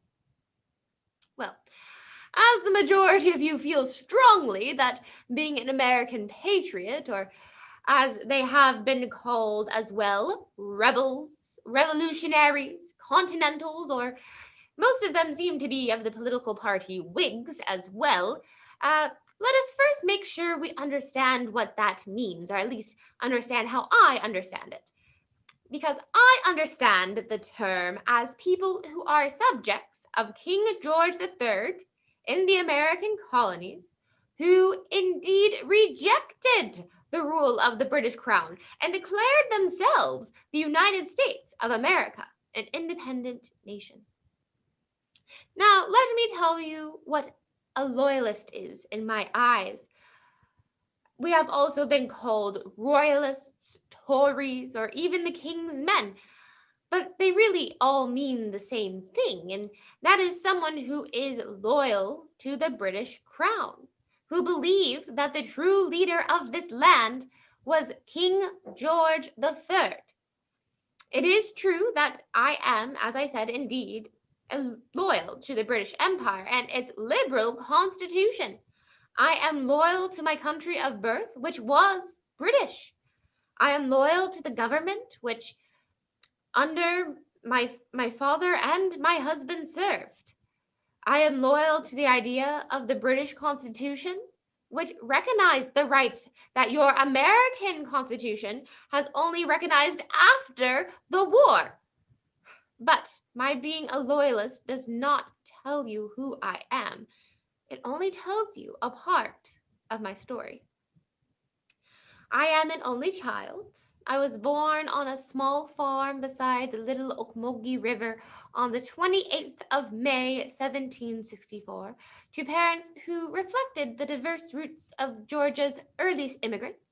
My father, John Lichtenstein, had immigrated from St. Petersburg, Russia, and was employed as a scout boat pilot by the Royal Colonial Government. My mother, Catherine de Gaulle, was of French heritage and sadly died from illness when I was only 10 years old. But before that tragedy, my childhood was spent on my father's plantation on Skidway Island, where I would enjoy figs and peaches, pomegranates and plums, fine fish, oysters, crabs, and shrimp on our island home. Seafood was so fresh. But when my mother died in 1774, I felt her loss keenly, and I was sent to live with my great aunt, who schooled me in needlework and especially made sure I knew how to embroider well. 1774 was a year of great change in my personal life, but also a time of great change in the colonies. The Revolutionary War had commenced in Boston and began to spread to the south, reaching even Savannah, where I was. It was such a time when men's passions and prejudices were so much inflamed that you could not declare your sentiments even in the most modest of terms without giving offense to one side or the other. I, myself, like most loyalists, had hoped for a peaceful reconciliation between the colonies and the crown, but that was not to be. Everywhere the scum rose to the top, as they say. By 1776, the people of Georgia were quite inflamed against the government of Great Britain and were raising a ragged corps of all sorts, and in time we were all forced to declare if we were on the side of the king or on the side of the rebels. Those refusing to join the rebels were imprisoned and tarred and feathered, or worse. Loyalists had land confiscated, livelihoods ruined. I recall a horrible incident with a man named Thomas Brown. Mr. Brown, like many who had immigrated to the colonies, had sought a better life for himself in the quiet back country of Georgia as a planter. He had no strong feelings to take the side of the Patriots or the Loyalists. He simply wanted to live his life as a planter undisturbed. But a gang of rebel patriots came to his home and asked to whom Mr. Brown was loyal. They came to his own home and demanded that he give them an answer. But when he would not give his allegiance to their cause, they then demanded his loyalty to the patriot cause. Now, I don't call that freedom. These patriots who claim to fight for liberties and independence, free speech being one of them, demanded loyalty to their ideals. Now, when Mr. Brown refused, they beat him, cracking his skull. They tied him to a tree and lit his feet aflame. Were these men patriots, as you define it? Was this a right thing to do? Why would these men feel justified in making someone else suffer for their own beliefs that this poor man just did not agree with? My family also personally experienced violence and hatred as well from the patriots. My husband, Captain William Johnston, had two brothers who were killed by patriots. Andrew, his brother, was killed while successfully leading a company who were taking provisions, supplies, to Augusta, Georgia, right over the Savannah River. And it was taken by the rebels. His other brother, John, or Jack, that was his nickname, he was taken prisoner by the rebels and put to death in cold blood rather than given any sort of fair justice. No trial was he given. Fairness was not to be found in the hearts of those rebels. My husband was devastated by Jack's death, and one afternoon he said to me, "I expect some friends here tonight and would like supper for them at 11 o'clock. I expect about 20 men." So, of course, I had supper provided, and at about 11, the company rode up to the house, which is very, very late for supper, but I did as my husband asked, and some of them were gentlemen that I knew, friends of my husband, but others were bad-looking men, not gentlemen, rather ruffians. They looked quite rough around the edges. But after supper, they remounted their horses, and William stopped a moment, and he put his sword ready and made ready his pistols as well, and then he bid me goodbye. I asked him when he would be back, and he answers, "Bet." That's what he would call me, Bet. "If I return at all, I will be back in 24 hours. Oh, as you can imagine, I slept very little that night, and I spent the next day in anxious prayer for his safe return. Finally, 12 o'clock arrived, but there were no tidings of him. At last, about 2 o'clock, I heard the sound of horses riding past the house, and of course, I ran to the windows, and then I saw him dismount, and he came in, and I ran to the door, and he embraced me, and he threw his sword and his pistol on the table, both of which I could see had been used. I said to him, "William, where have you been?" He replied, "Bet, never ask me where I have been or what I have done. But now we don't owe the rebels anything for Jack." My father also narrowly escaped a mob of patriots. He was shaving and was preparing to dress so that he may escape by boat, for he knew that danger was coming. He just did not know how close. Oh, it was by the bark of a dog that he was alerted to the armed party approaching the house. He had just time to go through a door that opened to the garden, leap the fence, and lay himself down a little distance in some tall grass that concealed him.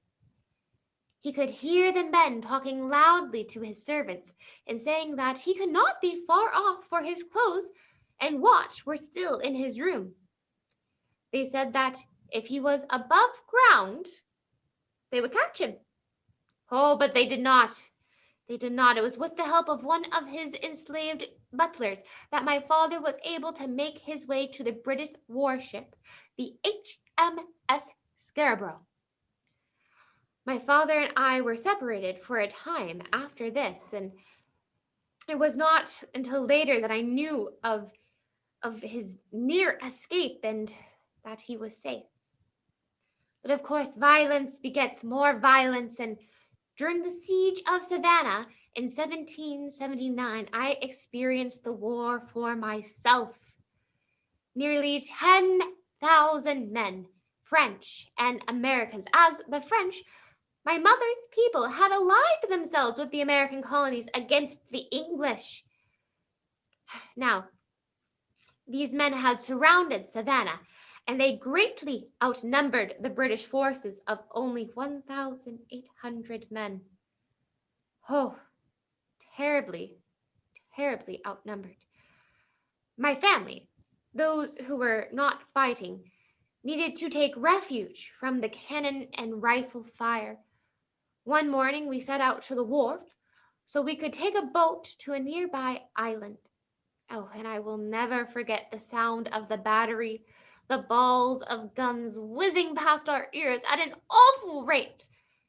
But with God's guidance, we made it safely to the island. But by July of 1782, Savannah had been evacuated, and my husband and I went to Charleston in South Carolina. And then we went to East Florida, then to Scotland for a time, where my husband could continue his medical studies that were disrupted by the war. He had been studying to be a doctor before the war, but of course, when he felt his country had called upon him to put down the rebellion, he went to fight. But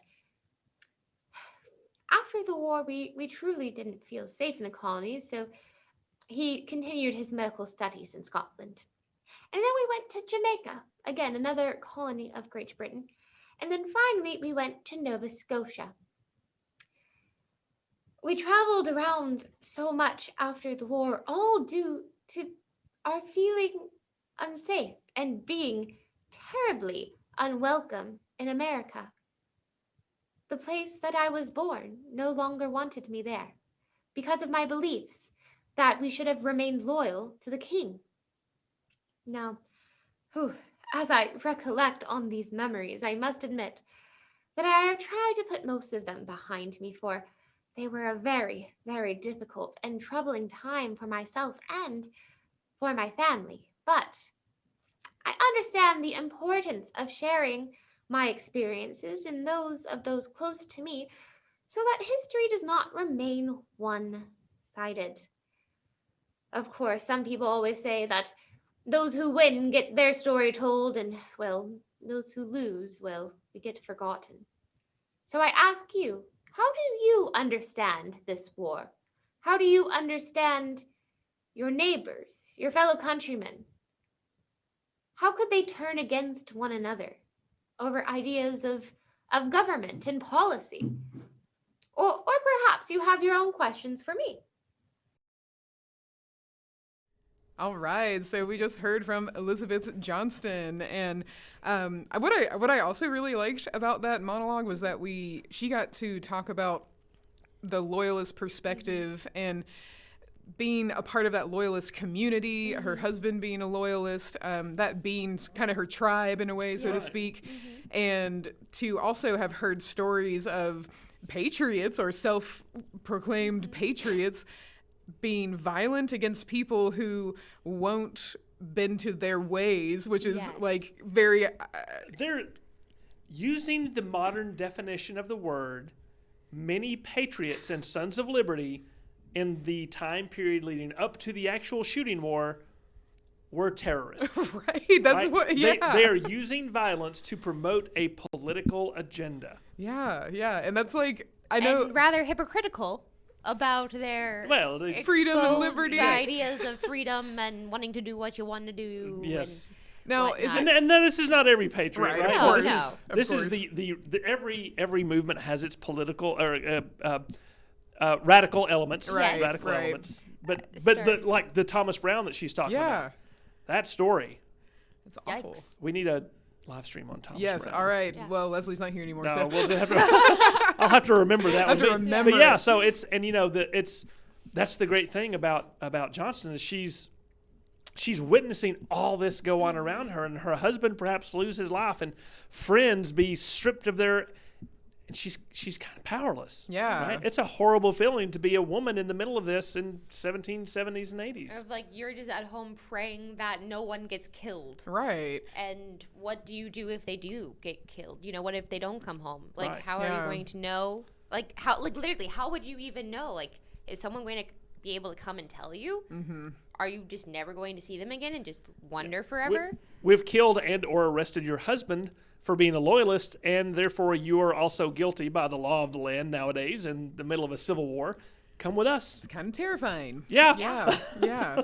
So... And, I mean, she had very good reason to fear. Two Right. of her brother-in-laws were killed. Her father was almost killed. I mean, he had to stop shaving and like ran away without his clothes. Right. Like it was not a great situation for her. Like it's very scary to have literally all of the men in your life have their life threatened at one point or another. And what's interesting is I haven't delved into this super deep, but it doesn't seem like the loyalist versus patriot stuff in the North was like this, right? This is in the South. This is what Marie was talking about with my fascination.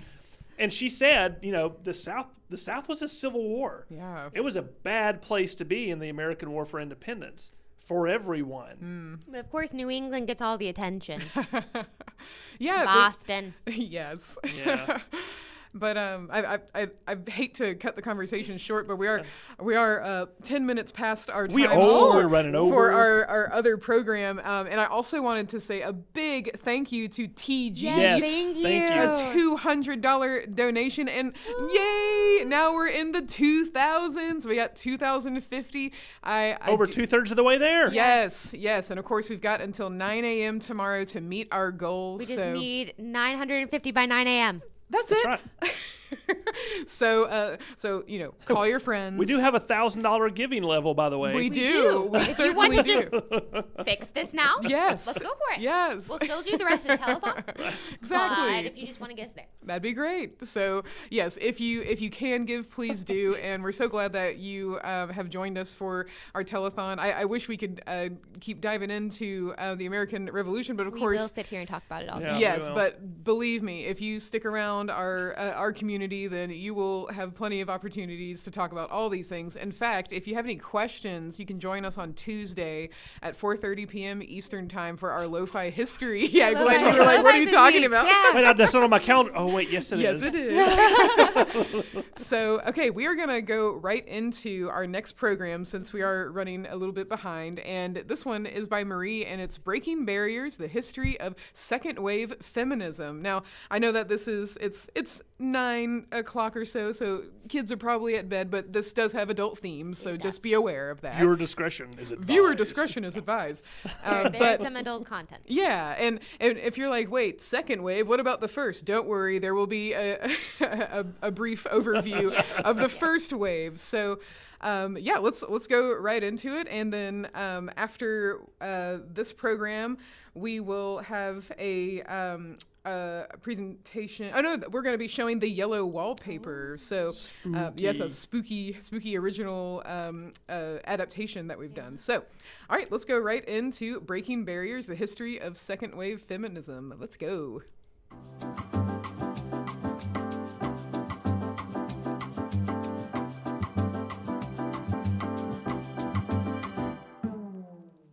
Hello, everyone, and welcome back to our second annual telethon. I am Marie Walker, the director of the Ada Mae Ivester Education Center here at the Northeast Georgia History Center. And in this time slot, I am going to be talking to you about the second wave of feminism. I will be giving you a general overview of this continuing movement. Really, this is the second wave. There was a first wave. There's a third wave, but we're going to be focusing in on the second wave today. But first off, I'm going to tell you about the first wave, because otherwise we're just jumping into the second wave, and you might not know what the first wave was. It's kind of like picking up the second book in a series without reading the first. So I'm going to give you a very small synopsis of the first wave. There's a lot that goes into the first wave, but I'm just going to give you enough to know how to jump into the second. All right? So first wave feminism. Technically, it begins in 1848 at the Seneca Falls Convention, where a group of women get together, and men were allowed on the second day. So a group of people get together, and they talk about women's rights. But not just women's rights, they also talk about the rights of currently enslaved African Americans throughout the United States, and just other general societal movements, child labor, temperance, multiple movements. But really, the general idea is about women's rights. And they write this document called the Declaration of Sentiments. And in it, they basically they write out what they want and what their goals are for this movement. So they have basically a founding document that is going to guide the movement. And really, one of their key things that they are focusing on is voting. They want voting rights. They want to be able to have a say in their government. They are saying, we are women. We are being treated as second-class citizens. We would like the right to vote because we are held by these laws. Why shouldn't we have a say by these laws? And also, they were interested in gaining more property rights, because at this time, in most states, because lots of states have different property laws, but at this time, in most states, if a woman were to get married, all of her property and wealth end up becoming the property of her husband, and he can do whatever the heck he wants with no consultation here whatsoever. So women wanted to have more rights over their own stuff. It's pretty self-explanatory. Now, one of the biggest players in the first wave that you probably have heard of is Susan B. Anthony. Now, Susan B. Anthony, while she gets a whole lot of credit, didn't do a whole lot. She was a giant face of the movement. She was a giant voice in the movement, but she didn't actually get a whole lot accomplished. Because when Susan B. Anthony was being such a big voice in the women's suffrage movement, it was at a time when the suffrage movement was splitting. So 1848, we have the Seneca Falls Convention. These movements are going strong until we get to the American Civil War, which has a huge issue with, the way that slavery, that issue gets settled during that war, but women's rights kind of go out the window and do not come back for a little bit. But because the Civil War and then grappling with the aftermath of that, and also you have the 13th, 14th, and 15th Amendment dealing with African Americans becoming, specifically African American men, being freed from slavery, and then getting the right to vote and becoming citizens. Well, with the 14th Amendment, Susan B. Anthony was one of those people where it was like, hey, they're getting the right to vote. Why don't we just also get the right to vote at the same time, since you're giving people the right to vote? That would be really great. And then they were like, no, the government being them. They were like, no, we're not going to give the right to vote to women right now, just to black men, because they're men. And well, there became a divide in the women's suffrage movement where people who were like, we should champion the 14th Amendment as it is because expanding voting rights for anybody is a great thing. And then there are people like Susan B. Anthony who was like, I want to be included in this and I'm not and I'm mad and therefore I'm not going to support it until women are also included in that. And well, that caused a lot of problems. And because there was such a big divide, the women's suffrage movement did not make like any gains until after World War I. We start to see the women's suffrage movement get a bigger rallying cry at the turn of the century. You know, it's the turn of the century. It's time for change. Yay! There's this whole progressive wave going on. And then you have the Great War, World War I, which in a way put a damper on the women's suffrage movement, but also in a way advanced it, especially in Great Britain. And at this time, you're thinking, well, you're talking about America. Why are you talking about Great Britain, Marie? Well, I'll tell you, it's because we're very closely related in terms of social movements, in terms of being, progressive and social movements going on. They're very closely linked, especially at this time. So strides for people in Great Britain with women's suffrage, the suffragists over there, or the suffragettes over there. We're suffragists in America. Very subtle difference. But the suffragists and suffragettes will know. So the suffragettes over in England are making great strides because, the Great War greatly affected England way more than it affected America. Because you have way more fighting going on over there and they are involved in it for a much longer time than America is. But during the Great War, these women, they're really proving themselves that they really care about their country. They're willing to sacrifice for their country, to go to war for their country, even though they're not allowed on the front lines or in battlefield positions. They are very much in auxiliary positions and support staff positions, nurses, telephone operators, and also filling roles that men had left behind and doing things that are not considered womanly or feminine because there's no one else to do them, so that they're just going to step up and do it. And this was seen by everyone, just how these women stepped up to the plate for their country because they love their country. They want to do what's best for it. And seeing this, they were like, oh, wow, the women, well, they did a really great job with the Great War. We should give them the right to vote. So eventually, England gives them the right to vote. A couple of years later, America follows suit with the 19th Amendment in 1920. But a lot of this is due, sometimes it's called like the Susan B. Anthony Amendment. Susan B. Anthony was dead and gone before this was passed. It was really Alice Paul, who does not get enough credit for all of the stuff she did.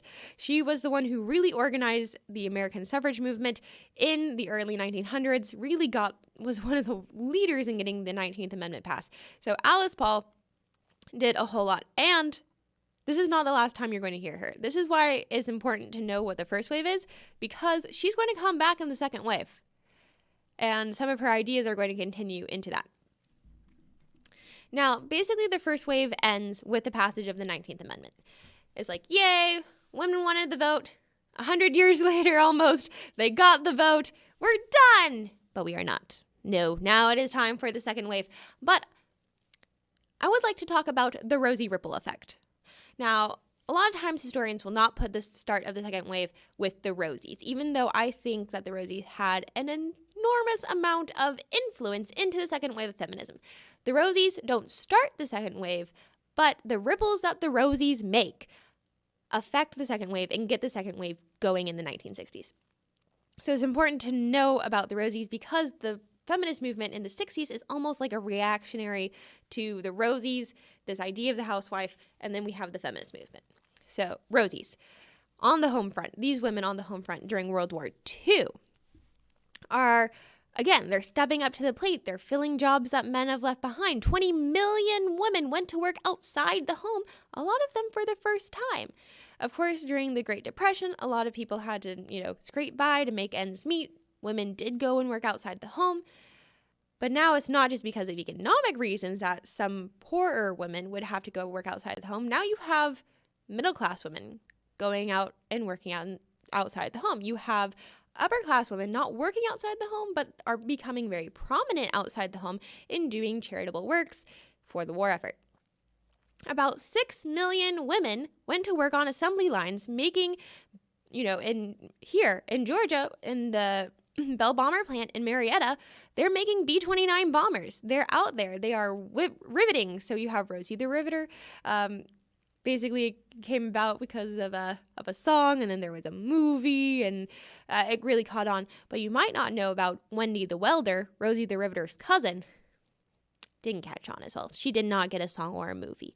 But we have women, and they are riveting, and they are welding, and doing things that are like very masculine. They're building their muscles. Welding and riveting require a good amount of strength.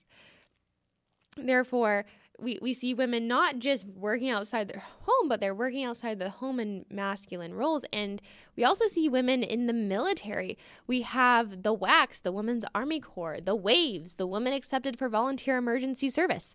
And we have the WASP, the Women's Air Force Service Pilots.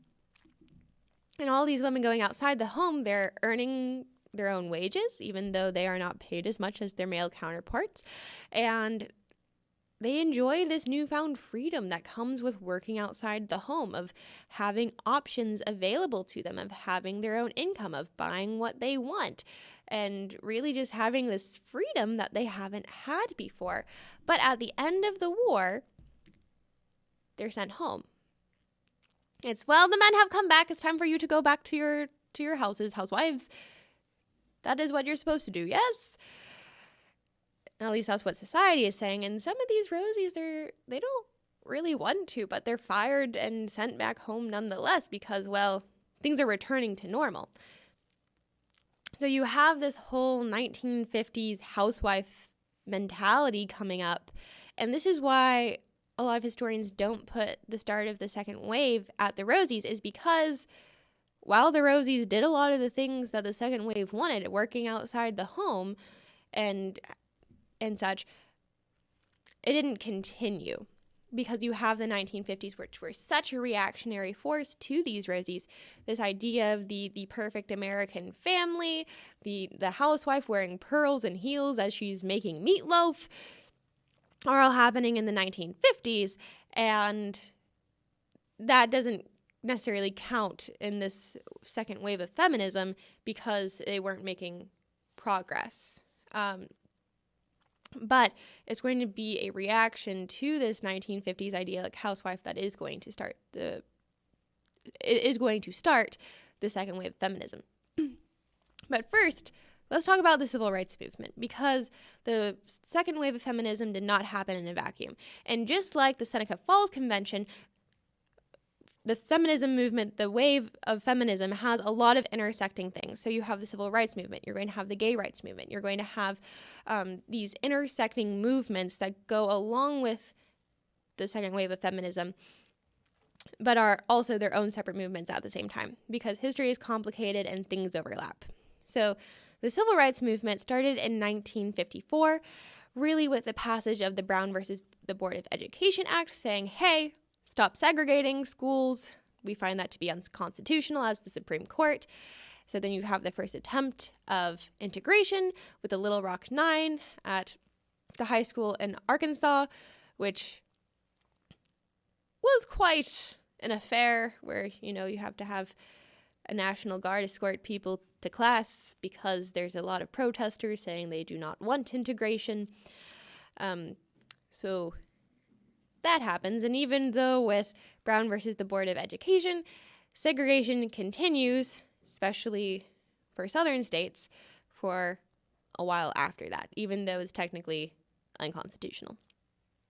In 1955, we have the Montgomery bus boycott, where Rosa Parks refuses to give up her seat to a white man and continues to stay seated on that bus, is then arrested, starting the Montgomery bus boycott, in which black citizens of Montgomery, as well as white citizens of Montgomery, then refused to use the buses as long as they were segregated in that way. Around this time, we also have Martin Luther King Jr. coming onto the scene as a large civil rights figure, as a large leader in the civil rights movement with his campaigns about civil rights. And all of this really culminates in part with the Civil Rights Act of 1964. And in that, the Title VII of that Civil Rights Act says that it is ending discrimination in the workplace, saying that it is therefore now illegal to discriminate based on race, the color of skin, religion, the nation of a person's origin, but it doesn't mention sex.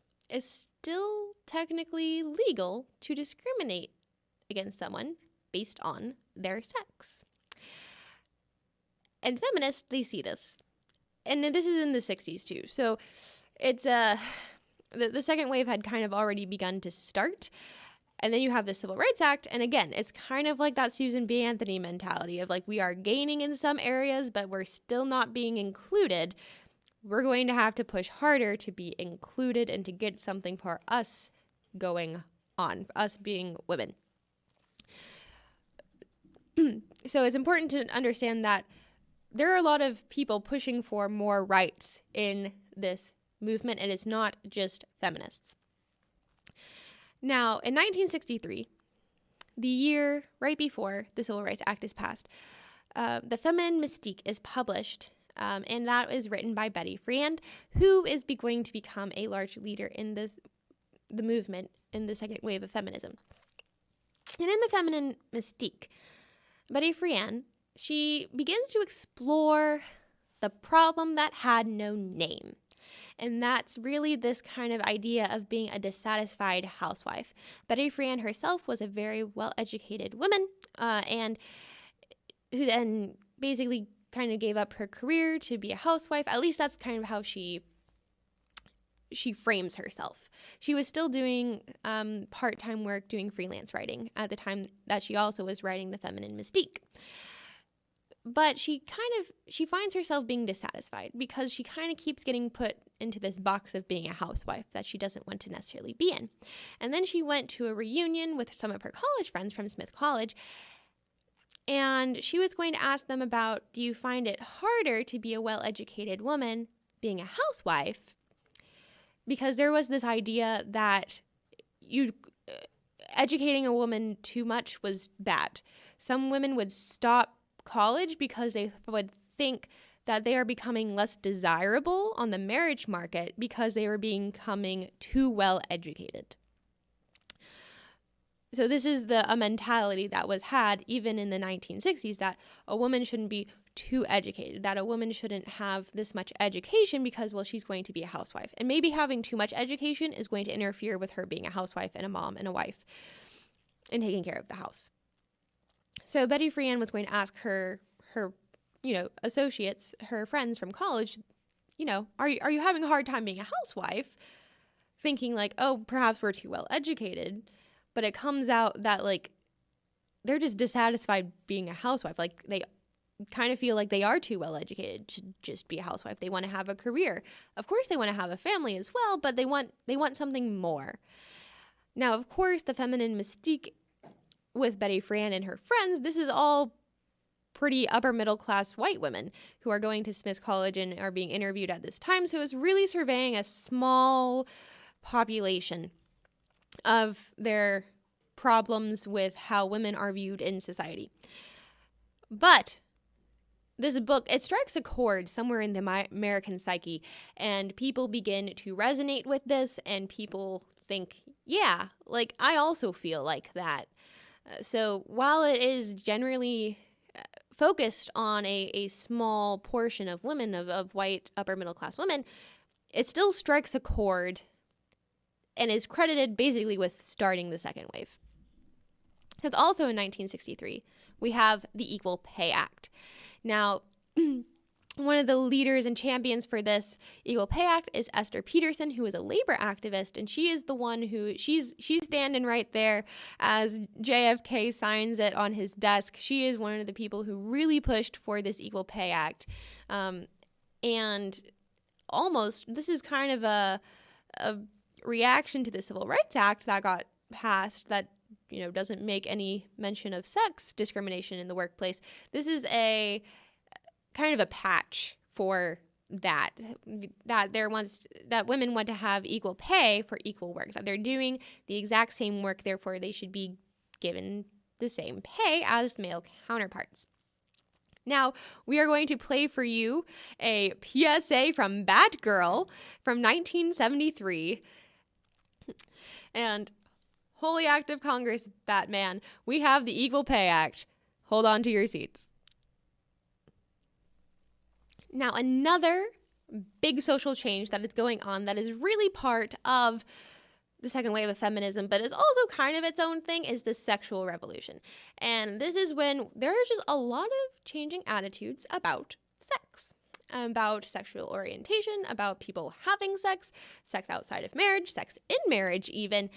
There's just a lot of changing attitudes, and this has not been seen since really the 1920s. Think flappers. Flappers also had this kind of attitude of being promiscuous and kind of just shedding these Victorian ideals of being, of purity and, having a high standard, even though the Victorians, they did a whole bunch of stuff. They did not, they were portrayed in a certain way. That doesn't mean that they acted in a certain way.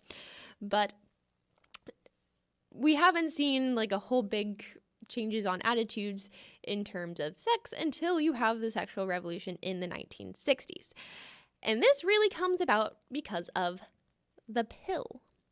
So in 1960, the FDA approved what we know as the birth control pill. But it wasn't necessarily marketed at first as a birth control pill. It was kind of marketed as it keeps period regular, but there's also some side effects. Wink, wink, like you can't get pregnant while you're on it.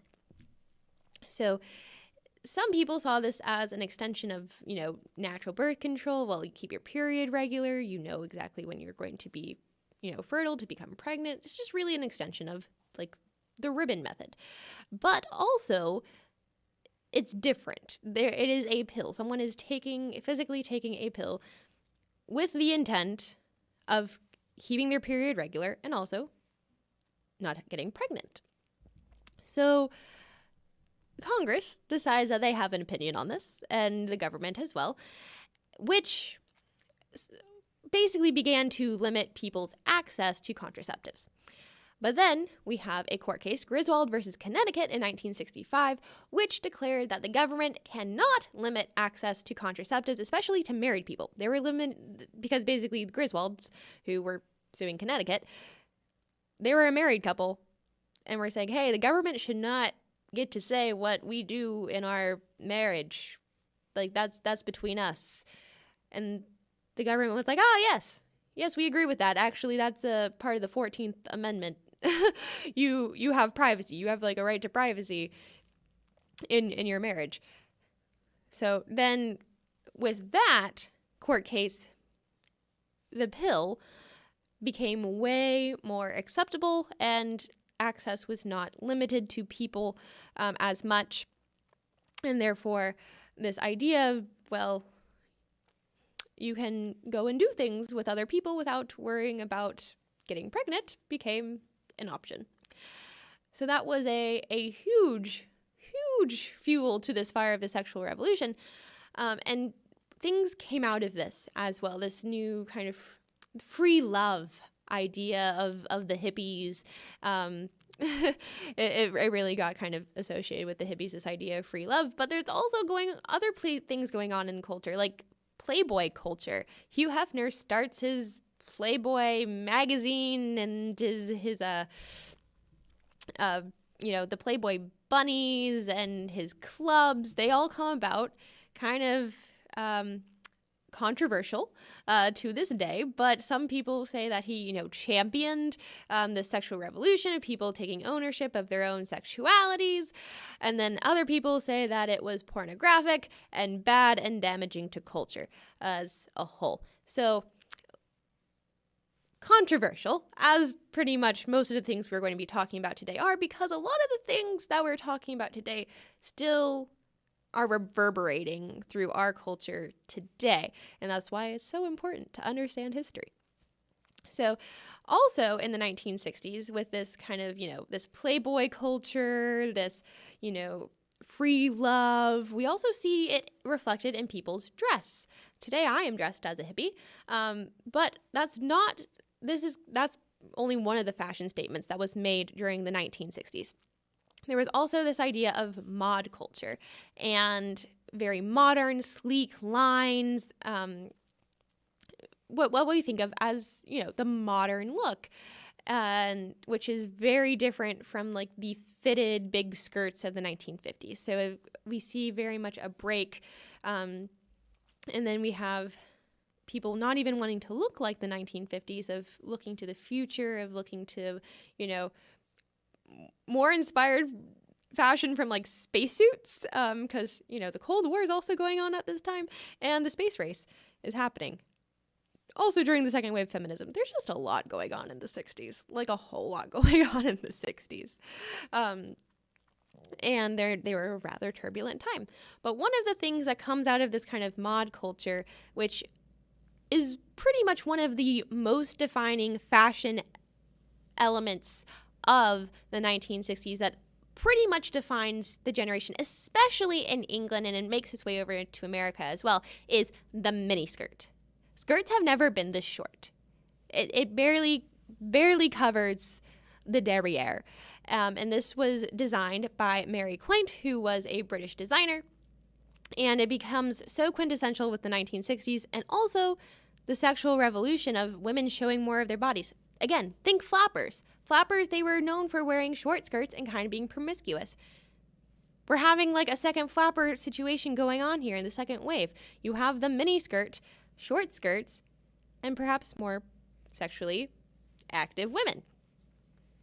And this idea of women being able to show more of their bodies because they want to, it really resonated within the culture of the sexual revolution, and also within the second wave of feminism. But as we were talking about Playboy culture and how some people were pro and some people were anti, this kind of very public, and it was very public and almost it normalized these images that at some points, they've always been there, but they have been not mainstream. They had not come to be commonplace. So this idea of them becoming commonplace was unsettling to some people. And some people thought, again, that this was good, that, people are exploring different sides of themselves and their sexuality, and other people were like, don't know about that. So one of the people who was investigating if this is good or bad was Gloria Steinman, who you will know because she is such a huge figure in the second wave of feminism. I'm sure you've heard that name before. But she actually rose to fame in the women's movement because of her exposé, A Bunny's Tale, in which she went undercover as a Playboy bunny and exposed a lot of sexual abuse and harassment that was going on within these Playboy clubs. And that expose was one of the things that really got her a lot of fame and attention. Gloria Steinman then goes on to be a huge leader in the women's liberation movement. She is the co-founder of Ms. Magazine, which really is a magazine dedicated to women's issues at the time. And basically, it's from the cover to the back page, it is all about women's issues, women's rights that are going on in the 1960s, as well as some other things. But that main focus of the magazine is women's rights.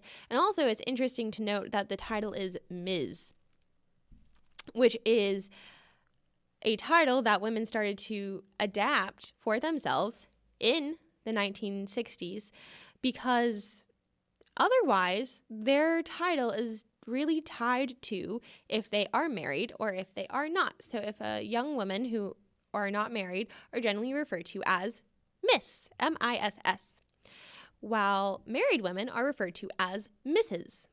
So you can be Mrs. So-and-so, and sometimes that Mrs. would even be, you're not just taking your husband's last name, it would be his first name. So you can be Mrs., your husband's name. Your identity really kind of fades to being your husband.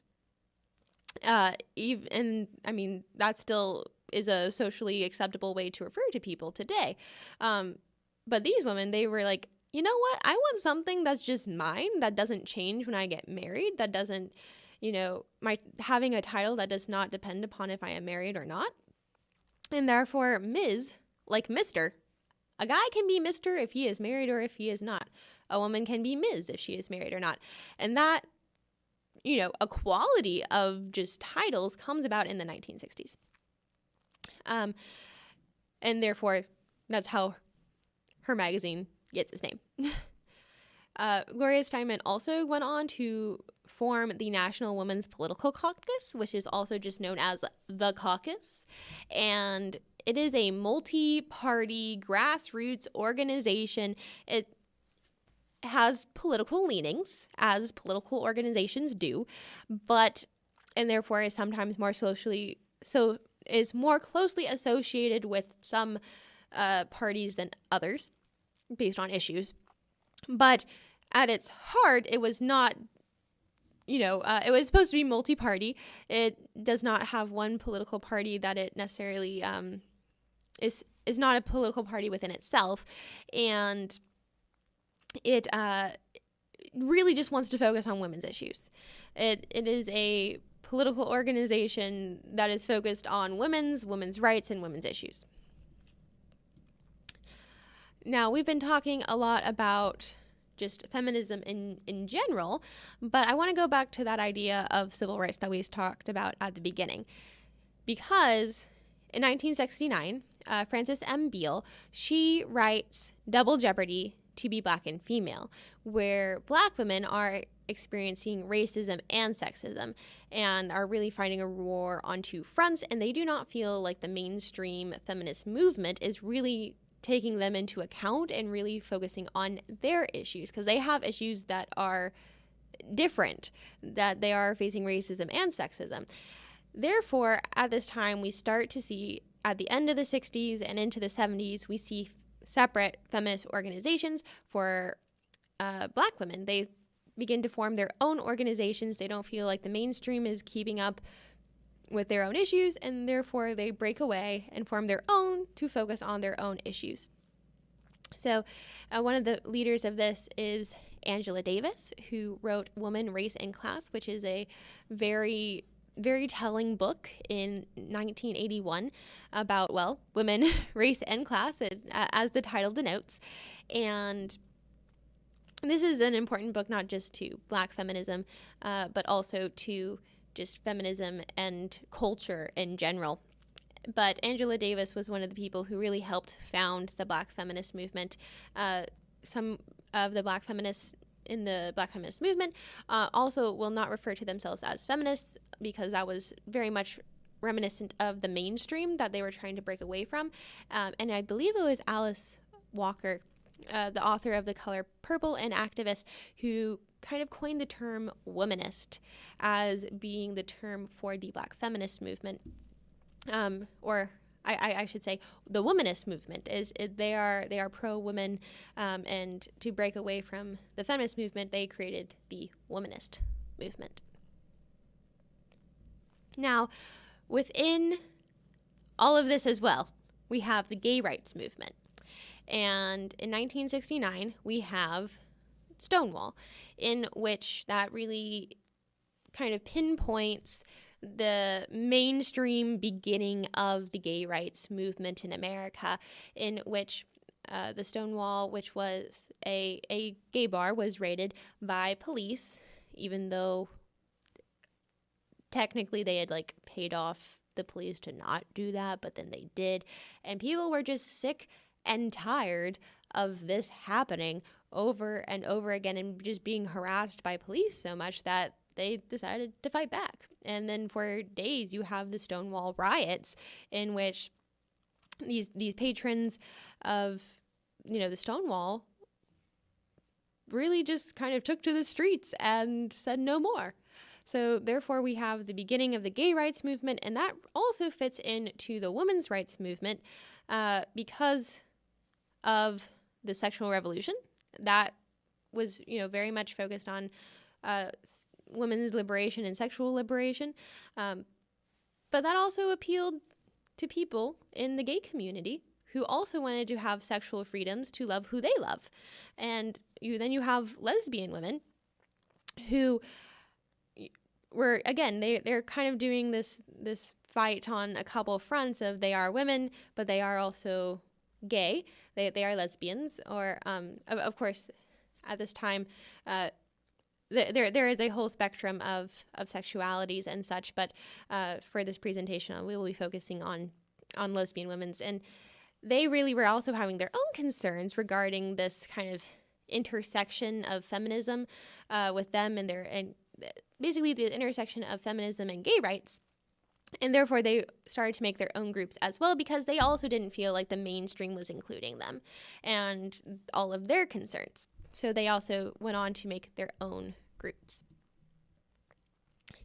So that kind of concludes the 1960s of the second wave of feminism. But the second wave of feminism also goes into the 1970s. The 1960s and 1970s are when the second wave like really hits its peak. Waves, they come and they go, and then they come back again. So we're really starting to hit like the peak. We hit the peak in the late 60s, and then we're starting to go over into the 70s. So in the 70s, 1972 to be exact, Congress passes the ERA. Now, what is the ERA? Well, that is the Equal Rights Amendment, which would be an amendment to the Constitution, basically saying that women are equal to men. That is technically not in our Constitution. Some people like to try to read it into the Constitution, that like, oh, well, it's already there. Questionable. That is for legal experts and constitutional experts to decide, but a lot of women, especially women in the second wave of feminism, and also women in the first wave of feminism, did not feel like the Constitution guaranteed in plain writing equality of the sexes. It was based upon interpretation. Therefore, interpretation versus, it being there in black letters is different, because that depends on who's in power as to who can interpret things in which way. So a lot of women felt like they needed to have an amendment to the Constitution stating this. And in 1923, Alice Paul, yes, she comes back. Alice Paul proposed the ERA to Congress. But it's not until 1972 that Congress decides to pass it. So it was about like 50 years in which they were like, well, think about it. So in 1972, the second wave of feminism is hitting a peak. People want change. We then have the ERA pass. But, of course, as we know, passing in Congress does not mean that the amendment gets to take place. It then has to be ratified by 3/4 of the states. At this time, there are 50 states. That means that they have to have 38 states to pass this. And then, so some states are, they pass it. It's not really a big deal. Other states, not so much. And then on to the scene, we have Phyllis Schlafly, who organized the very, very directly named Stop ERA. Because I enjoy how direct that name is. You don't have to guess about what she wants and what the organization wants. It's right there in the name. It is very direct. She had her points. And that was to stop the ratification of the ERA. And Phyllis Schlafly is such an interesting woman who I do not think gets enough attention or study, because she almost single-handedly starts the conservative movement that takes over in the 1980s and gets Ronald Reagan into office. And a lot of times it's, kind of branded as the Reagan Revolution. And Phyllis Schlafly kind of doesn't get credit for starting this movement, because she really started this grassroots organization. It was very much a grassroots organization, to where she organized what was sometimes perhaps more either jokingly or pointedly described as little old ladies in tennis shoes, going door to door, pounding the pavement, getting their point across of stopping the ERA. And they had some interesting points about why the ERA should not pass. They basically felt like the ERA would take away privileges that women had, such as getting alimony or women being excluded from the draft. And therefore, they didn't want this to pass because they thought this would take away women's quote-unquote privileged place in society. And this is just such an interesting argument that she makes, because this gets argued again for people who were anti-women's suffrage, such as Mildred Rutherford, who was a very prominent woman from Georgia who argued against women's suffrage, basically saying almost the same things, saying that, you know, the vote having a political voice for women, well, that takes away their privileged place in society. So there's a lot of refrains that come up in these movements. And this even goes back to this idea of women having this privileged place in society in the domestic sphere. That goes back to the Victorian cult of domesticity that takes place in the 19th century. So it's a very deeply rooted idea that Phyllis Schlafly is espousing here in her Stop the ERA campaign. So it doesn't come out of nowhere. Nothing comes out of nowhere.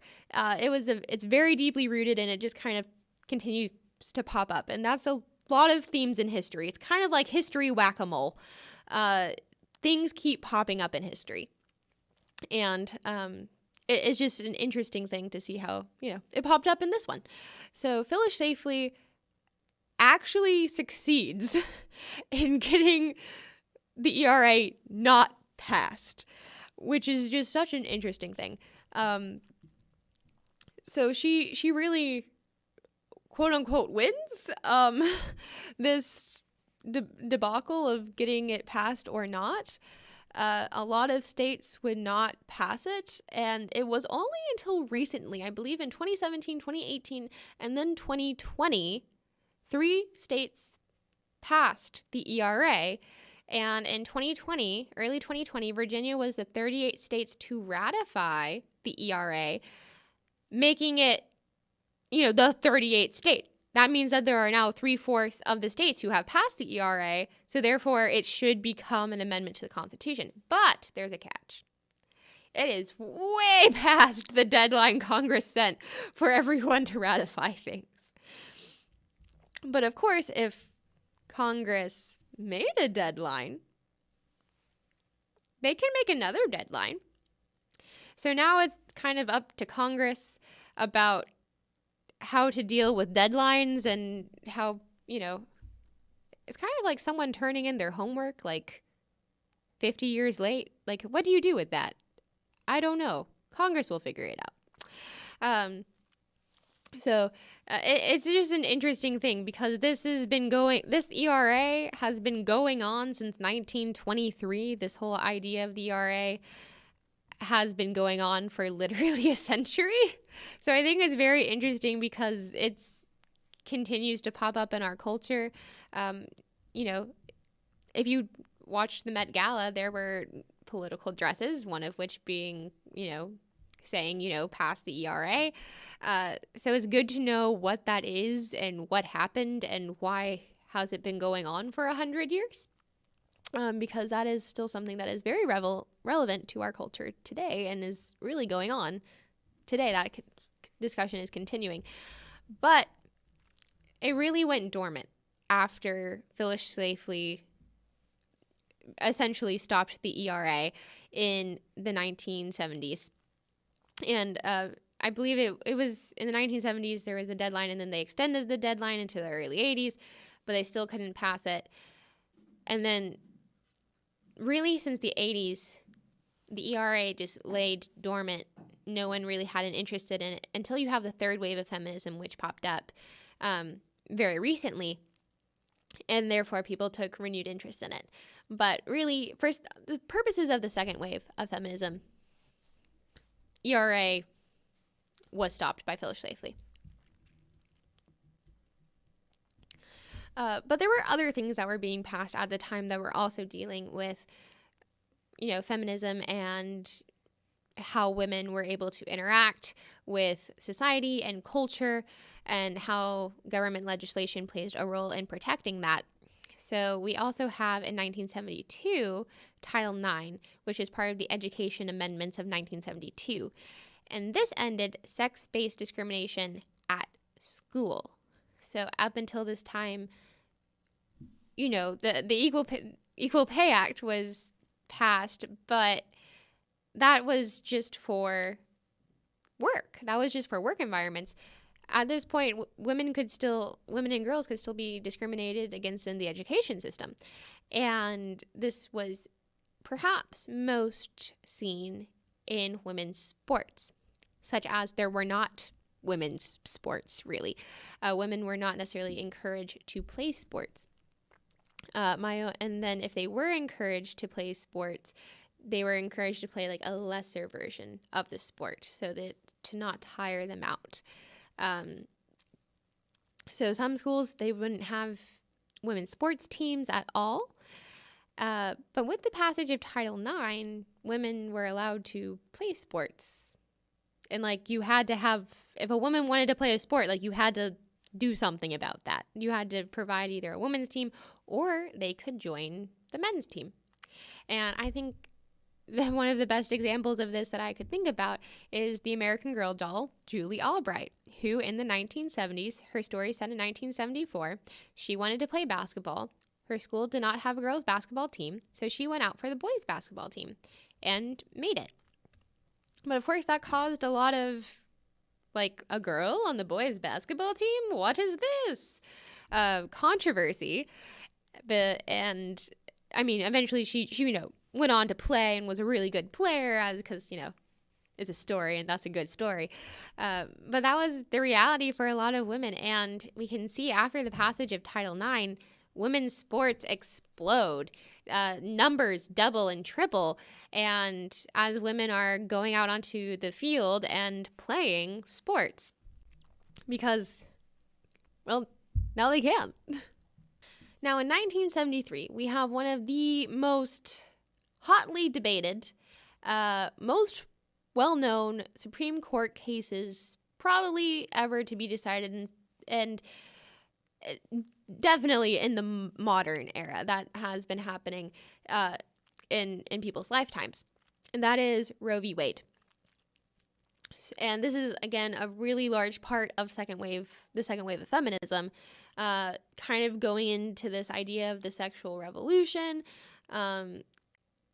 And, well, here we are at Roe v. Wade. And this is probably like the last big thing of the women's women's movement in the 1960s and 70s in the second wave.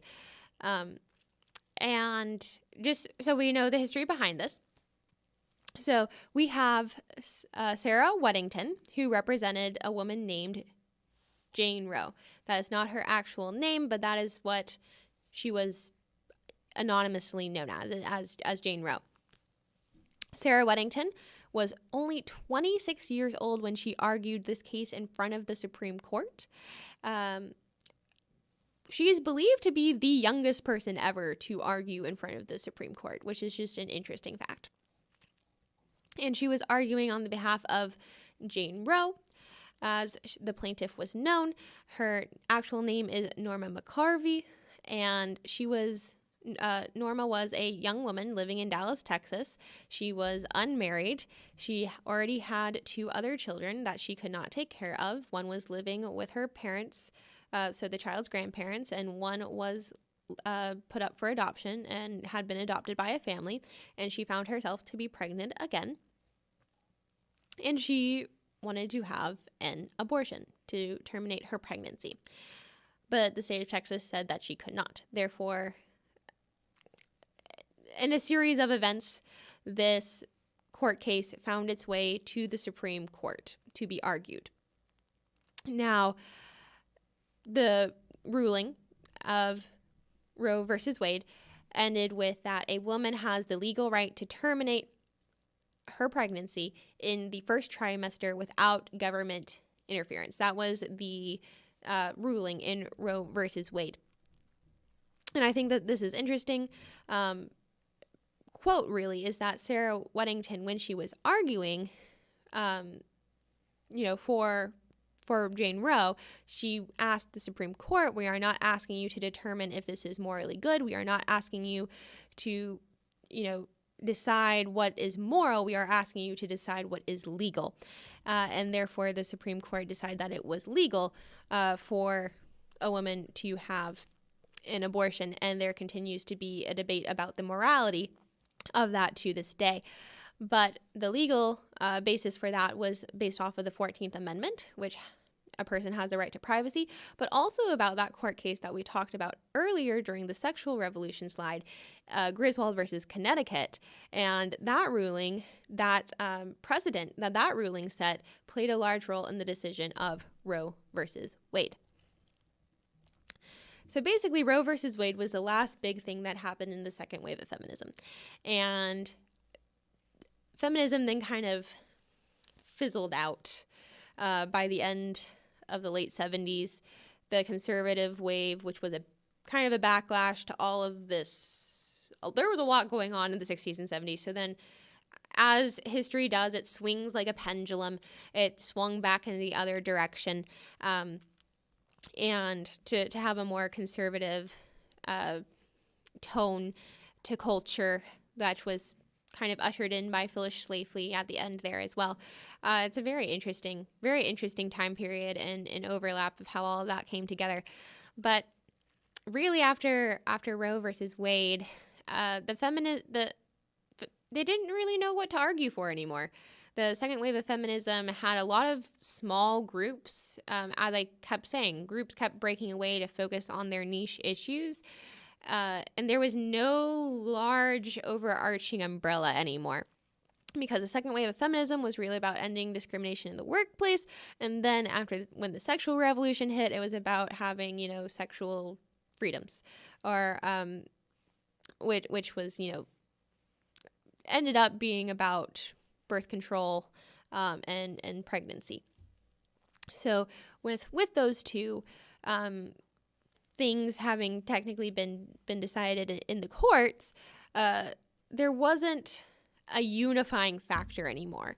And of course, feminism continued, but the large wave had died down because there was no unifying factor to continue the group's momentum and movement until we have the third wave. But that is still going on. History books have not been written about that. So I will end it there, as the second wave has come to a close. I hope you found this interesting, and perhaps, there's a lot of this that reverberates into the third wave as well that we are experiencing now.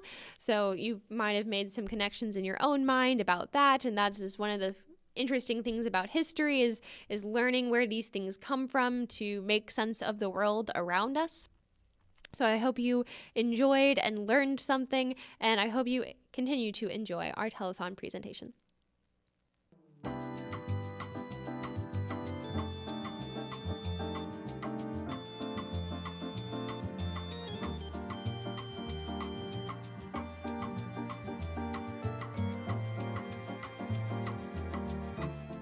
All right. Hello, everyone. Hey, everyone. It's getting late, but I hope you enjoyed that presentation by Marie about second wave feminism. And I'm also really want to thank Sandra Williams for her donation of $100. And thank you so much to Matt House for your donation of $50. Thanks, Matt. Thanks, Sandra. Yes, thank you so much. And we are at $2,200, which is super exciting. That's actually kind of close. Yeah. So we're really close. We're getting there. We have until 9 a.m. tomorrow to meet our goal. So we hope that if you can chip in, if you haven't already, then please do. And we have a 10 p.m. program that should be happening right now. So, so the next program that we have is the yellow wallpaper, and this was a really cool project that I worked on with Marie, and this is an adaptation of a short story, and it's very, very much almost like a psychological thriller.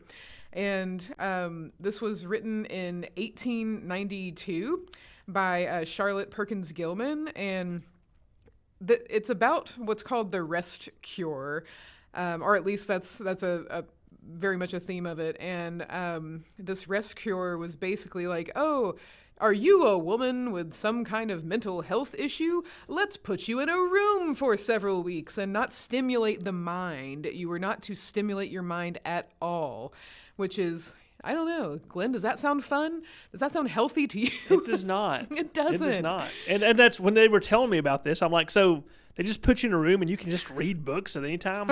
No. You just go in a room and you're not supposed to do and anything. You stare at the wallpaper. I can't imagine a worse torture, to be honest. I think I'd rather have my arm twisted off. Right. So Charlotte Perkins Gilman actually underwent the rest cure, and she wrote this as a response to it. And so we're going to see, this is an abridged version of the Yellow Wallpaper. It is a short story, so I do recommend reading it for yourself. And so we made our own film adaptation of this, and we also have an interview with a professor that gives us more context to the short story and the rest cure as well.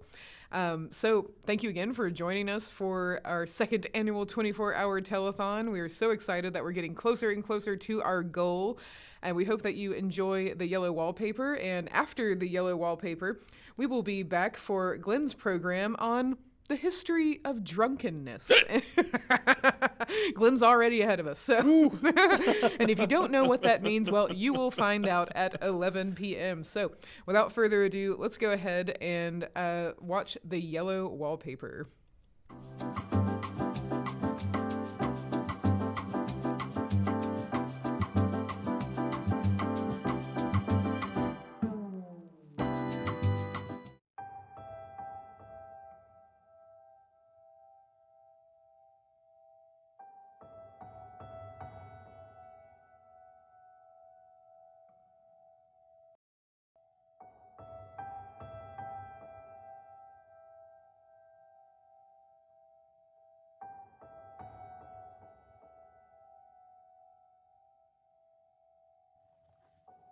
It is very seldom that mere ordinary people, like John and myself, secure ancestral halls for the summer.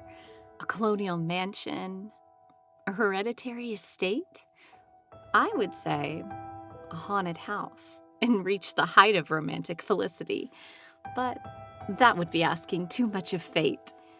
Still, I will proudly declare that there is something queer about it. Else, why should it be let so cheaply?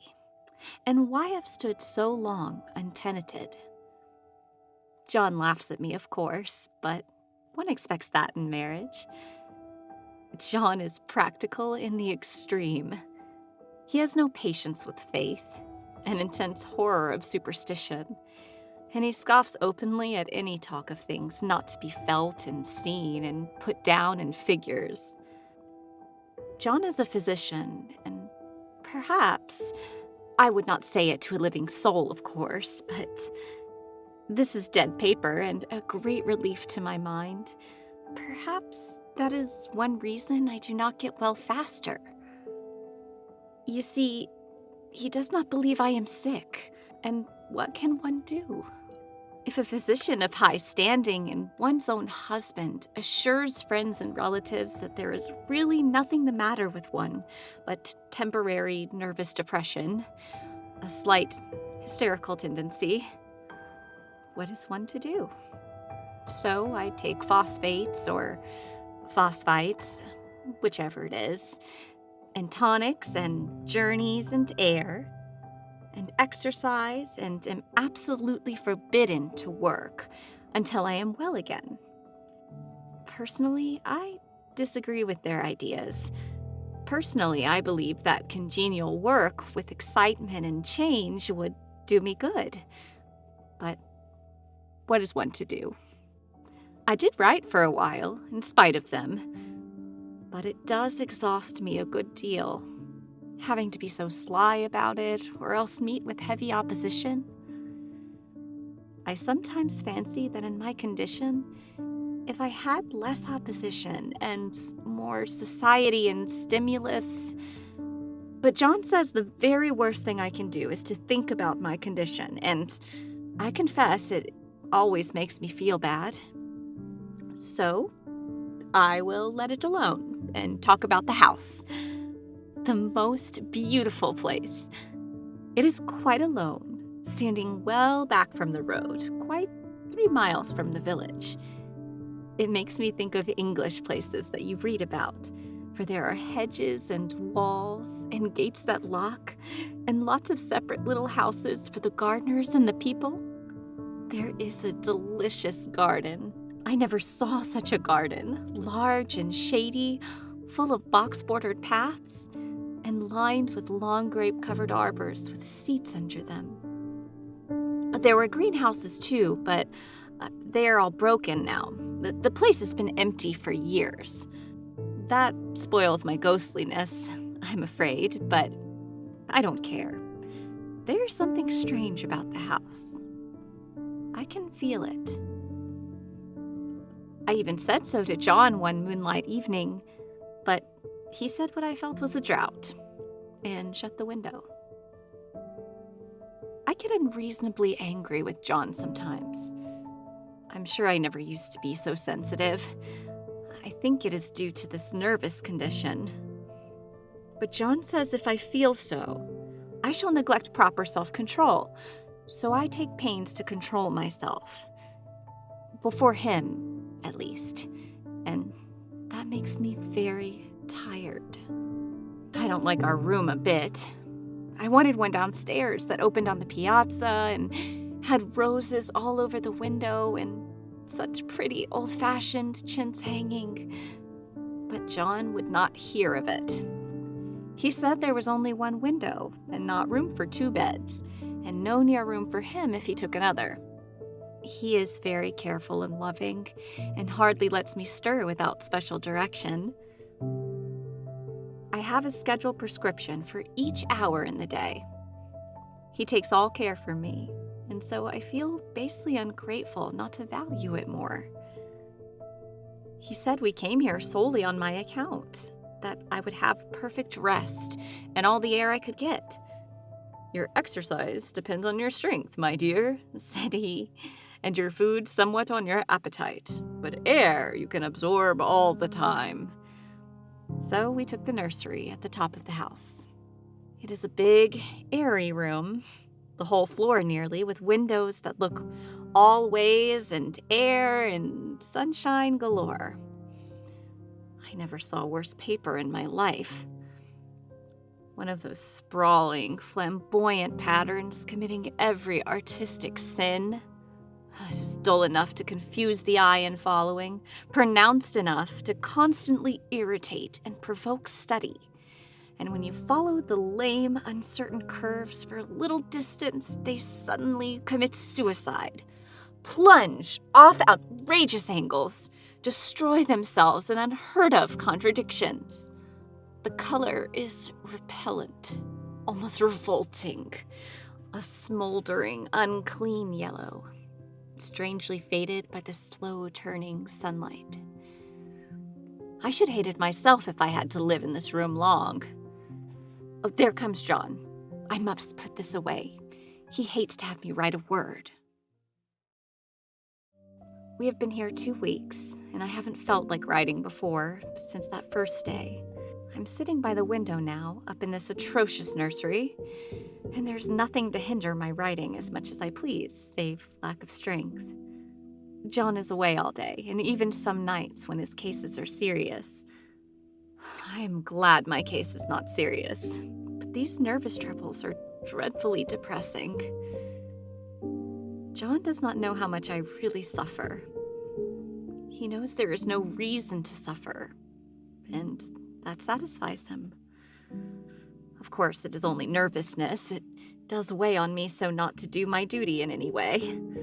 I meant to be such a help to John, such a real rest and comfort, and here I am, a comparative burden already.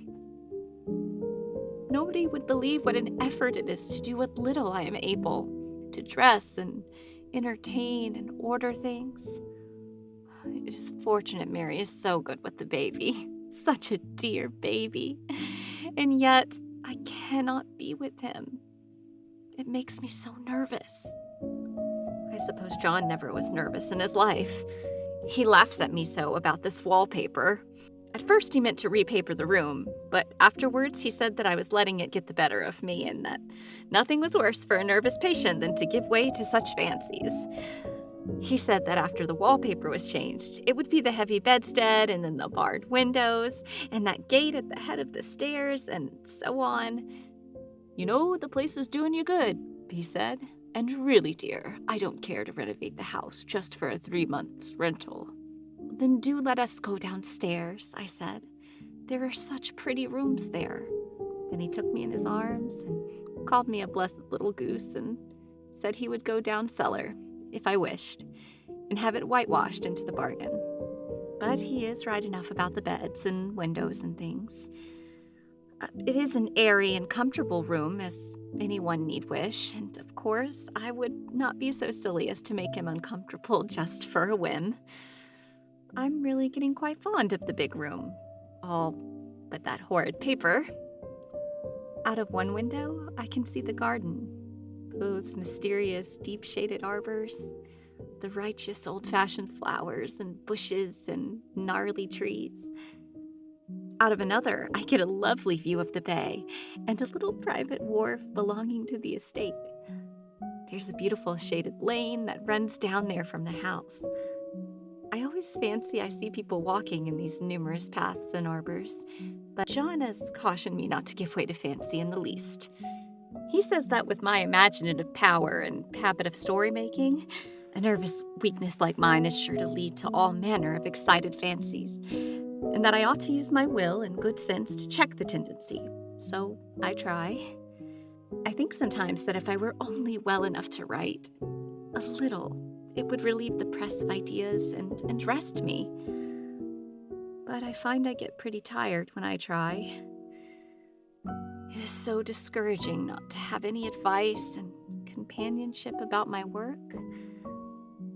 When I get really well, John says we will ask Cousin Henry and Julia down for a long visit. But he says he would as soon put fireworks in my pillowcase as to let me have those stimulating people about now. I wish I could get well faster, but I must not think about that.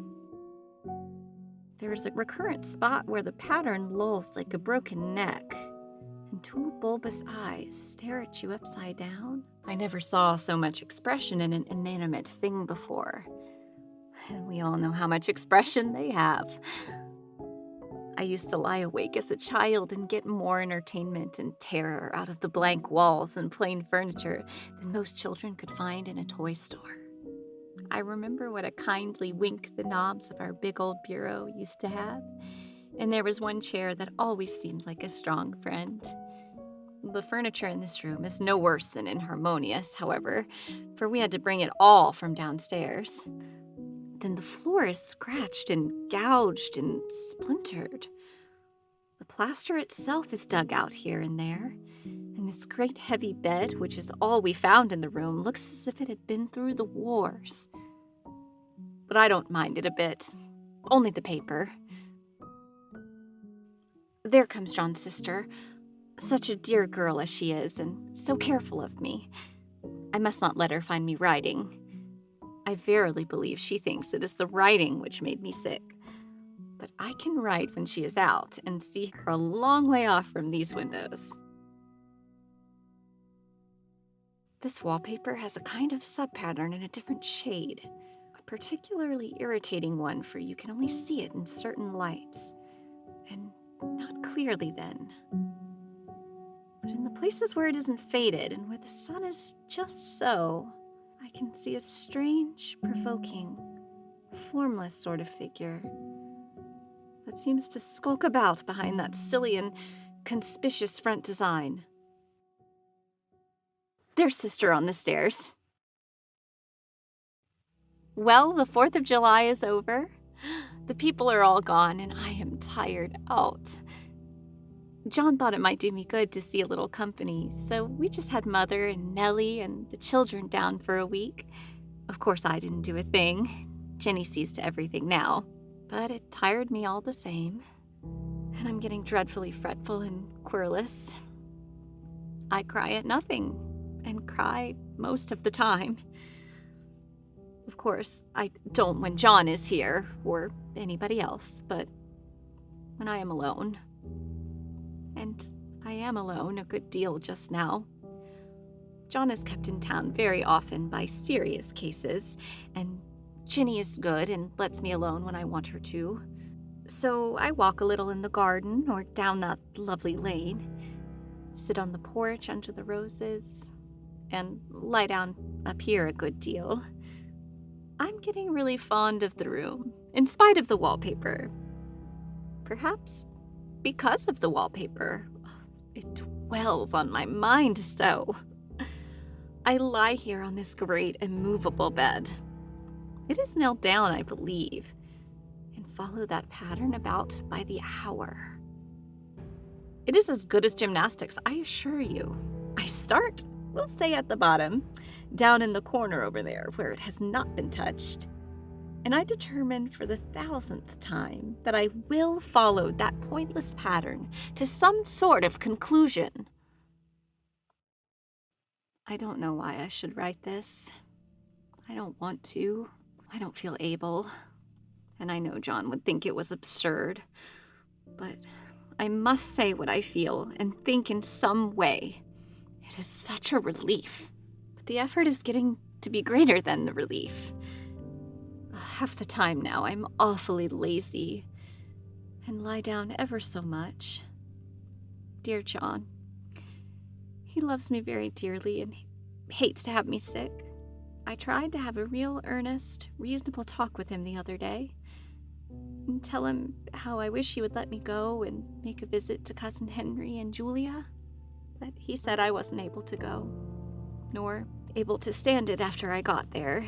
And I did not make out a very good case for myself, for I was crying before I had finished. It is getting to be a great effort for me to think straight. Just this nervous weakness, I suppose.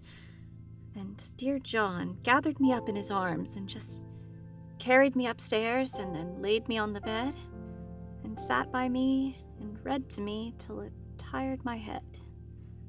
He said I was his darling and his comfort and all he had, and that I must take care of myself for his sake and keep well.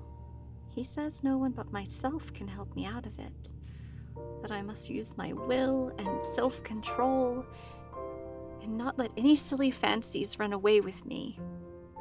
There's one comfort. The baby is well and happy and does not have to occupy this nursery with this horrid wallpaper. If we had not used it, that blessed child would have. What a fortunate escape. I wouldn't have a child of mine, an impressionable little thing, live in such a room for worlds. I never thought of it before, but it is lucky that John kept me here after all. I can stand him so much easier than a baby, you see. There are things in that paper that nobody knows but me, or ever will. Behind that outside pattern, the dim shapes get clearer every day. It is so hard to talk with John about my case because he is so wise and because he loves me so. But I tried it last night. It was moonlight. The moon shines in all around just as the sun does. I hate to see it sometimes. It creeps so slowly and always comes in by one window or another. John was asleep and I hated to waken him, so I kept still and watched the moonlight on that undulating wallpaper till I felt creepy. The faint figure behind seemed to shake the pattern, just as if she wanted to get out. I got up softly and went to feel and see if the paper did move. And when I came back, John was awake. "What is it, little girl?" he said. "Don't go walking about like that. You'll get cold." I thought it was a good time to talk, so I told him that I really was not gaining here and that I wished he would take me away. "Of course, if you were in any danger, I could and would, but you really are better, dear, whether you can see it or not. I am a doctor, dear, and I know. Bless her little heart, said he with a big hug. She shall be as sick as she pleases. Really, dear, you are better. On a pattern like this by daylight, there is a lack of sequence, a defiance of a law that is a constant irritant to a normal mind. The color is hideous enough and unreliable enough and infuriating enough, but the pattern is torturing. You think you have mastered it, but just as you get well underway in following, it turns a back somersault, and there you are. It slaps you in the face, knocks you down, and tramples upon you. It is like a bad dream. The outside pattern is a florid arabesque, reminding one of a fungus. By moonlight, the moon shines in all night when there is a moon. I wouldn't know it was the same paper. At night, in any kind of light, it becomes bars. And the woman behind it is as plain as can be. I didn't realize for a long time what the thing was that showed behind that dim sub-pattern, but now I am quite sure it is a woman. By daylight, she is subdued, quiet. I fancy it is the pattern that keeps her so still. It is so puzzling. I lie down ever so much now. John says it is good for me, and to sleep all I can. He started the habit by making me lie down for an hour after each meal. It's a very bad habit, I'm convinced, for you see, I don't sleep. And that cultivates deceit, for I don't tell them I'm awake. Oh no. The fact is, I'm getting a little afraid of John. He seems very queer sometimes. I have watched John when he did not know I was looking and come into the room suddenly on the most innocent excuses. And I've caught him several times looking at the paper. And Jenny, too. I caught Jenny with her hand on it once.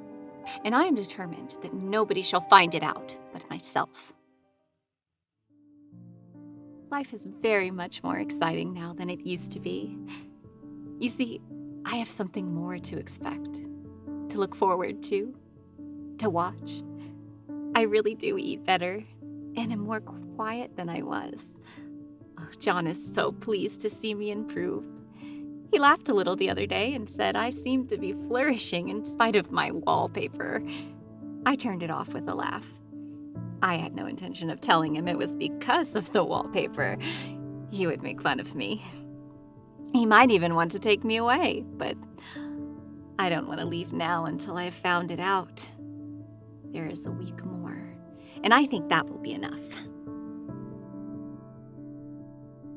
I'm feeling ever so much better. I don't sleep much at night, for it is so interesting to watch developments, but I sleep a good deal in the daytime. In the daytime, it is tiresome and perplexing. There are always new shoots on the fungus and new shades of yellow all over it. I cannot keep count of them, though. It is the strangest yellow, that wallpaper. It makes me think of all the yellow things I ever saw. Not beautiful ones like buttercups, but old, foul, bad yellow things. But there's something about that paper. The smell.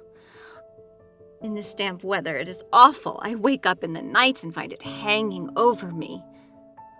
It used to disturb me at first. I thought seriously of burning the house to reach the smell, but now I'm used to it. The only thing I can think of that is like the color of the paper. A yellow smell. I really have discovered something at last. Through watching so much at night, when it changes so, I have finally found it. The front pattern does move. And no wonder. The woman behind shakes it. Sometimes, I think there are a great many women behind, and sometimes only one. And she crawls around fast, and her crawling shakes it all over. Then, in the very bright spots, she keeps still. In the very shady spots, she just takes hold of the bars and shakes them hard. And she is all the time trying to climb through, but nobody could climb through that pattern. It strangles so. If only that top pattern could be gotten off from the under one. I mean to try it. There are only 2 more days to get this paper off, and I believe John is beginning to notice. I don't like the look in his eyes. He asked me all sorts of questions, too, and pretended to be very loving and kind, as if I couldn't see through him. Still, I don't wonder he acts so, sleeping under this paper for 3 months. It only interests me, but I feel sure John and Jenny are secretly affected by it. Hurrah! This is the last day, but it is enough. John to stay in town overnight, and I won't be out until this evening. As soon as it was moonlight, and that poor thing began to crawl and shake the pattern, I got up and ran to help her. I pulled, and she shook. I shook, and she pulled, and before morning we had peeled off yards of that paper. And then when the sun came and that awful pattern began to laugh at me, I declared I would finish it today. I have locked the door and thrown the key down into the front path. I don't want to go out, and I don't want to have anybody come in till John comes. I want to astonish him. I've got a rope up here that even Jenny did not find. If that woman does get out and tries to get away, I can tie her. There's so many of those creeping women, and they creep so fast. I wonder if they all come out of that wallpaper as I did. I suppose I shall have to get back behind the pattern when it comes night, and that is hard. It is so pleasant to be out in this great room and creep around as I please. Why, there's John at the door. It is no use, young man, you can't open it. Oh, how he does call and pound. Now he's crying for an axe. I would be ashamed to break down that beautiful door. John, dear, said I in the gentlest voice, the key is down by the front steps, under a plantain leaf. That silenced him for a few moments. Then he said, very quietly, open the door, my darling. I can't, said I. The key is down by the front door, under a plantain leaf. And then I said it again, several times, very gently and slowly, and said it so often that he had to go see. And he got it, of course, and came in. He stopped short by the door. What is the matter? He cried. For God's sake, what are you doing? I kept on creeping just the same, but I looked at him over my shoulder. I've got out at last, said I, in spite of you and Jane. And I've pulled off most of the papers, so you can't put me back. Now, why should that man have fainted? But he did, and right across my path by the wall, so that I had to creep over him every time.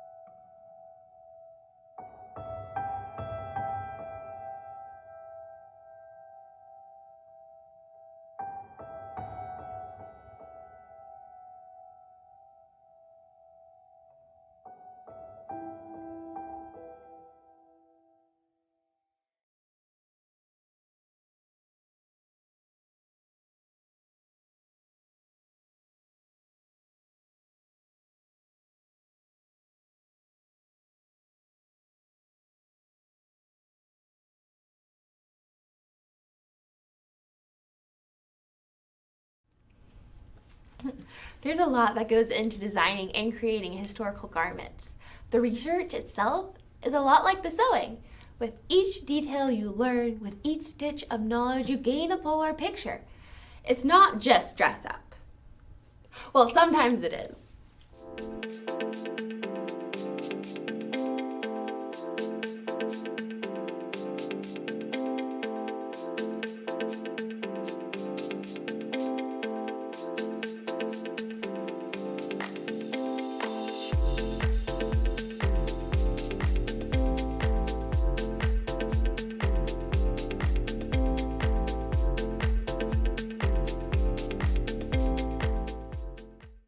Hi everyone, I'm Marie Walker, the director of the Ada Mae Ivester Education Center here at the Northeast Georgia History Center. I first began as a living history interpreter for the History Center's Family Days going back to 2016. Since officially joining the History Center in May of 2020, I have had so much to reflect on. The joy of having a job where I can share my love and passion for history, overcoming the challenges of providing programs during a pandemic, and the gratitude I feel for all of our members and viewers around the whole world. Today, I am asking for your donation. $1, $5, $20, $1,000, anything truly does help. There are several ways that you can give. 1, click on the link below. 2, give us a call at 770-297-5900. Or, number 3, drop by or mail a check to 322 Academy Street Northeast, Gainesville, Georgia, 30501. We appreciate your support so much. Now, I've got some more dresses to make.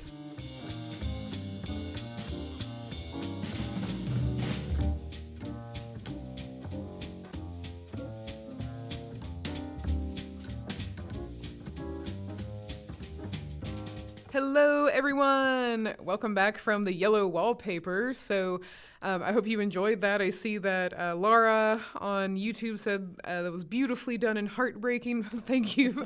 Thank you very much for that compliment.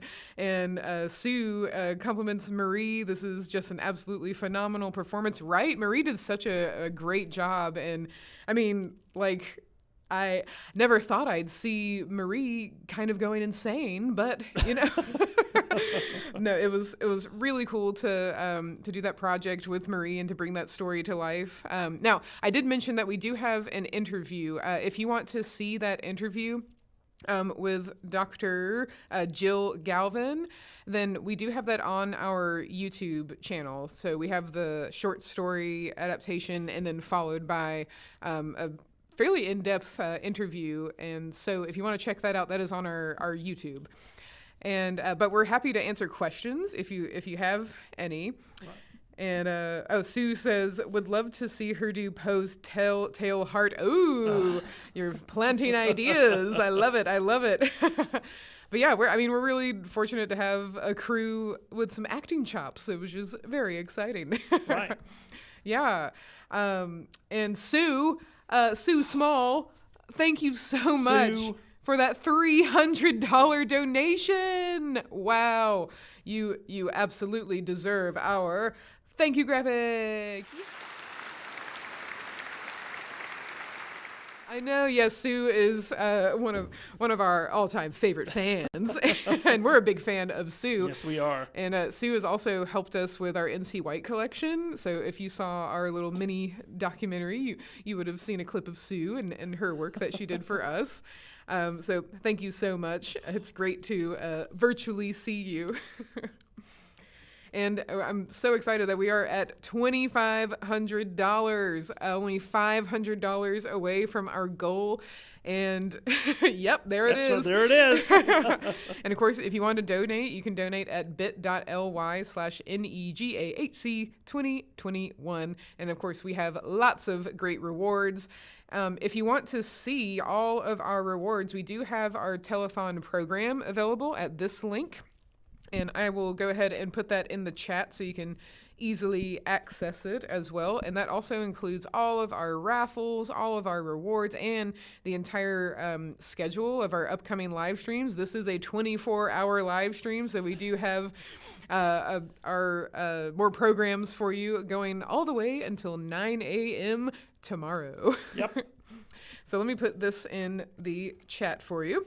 And before we get to our, so our next program is the history of drunkenness, but before we do that, we're going to play some games with y'all in the chat. So, and these are fun games. These are fun. We've been playing these through the day. Yes. So this game is called The Price is Wrong. And I'm going to show you an item from a Sears catalog, or at least a very old catalog that I don't know where you found this, but Glenn found this. And so The Price is Wrong one of these digits is incorrect. So we want you to chat what you think the actual price is. So what do you think the price really is? This says $52.14 for this Acme Royal Range. It sounds almost like something that would land on Wile E. Coyote or something. But yeah, so this Acme Royal Range. Now, am I understanding this to be like an oven? Yes, or- it is a wood or coal burning stove. Uh-huh. It is a beautiful thing. Imagine, if you will, this entire thing in a floral pattern cast iron with shiny steel and or aluminum accents. Uh-huh. We have the cooking top there. The front door there is where you would put the fuel. The little door to the side there on the left is probably an oven, and the warming tray over there next to it. There's a warming tray up top. This is cast iron, so any heat that goes into it that the fuel creates is, of course, going to be radiated not only throughout the stove, the range itself, but it's going to put out lots of heat in your home. So you could use this to heat your home. You can use it to cook with, and it is the penultimate and state-of-the-art accessory for your kitchen. Yes. So if you think you have a good guess as to what digit of this price is incorrect, I see Cody has a guess. Cody is guessing $62.14. Very good. Laura is guessing $72.14. And I think I got this, just for the record, from a 1902 catalog. So 1902 catalog. Very cool. I see Sue Small is guessing $22.14. I'm going to give folks another chance, maybe a few more seconds to chat your guesses for this beautiful Acme Royal Range from 1902, you said? I think 1902. Oh, that's cool, yes. yeah. And I'm also going to see if I can find, let's see, you sent me the pictures. I was thinking maybe I could show it a bit more up close. Although now that I'm looking at it on our big screen, I just love the detail. It's very ornate. Yes. It's super pretty. Oh, I see. Terry is guessing $30.14. Okay. So we've got a few guesses, and of course, the winner will win our admiration. All right. If they don't already have it. Yes. All right. Are you ready to reveal the actual price? Sue, you got it. You got it on the dot, on the money. It is indeed $22.14. Now, Glenn, in 1902 money, is this pretty expensive? It's fairly expensive. It's sort of a luxury item, but I would say it's sort of middle of the road. Let's call it a middle class kitchen accessory. Okay. And to put it into context, if any of you were with us earlier today, we were playing this game and we had a typewriter. Yes. From the same year, I think from the same catalog, and the typewriter was $39.80. Yes. So the little typewriter that we show that scoff too. at today cost more than that gigantic, big, heavy cast iron Acme Royal Range. Yes. Now, why is that? Well, I mean, I don't understand. Are they not made of similar things? Is typewriter technology way more complicated? What's going on? It is much more complicated. That stove, even though it's big and it's heavy, it's made of cast iron pieces, and this is they are on the far end of the Industrial Revolution, and the pieces are not that complex. They can bolt together, they can hinge together. Mm-hmm. So it is, even though it's big, it is not a complex piece to make. Okay. That typewriter, that is a small piece with a lot of internal mechanical levers and gears and buttons and ribbons that have to turn 5 or 6 things all at once. And so it is a complex machine that requires a lot of detail hand work to not only craft the pieces, but assemble it. All right. Yeah, that makes sense. Yeah. Well, congratulations, Sue. Sue says, I learned how to type on one of those typewriters. Sue, I doubt you learned to type on one of those typewriters. Sue, are you a vampire? Just kidding. And Laura says, wow, I guess that's expensive if you're only making $2 a week. And Right. Yeah, for sure. Well, I mean, that's the thing, right? This would be supplied by the office, not by the worker. Okay, right. Right. And so if someone wanted to save up and afford one of these things themselves, it would take a lot of. There's an episode in Downton Abbey, of course, where the maid is trying to better her position by saving up, and she orders a mysterious package that everyone wonders what it could be, and finally, the shame is revealed. A typewriter. A machine. Ooh. And so she goes off and she takes a correspondence course and she becomes a secretary. Oh, that's cool. Yeah. No. So, as a woman who would be aspiring to be a secretary, you're saying she would have to buy her own typewriter to practice? Not necessarily, but yes. I mean, Yeah, so to she, get if she the skill. And now, Downton Abbey is in the 1910s, and that's about 10 or 15 years. And I forget Sue, you may know this. There's a rule about technology that as time goes by, newer technologies become cheaper and cheaper. So the typewriter that's $39.80 in 1902 may drop to $10 or $12 by the time you get to 1912. Right. And Sue says, for real, my dad brought home an ancient manual typewriter to teach me. Wow. She also says, are you calling me old, Glenn? Not at all. I was saying you were not that old, actually, is what I was saying. So. All right, we've got another cool item from our catalog. Okay, so the price is wrong. So you got to decide what digit is incorrect in this price. And this is for a genuine Columbia P Records. I can't read this. And the Oxford Junior talking machine. Talking all complete. Machine. Now, talking machine. This doesn't play music that just talks to you? It could play anything. That's the amazing part of this new technology. Machine. You can listen to people talk. You can listen to people read poetry or parts from books. You could listen to speeches. You could, if you wanted to, listen to music. Some of the latest hits from President Wilson's daughter singing about how great World War I is and things like that. But there's no end to the sort of things you could get from Edison's particular invention that was, of course, adopted by folks as soon as they could get a hold of it. Yeah, so we actually have some of these cylinders in our archive. I can't remember did we play? I think we played the Date It. The dating game. Yes, which we can play the dating game as well if we have some time before our next program. So, but for this, let's see, this is the talking machine. Terry is guessing that this is $5.70. So let's see what other guesses we have. Go ahead and chat your guesses. So we have Terry with $5.70. Cody is asking, is this from the 1918s? About what year would this? I would expect that to be maybe a little bit earlier, right? I honestly think this is it's pre-1920. I can't remember. Yeah. It's between 1900 and 1920. Probably more the middle range of that date. Let's see. I type in Oxford Junior talking machine and nothing relevant comes up. Weird. It's not on Amazon? It's not on Amazon. Did you check on Amazon? Okay, Olivia, it says $6.70. Okay. Sue is guessing $15.70. Cody is guessing $5.70, and Laura guesses $9.70.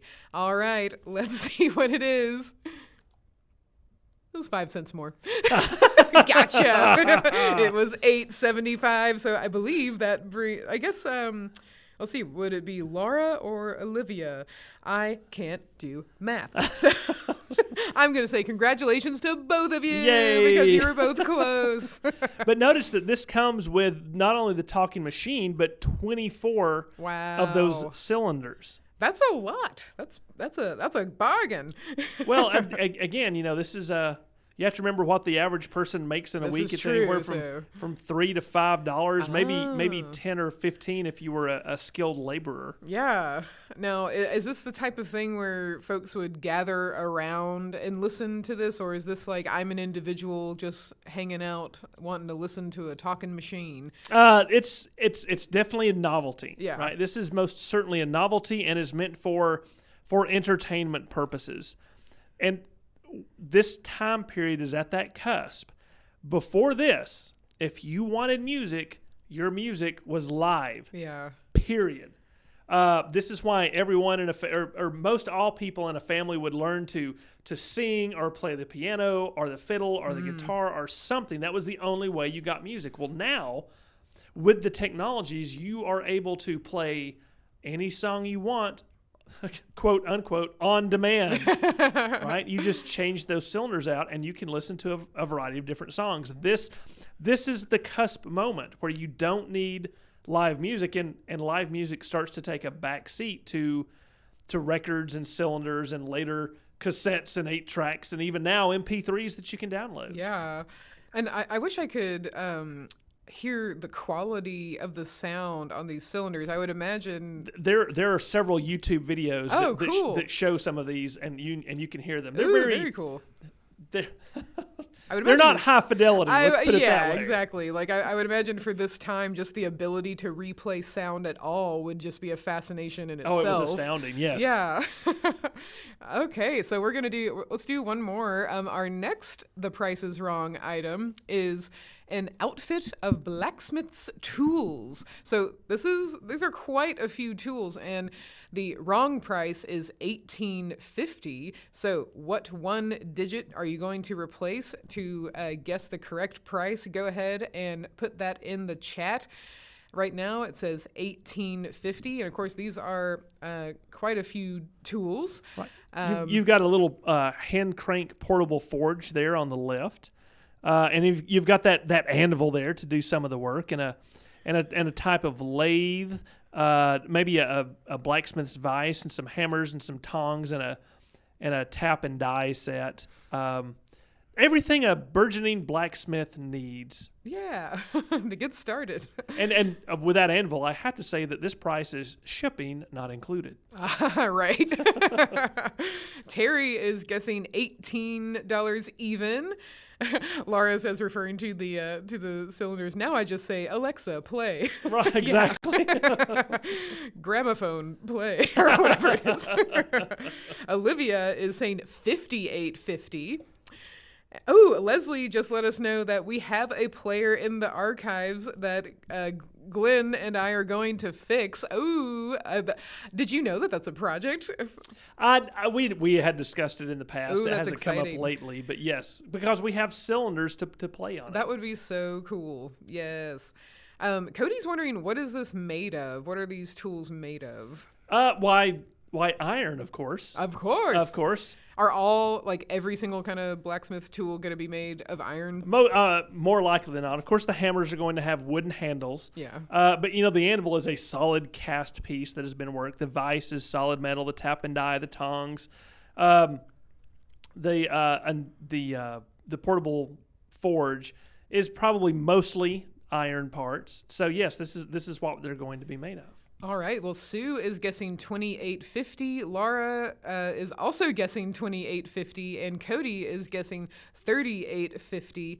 All right. Let's see who is the closest. It's actually much cheaper than many of you guessed. So that brings us to, let's see, who was the closest? I think it was it Terry? Yes, Terry.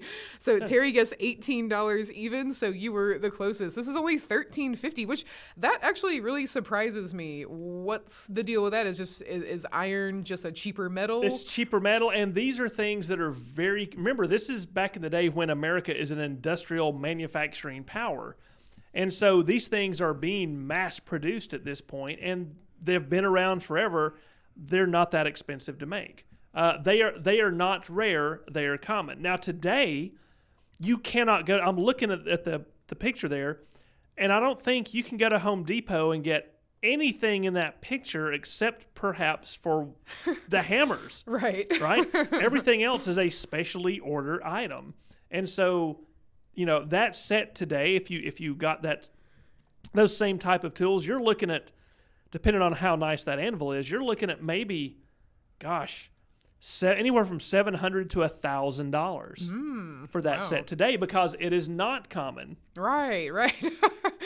That's pretty fascinating. Yeah, Cody says, wow, that's cheap.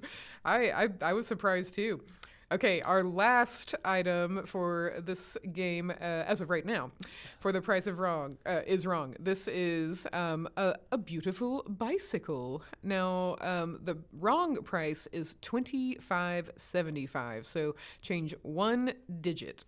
Oh, Laura asks about the blacksmith set. Were those items mass produced? I hadn't thought of that. Yeah, they were, not necessarily like a Model T mass produced, but pretty close. They're going to be very common items because so much more of that world relies on blacksmithing tools and blacksmithing processes, right? We tend not to need blacksmithing tools today, but we definitely need tools that say, I don't know, that allow us to put flat screen TVs onto a wall. Right. You can find those tools everywhere fairly cheap, but you can't find an anvil because we don't need one. Exactly. All right, we got some guesses for this bicycle. So Terry guesses $15.75, Cody guesses $25.05, and Olivia is guessing $15.75 as well.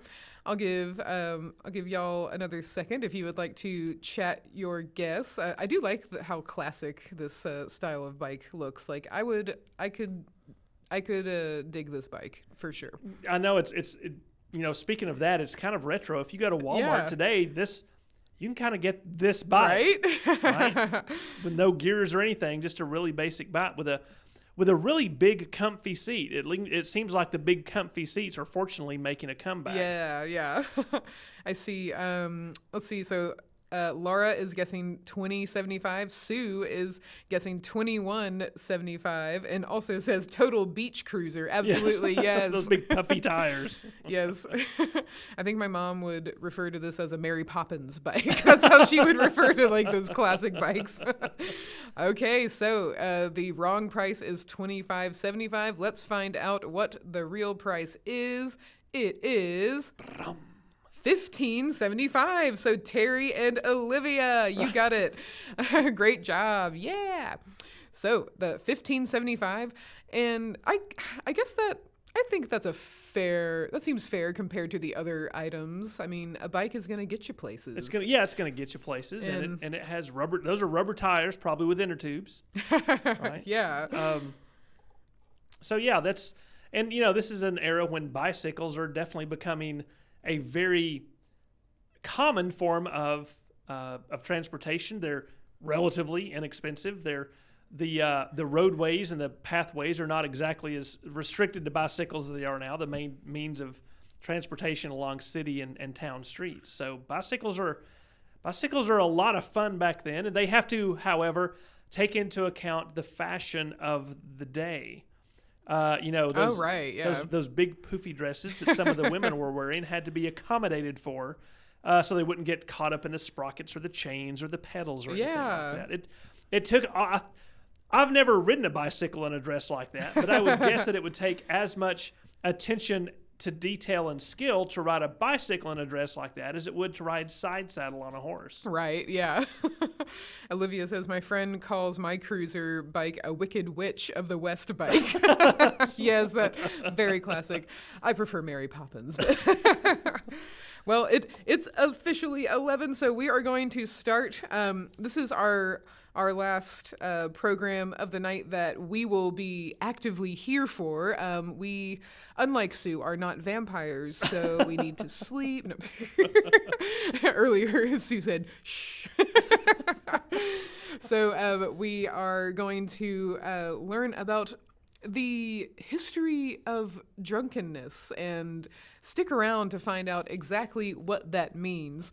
It's a prestigious line of work with a long and glorious tradition. Yes, and if you would like to enjoy a nightcap with this program, that is certainly appropriate. We'll be back to say goodnight to all of you after the program, so do stick around for that. And of course, if you haven't had a chance to donate yet, you certainly still can. We will be taking donations until 9 a.m. tomorrow, and look at that go. We're only $500 away. I know we're going to make it. I just know it.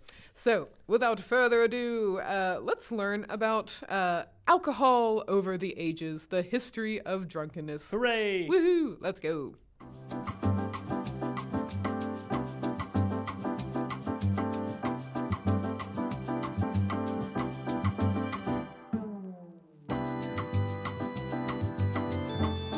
Hello, everyone, and we are going to be talking about today something that is unfortunately near and dear to many of our hearts, those who enjoy a good quaff of ale or a good strong whiskey drink. This is the history of drunkenness, at least through the end of the American Civil War. Surprisingly, there's so much to cover that we couldn't get to it all, but we're going to get to a lot of it. So, drunkenness, of course, involves the imbibing of alcohol, and ethyl alcohol has a very complex chemical formula showing here that I'm not going to get into because I am neither a chemist nor a scientist, but I thought it was important to show all this scientific mumbo-jumbo before we get into the real importance of it. Because, as you can see on the next slide, alcohol has been around with us since the beginnings of the very first civilizations. And there are two different ways that we get alcohol. There is fermentation. Fermentation is a process by which microbes and things get into a product. Now, this doesn't always result in alcohol. Cheese is a fermented product, and I also love cheese. I'm sure you do too. But it's a way in which we have a agricultural product, and over time, microbes can get into it and start to alter the chemical composition of what they're getting into, right? Cheese is milk that this has happened to. And the fermentation process does involve a couple of different ways that humans can intervene. We don't just set out a bowl of milk and hope that it turns into cheese. No, there are processes that have to be maintained. It has to be locked in a certain container. It has to become airtight for the microbes to do their magic, things like that. Same thing for fermented alcohol. And this is the most common type of alcohol. This really came first because microbes are everywhere. They're in the air. And so even in ancient Egypt, we have fermentation of beer and wine. Those are the two most common fermented alcohols. You can see in the next slide.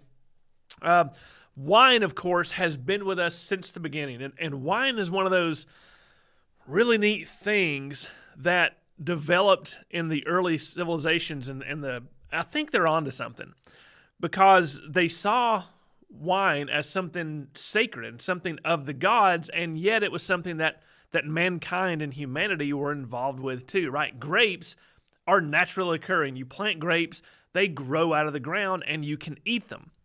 But it takes a little bit of, let's say, interference by people to take that natural product and turn it into something other than its natural state, going from grapes to wine. And in these early civilizations, that was considered, of course, they carried out the process and they discovered this process, but that became something that was very tied into not just the imbibing of the wine, but the process of making the wine, and the concept of what wine was sort of entered the mythology and the religion of these respective cultures, right? The Greeks have their own god for wine, Dionysus, and they have to worship it and get these things, and wine is a huge trade.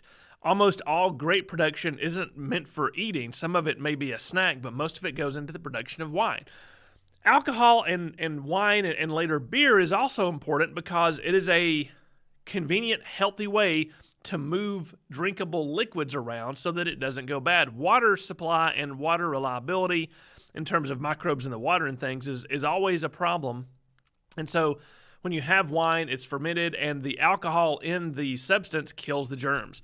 Now, wine goes, as I said, way back. We've got 3 images here of the ancient Egyptians preparing wine. We have another image of 3rd century Greece.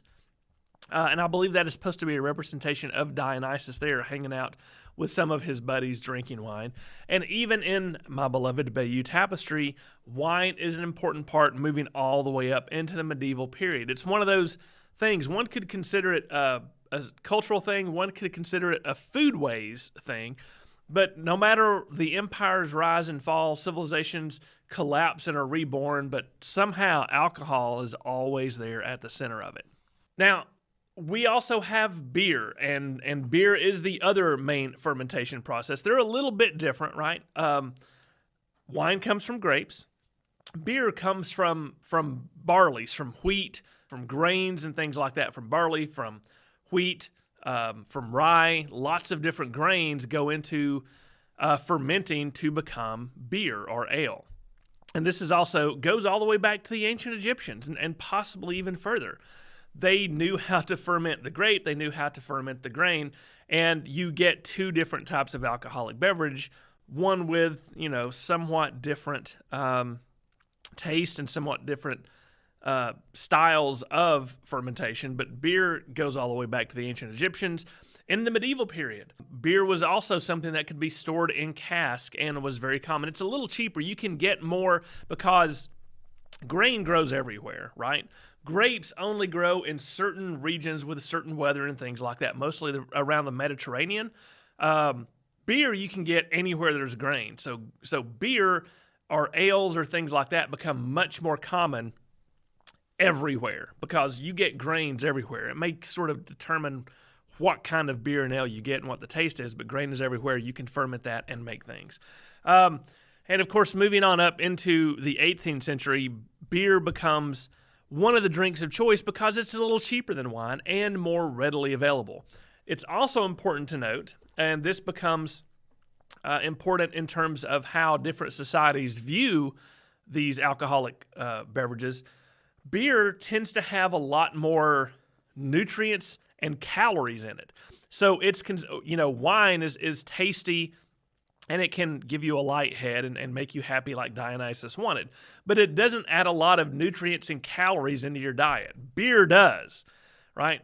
Some of the beers are fermented and produced specifically so that they can basically serve as a meal. They're very thick. They have a lot of calories. They have a lot of vitamins. Now, they didn't know what vitamins were, but they knew that drinking a particular type of beer could be very, very healthy. And so moving on into the 18th century, beer becomes an important part of the diet, and that goes on. Now, so we've got wine and beer. Those are fermented. The other type of alcoholic beverage is distilled, and you can see from this next slide, there's an image here, an ancient Greek drawing of how to build a still, right? The distilling process. What distillation is you take something that is already fermented, already has alcohol in it, beer or wine or things like that, and you distill it. What you're doing is you're applying heat and sort of removing some of the excess ingredients like water and things like that. And what it is left with is a liquid with a much higher alcoholic content than the fermented. Wine generally has anywhere from 7 to 12% alcohol. Beer tends to have like 4 to 7 or 8% alcohol. When you move into the distilled liquors, because you're distilling those fermented things, the average is about 40% alcohol. This is your brandies, your whiskeys, vodka, bourbon, all those types of things that are just you have to start off with the fermented things, but then you distill it and you take it down into a much more concentrated alcohol. Now, sometimes, depending upon how you do the distilling process and how many times it is distilled, you can get beverages with an alcoholic content approaching 100%. But what's the point of that unless you're a moonshiner? We'll get to that in a second too. But so distillation gives us these what we call hard liquors, and the equivalent basically is 1 shot of whiskey equals 12 ounces of beer or equals about 8 ounces of wine. They each have about the same amount of alcohol, but the volumes are different and the general ingredients are different. And distillation, again, has been around for a long time. I've got a couple of pictures in the next one. That top image is of a 1600s woodcut of a distillery somewhere probably in England or Northwest Europe. And below that, of course, is a much more common sight that we here in Appalachia tend to think of, the moonshine still. The processes are all the same. Moonshine's a little different, and you have to remember one of the reasons that things were distilled like moonshine and as they said, corn liquor, corn squeezins, is because you can sell the alcohol the same way you could sell your corn crop. And it's much easier to move a wagon full of moonshine than it is to move 10 or 12 wagons full of unprocessed corn.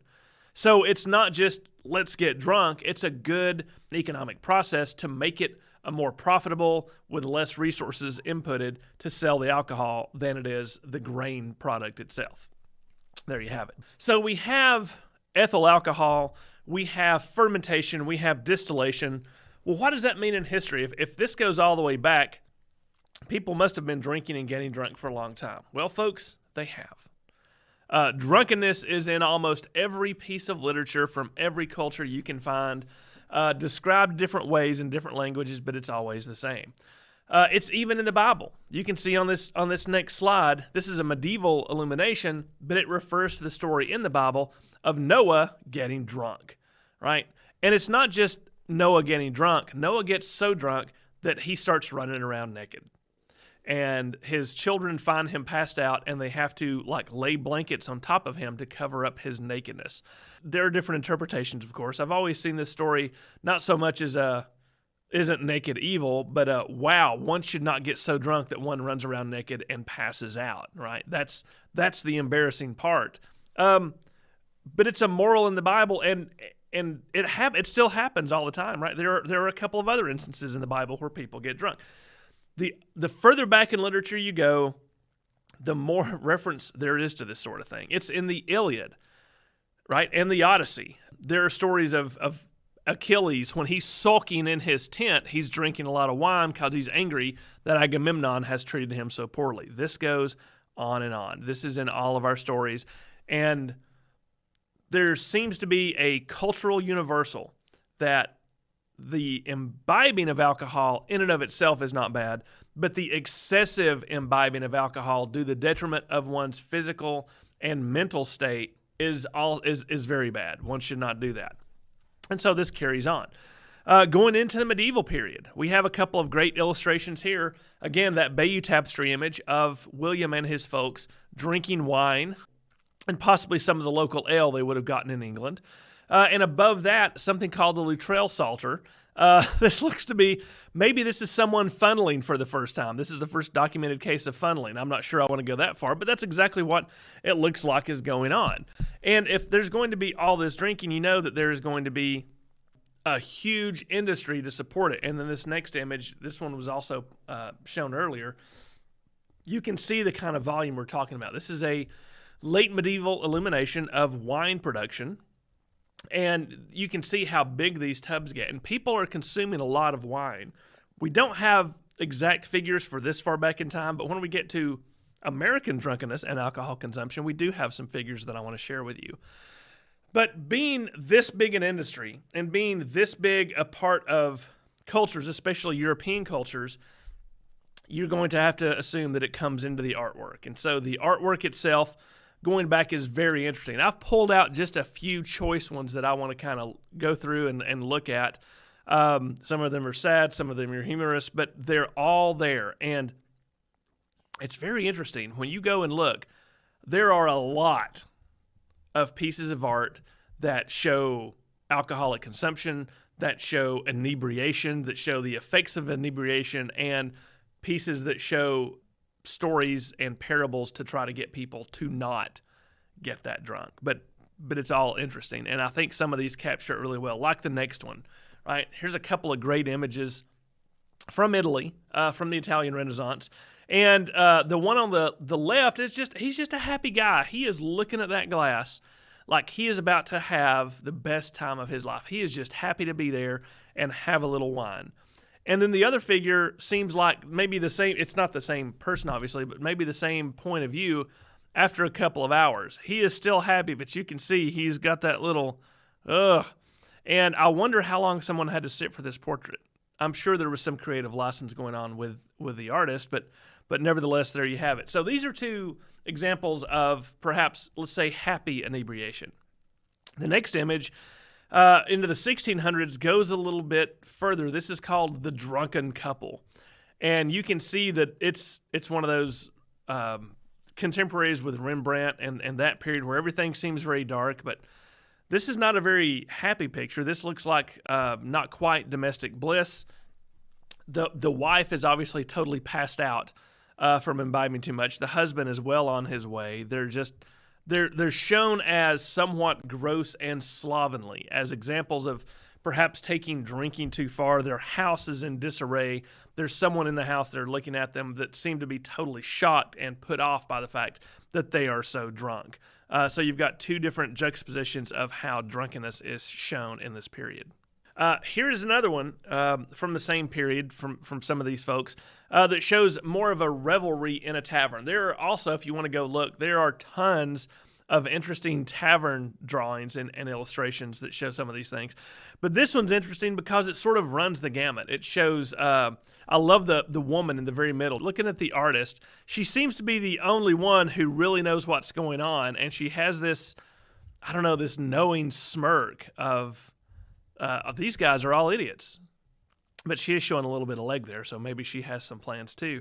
And, there's even, if you look in the back, there's even someone who looks like they're trying to read scripture to someone to convince them to give up their evil ways. This is the time period in Europe where the Reformation has certainly taken root, and there are very strong religious tenets within Protestantism that are trying to have people abjure alcohol totally and irrevocably. Not just, because before this, religion had seen inebriation as an ill, not necessarily the consumption of alcohol. When you get Protestantism and certain views on Protestantism involved, it is a total temperance that goes along with that, and this image sort of shows that really neatly. There's another, these next two images are very interesting. I also use this one too. This is a medieval manuscript, I think from the 13th century, of the cellarer in a monastery, a monk, who is there at a barrel and seems to be sampling perhaps to make sure it tastes good. And that's a pretty big bowl. Maybe he's sampling more than he should, but he has the keys there. That's how you know he's in charge. And you may have heard the term, one of the terms is drunk as a monk. Monasteries are very well known for being centers of distillation and fermentation. It's one of the things they do that can not only provide sustenance for the brothers and the sisters, but serve as a source of income. And there seems to be a running gag about drunk monks, because here we have another illustration from the late 1600s that is basically the exact same thing with just a little more detail and artistic ability, right? The evolution of art is obvious here, but the consistency of the story seems to be what is really on display here. On the next slide, we get into a little closer to the 1700s, to the 18th century. And I would argue that the 18th century and the early 19th century are the peaks of the artist approach to showing drunk people going too far.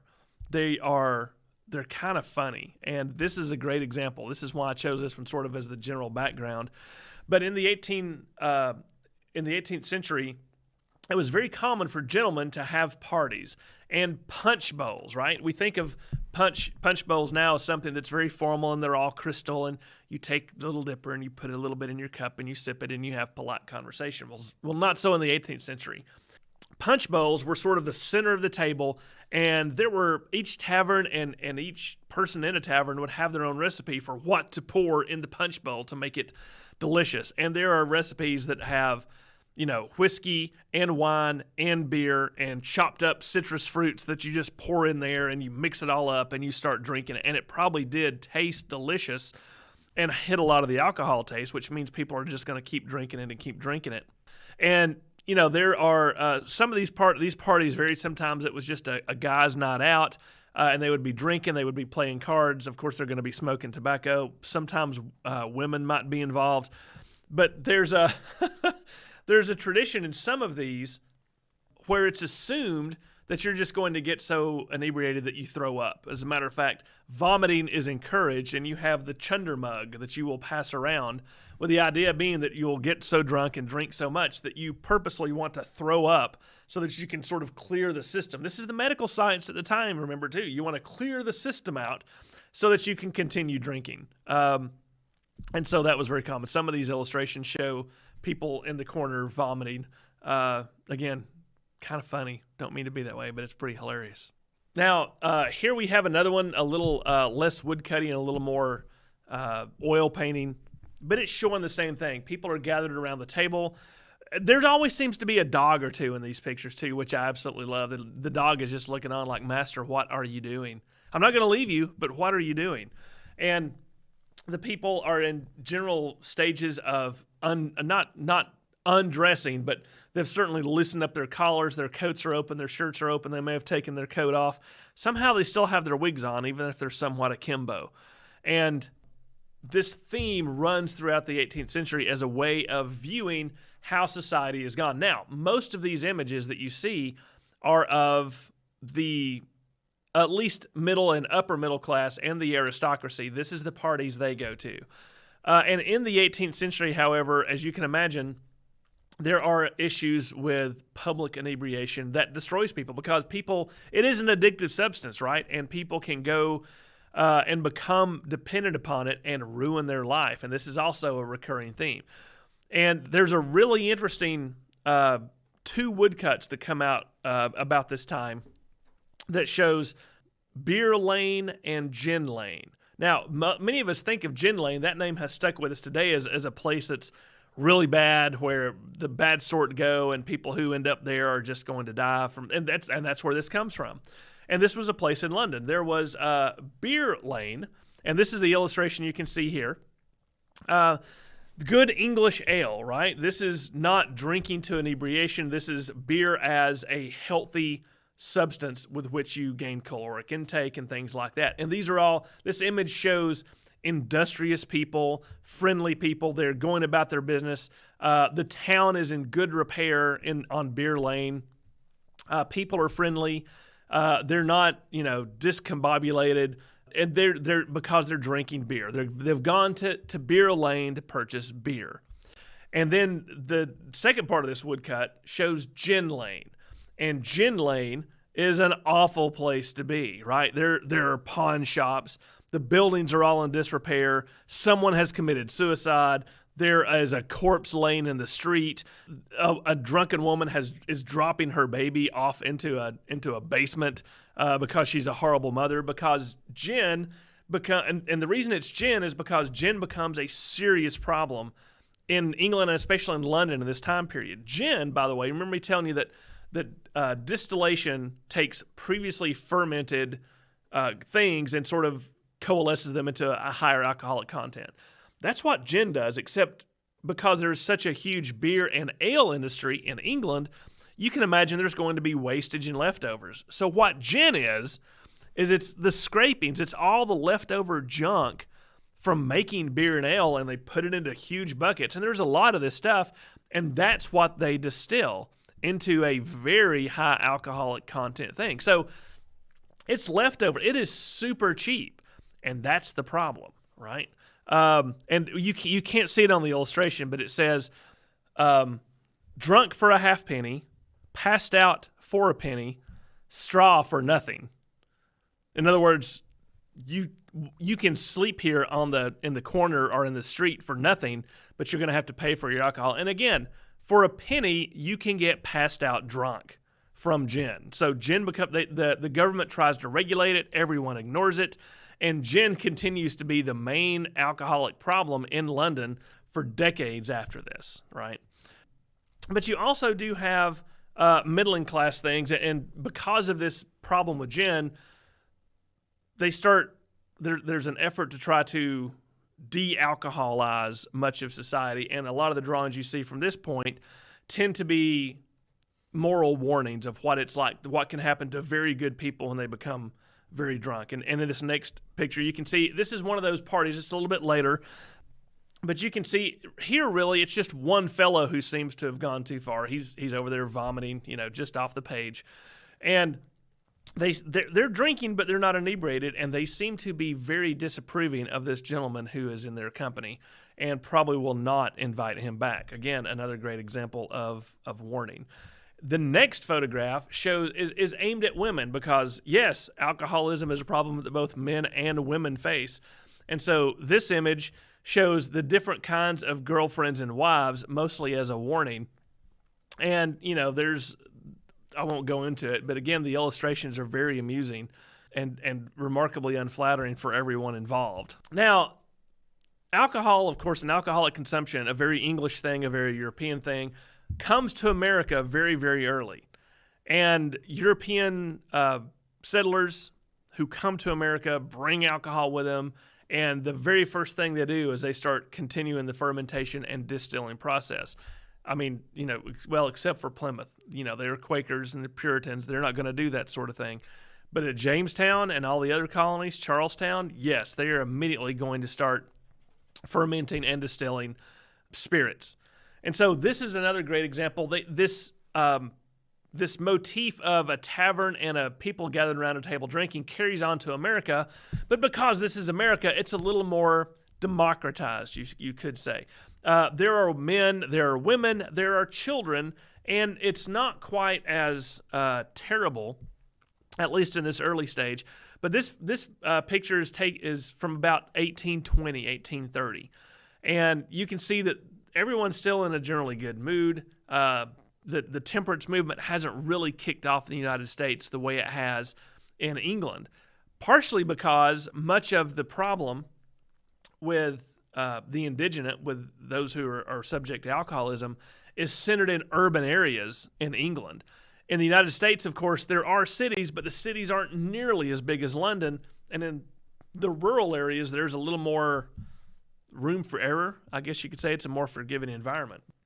But nevertheless, we have to understand that alcohol consumption is incredibly high, and this next chart is the one I wanted to show you. Now, let me actually look at this so I can make sure that I'm telling you correctly. Notice that we're starting back in the 1720s.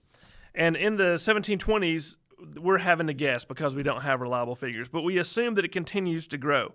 By the time we get to the American Revolution in the 1770s, now, looking at this chart, you can see that in the 1720s, we're sort of extrapolating. And those numbers over to the left, by the way, are hundreds of gallons, not 2 and 3 gallons. They're hundreds of gallons. And you can see the annual consumption in the U.S. is remarkably high. 300, and this is like, the way they're figuring this is actual alcohol, not just like 300 gallons of beer. This is 300 gallons of alcohol. So who knows how many gallons of beer that actually is.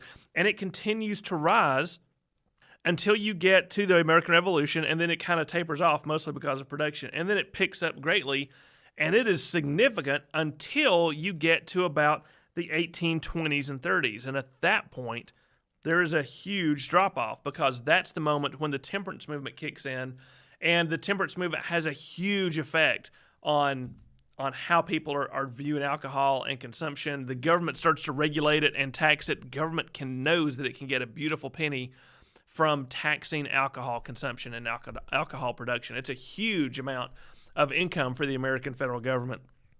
And so you get a serious drop, and it continues to rise a little bit after it bottoms out. And then when you get to Prohibition, it drops a little bit too, but that figure may not be reliable because even though it's not being legally produced, it's still being consumed. People are still wanting to get it. And it starts to climb back up by the time you get to the 1970s. We're still nowhere close to our forefathers and foremothers, I can assure you, but nevertheless, there it is. But these warnings continue, and you can. Here's another great illustration of someone who has been inebriated and has lost his hat and is just leaning up against a building. I like this one because change the clothes, change the background. This could be a lot of places at a lot of local taverns today. Now, so far I've talked mostly about European settlers, but it's important to remember that Native Americans did not have any sort of alcohol production pre-Columbus, pre-Western contact. There was no alcohol production or consumption in the Americas by Native Americans, which means that when Europeans bring this product over, they're going to offer it to Native Americans, and Native Americans are going to try it for the first time, and it is going to be something that they are totally unprepared for. They don't have the experience and the physical system for dealing with this the way Europeans have been imbibing in alcohol for millennia, really, before this.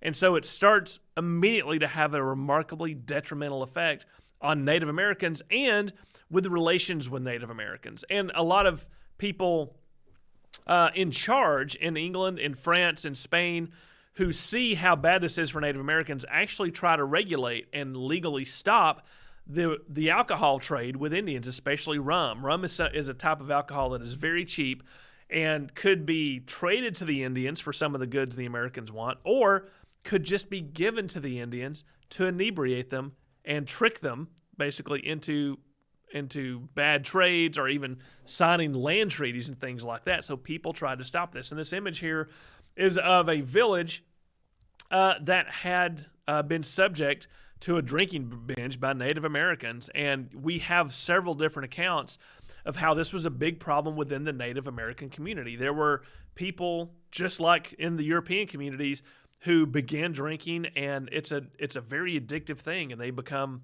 unfortunately, very alcoholic, and it starts to hurt not just their families, but it starts to hurt their villages, their way of life, and it starts to affect their leadership amongst Native American tribes. And there's an account here from early on in the 1600s, late 1600s, that I want to read you from a speech that a fellow named Northlake gave, that he's trying to explain why this is a bad idea and something that he observed, and is trying to implore amongst his fellow Native Americans to cease trading for and consuming alcohol. So this is what he saw. Now that the party is home, the men revel in strong drink and are very quarrelsome. Because of this, the families become frightened and move away for safety. So many places in the bushlands, campfires send up their smoke. Now the drunken men run yelling through the village, and there is no one there except the drunken men. Now they are beast-like and run about without clothing, and all have weapons to injure those whom they meet. Now there are no doors on the houses, for they have all been kicked off. So also there are no fires in the village, and have not been for many days. Now the men full of strong drink have trodden in the fireplaces. They alone track there, and there are no fires, and their footprints are in all the fireplaces. Now the dogs yelp and cry in all the houses, for they are hungry. And that's a description that he gives, and it's important to note, he dwells a little bit on the fact that they have trampled on the fires, and the fires are out. This is remarkably important when you remember that to the Native Americans, that fire and having a hearth, not just within each home, but for the village, is a central spiritual ceremonial function of that fire within the village and within the home. It is sacred. And so these men have gotten drunk and not only let the fires die out, but it is a spiritual transgression of significant magnitude that these men have done this. And so he also, it wasn't him, but another one went on to describe becoming inebriated as a sky journey that included a stop in the domain of the Punisher. And so, this typical Native American eloquence that you're getting with this certainly shows that this problem continues to be something that Native Americans have to deal with, not only internally and domestically within their own villages and their tribes, but also in relation to, at first, Europeans and then, citizens and traders from the United States.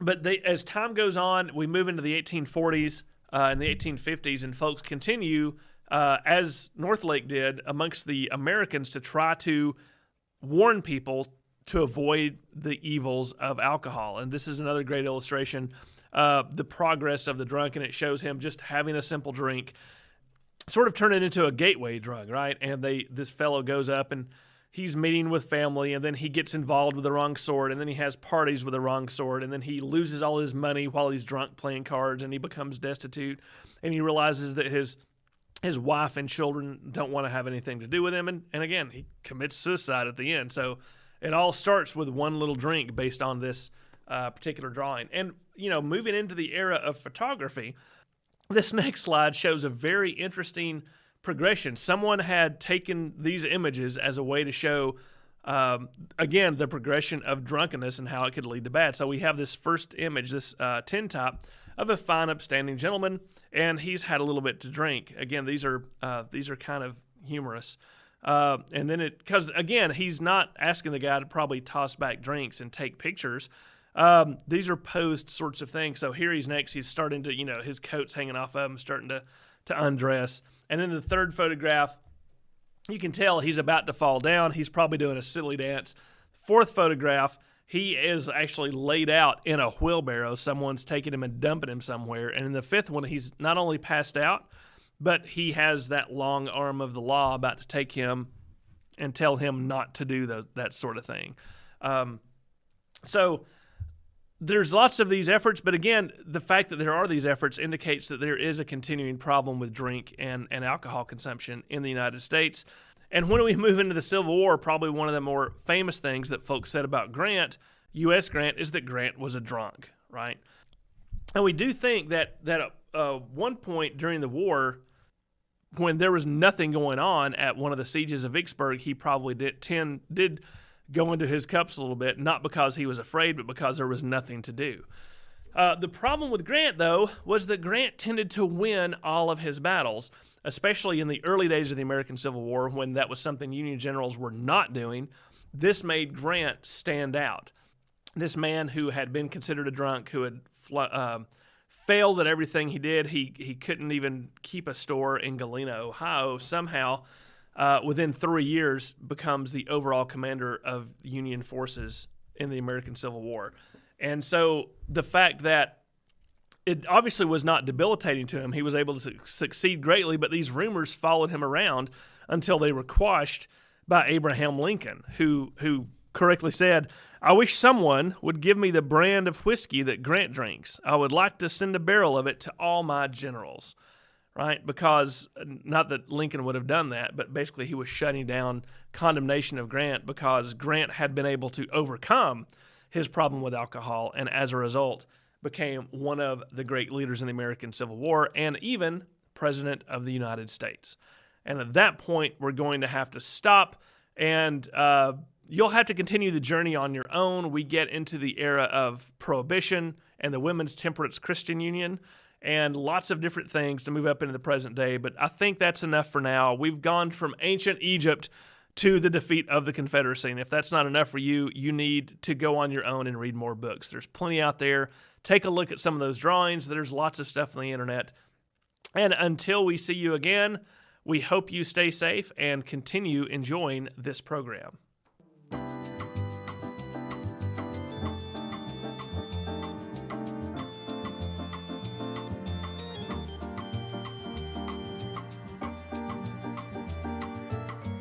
Hello, hello. How is everyone? Inebriated, grossed out. I hope you enjoyed that program on the history of drunkenness. And yes, this seems to be, as Cody on YouTube pointed out, a tradition to have a program about some kind of alcohol during our telethon at 11 p.m. Last year, we did tavern culture with Glenn, which was also really fun. We have some pretty exciting news. So first of all, let's thank Sue.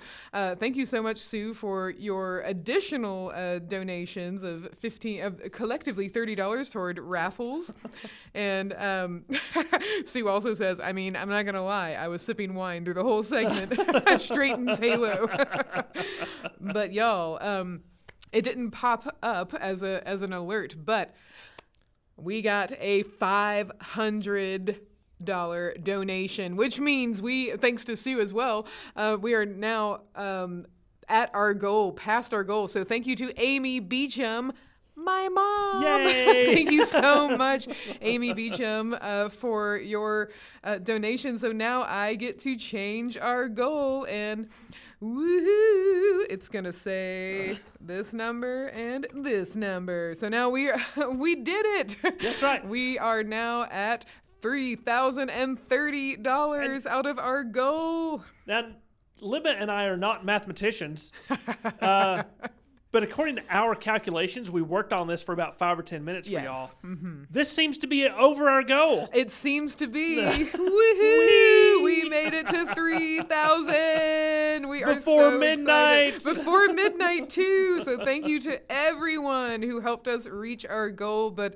a huge thank you to Amy Beecham for that generous donation of $500. Thank you so much. So exciting. And what a relief. Yay. We knew it would happen. But wow. Yeah, Sue says, yay, Mom. Now go home and sleep. Well, of course, this is our 24-hour telethon, so we do have some programs lined up for y'all, you night owls out there, or if you're somewhere where it's not almost midnight, like it is here in Georgia, then we've got some more programs lined up for you, and we'll see you again live tomorrow morning. Tomorrow morning at 8 a.m. At 8 Eastern a.m. Standard Time. Yes, to celebrate. But it's not midnight yet. And if you had any questions about the program that you saw, or yes, Sue, or for vampires. Yeah. But yeah, if you have any questions for us, or just want to celebrate and chat with us, that's midnight, fun too. It is. And of course, we do also have our fun little game. We have our dating game that if you were here earlier, you may already know the answers to some of these, but Sue in particular, you might, and Cody, I don't think you were here for our earlier dating game. But wow, I'm just thrilled that we met our goal. It's I know. So exciting. And thank everyone. Thanks to everyone who made this possible, because last year we had no idea how it was going to go. Right. We made our goal. We thought, well, this year we'll try it again. We made our goal this year, yes. and this helps us show lots of different people that we have fantastic people out there, that a telethon is a viable product, that it takes people both living on the West Coast and living in Gainesville, Georgia, and living in Wales and everywhere in between that makes the History Center spin, that makes it tick, and makes our hearts go thump, thump, thump. Thank all of you so much for believing in us enough to keep our mission moving forward. It means so much. It really does. Yes. I see that Terry says, I follow other museums and you guys are the best. You make history fun. That's such a compliment. Thank you so much, Terry. And Sue says, I'm so excited for you. Yay! And Cody, good question, asking when do the raffles come in? So our raffles will be, the raffle winners are going to be announced tomorrow near the end of our stream. So that'll be probably around near the 9 o'clock, 8:45, 8:50. Around there, just to make sure everybody's had a chance to enter the raffles. As far as them being sent out, I would assume probably the beginning of the new year. It will honestly be after the new year, before we can get everything prepped and sent out to everyone. But you will get it. Will get it. And we'll announce those on our, I guess it's our 4th episode of the History Center's morning show.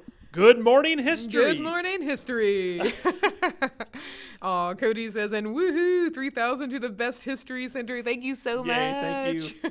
Sue says, you guys are by far the best. I'm sad I haven't gotten to see your live streams at the time of broadcast like I did last year. I missed 2020. Oh, we miss your presence too. But absolutely. It's so great to have you here, Sue. And your good questions. And, I'm very fond of Libba and of Marie, and they don't get my Star Trek jokes the way you do. I was about to say, wait, what about Leslie? And then you mentioned Leslie. Star Trek. Yeah, Leslie gets the Star Trek jokes, but she's not always watching. Right. Oh, and Ames on YouTube says, congrats, y'all. Looking forward to what comes next.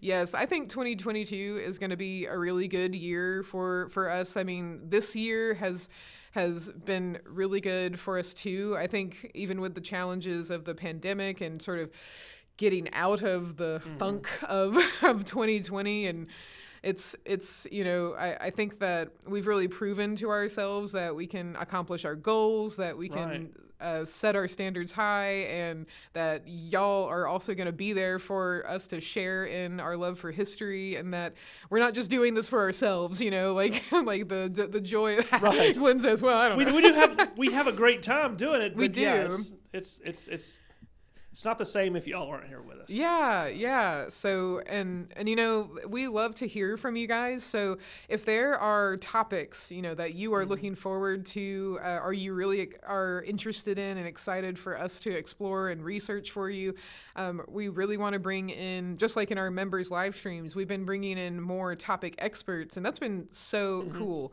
It's a great way because, Glenn and Marie, y'all don't know everything, and that's a problem. We're working on it.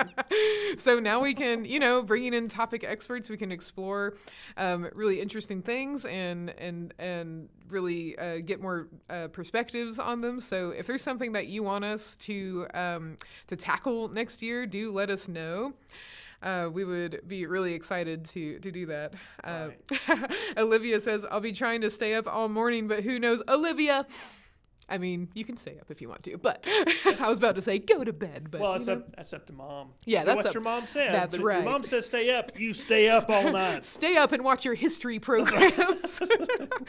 So yes, if you're curious to know what's going to be going on during the midnight hours, the first program that we have is the history of the domestic cat, which was, I believe that was our October live stream, public live stream. I think that was a member request too, wasn't It was, Yeah. So that was by popular demand. We had the history of the domestic cat, and that's a great example of us bringing in experts because we had a cat behaviorist, which was really cool. And there was oh wait, who else was? Oh yes, this was really cool. One of the production manager of the Acro Cats. I don't know if y'all ever heard of the amazing Acro Cats, but I've seen them in person, and they're actually here in Georgia, but they travel all over the nation, and they are acrobatic cats. But it's also just heartwarming too, because these are all foster cats, and some of them, even the ones on stage, they're up for adoption. So it's a really cool mission as well. So we have the history of the domestic cat coming up, and you'll also see some examples of our webcasts, so you can see what it's like for our Meet a Civil War Soldier and Nurse. We got Civil War camp food coming up, Meet Lewis and Clark, World War I American Doughboy, World War II American Soldier, political cartoons of Thomas Nast, which is really interesting. And then we'll see you back here at 8 a.m. for our Good Morning History Telethon conclusion, which is, I guess, really just going to be a big celebration. But of course, we'll keep accepting donations. We sure will, and that's believe you me. It's getting late, but Lib and I were trying to think, well, what kind of stretch goal could we put out there if we could reach 3250 or something like that? What could we do for y'all? Yeah, what would you be if we were able to reach that little extra mile additional goal? Yeah. So be thinking about that. Do let us know. We'd love to know. But I see Angela Tebb on YouTube says, I am actually very thankful for the videos. I've learned and experienced so much since lockdown that I wouldn't get to do and see the bright side of what has happened. And Cody says, same. I watched that stream with my kitten. Oh my goodness, that's so great. That it really was, like, looking back on the days of the early pandemic, there certainly was a silver lining for us, because we've been doing these webcasts on Zoom for 4 years now, ever since I've been here. Yeah, we were on Zoom for the classes before Zoom got to be the thing. Yeah. So, I will not say I was excited when I was like, oh yay, everything's terrible. But I was genuinely excited and thrilled that we could hit the ground running and offer programs because this is what we do, and so we could bring what we do for students and teachers to the public, and it was a really great opportunity to kind of test it. Are people going to enjoy these programs that we do? And clearly the answer is yes. So we're very excited for that, and I just think there's some big things on our radar, and down the road for us, especially with 2022. I'm looking forward to it. And it should be a good one. I think so. I think so. Yeah. Aim says, I'm feline, like staying up to cat this next segment. Maybe we should just hit pause. On that. Oh, that was good. That was good. Thanks. I'm too tired to think of. I think we've gone too far. Oh no! We're in a tailspin. Oh man. I'm scratching my head. No, that's not even. All right, Meow. Yeah. Okay. All right. That's Libba's thing, and I just stole it. Oh, Vicky, thank you so much for a $20 donation. He said he really loved the history of drunkenness. So glad it stumbled on you. Oh, Vicky, thank you so much for your $20 donation. And I love when people stumble upon us. That's actually like during the pandemic. The early pandemic, a lot of people said that they just sort of, happened upon us because, if you're not from Georgia, then you might think Northeast Georgia History Center, that's not going to relate to me. Right. But so much of what we do, of course, is not, we certainly preserve so much of our community's past and history and our local history, but so much of what we do is to be an educational resource for the public, for families, for teachers. That's a huge part of our mission, and that is for everyone. So, thank you so much. I'm gonna add that to our goal. So now we're at 3,050, which is awesome. Thank you so much. Sue said, yes, that is how I found you. I wasn't even drinking and I stumbled upon you. Then how did you find us? Yeah, then how did you find us? So shout out to the Facebook algorithm for That's right. Well, for them showing our videos. That's the thing. 2020 and on into 2021. It was a silver lining. It was making the best of a crisis. And history shows that adapting to and coming through a crisis makes people, makes individuals, makes institutions, makes communities stronger in the end if they can. I hate using this word because it's been overused, but if they can pivot and find new ways, new friends, new connections, they come out stronger. And that's exactly what we've done in 2020 when we were almost 100% virtual, like a lot of places, but then I think this last half of 2021, it's helped us find that balance. And some of you here late with us tonight may not have heard about how many school visits and how many group tours we've been having at the History Center since summertime. Yeah. Right? We've had hundreds and hundreds of people come through, mostly students coming with school groups, but people are coming back out, and we have in-person family days. We had our Chautauquas, and having that balance between live and virtual, having that balance between preserving local history and reaching out around the country and around the world to share those stories that connect us all, no matter how far apart we are.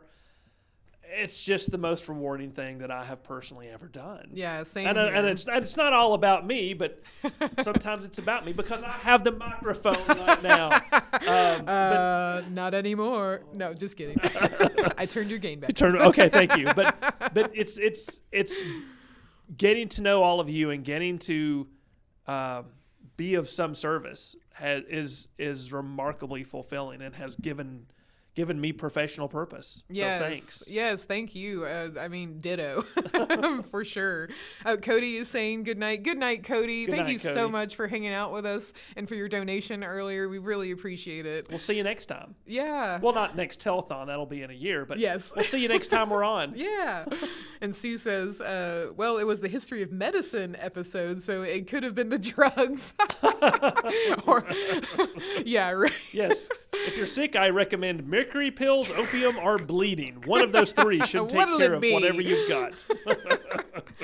Well, everyone, this has been. I've been thrilled with how today went, and it's not even over yet. We are going to see y'all tomorrow for our Good Morning History.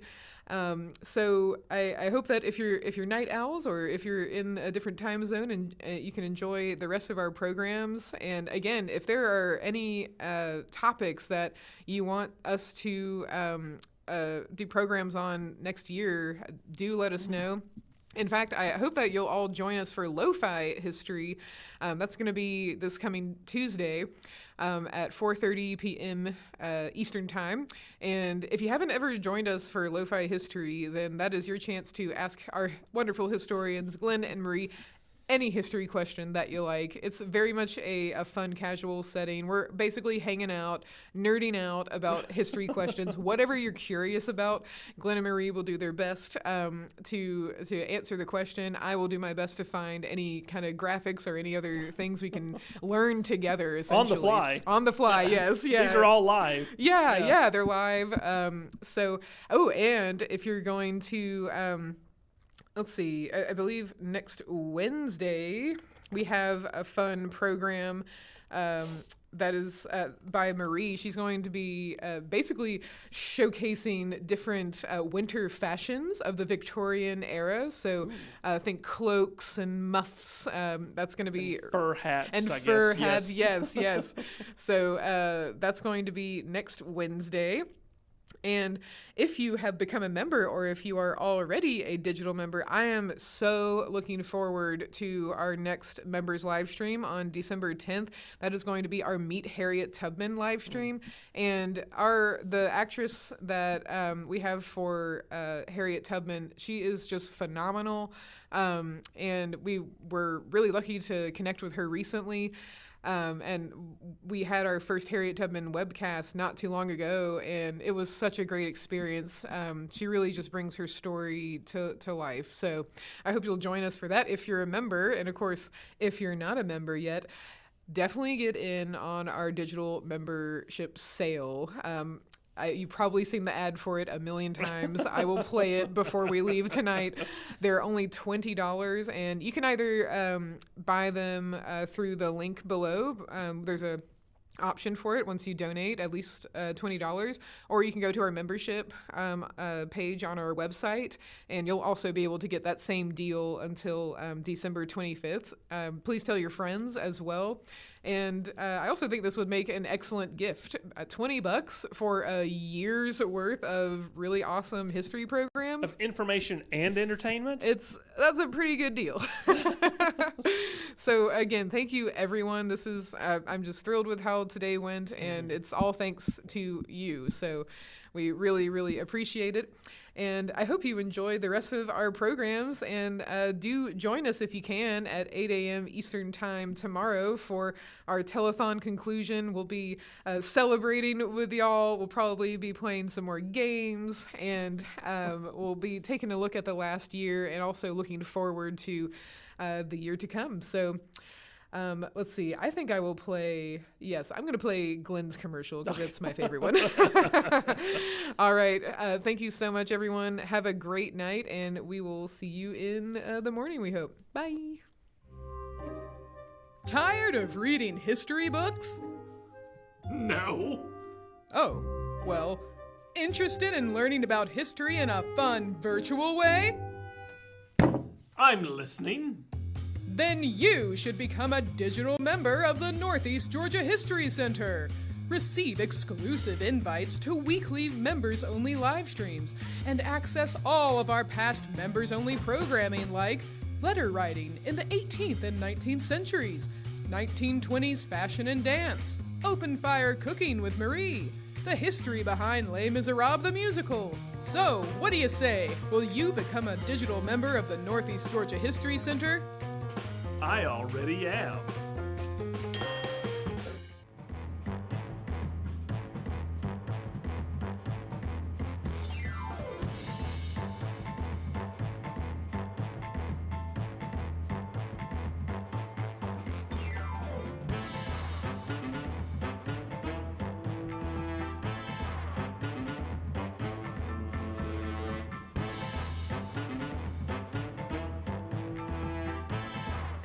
Hey, I forgot to mention, we have to actually end this stream, but if you want to watch the programs that are going to be playing throughout the night, then we're going to have part 3 coming up. So we have to end the stream just due to streaming time restrictions on Facebook. So look out for, if you're watching on Facebook, just visit our Facebook page in a couple of minutes. You'll see us live again. And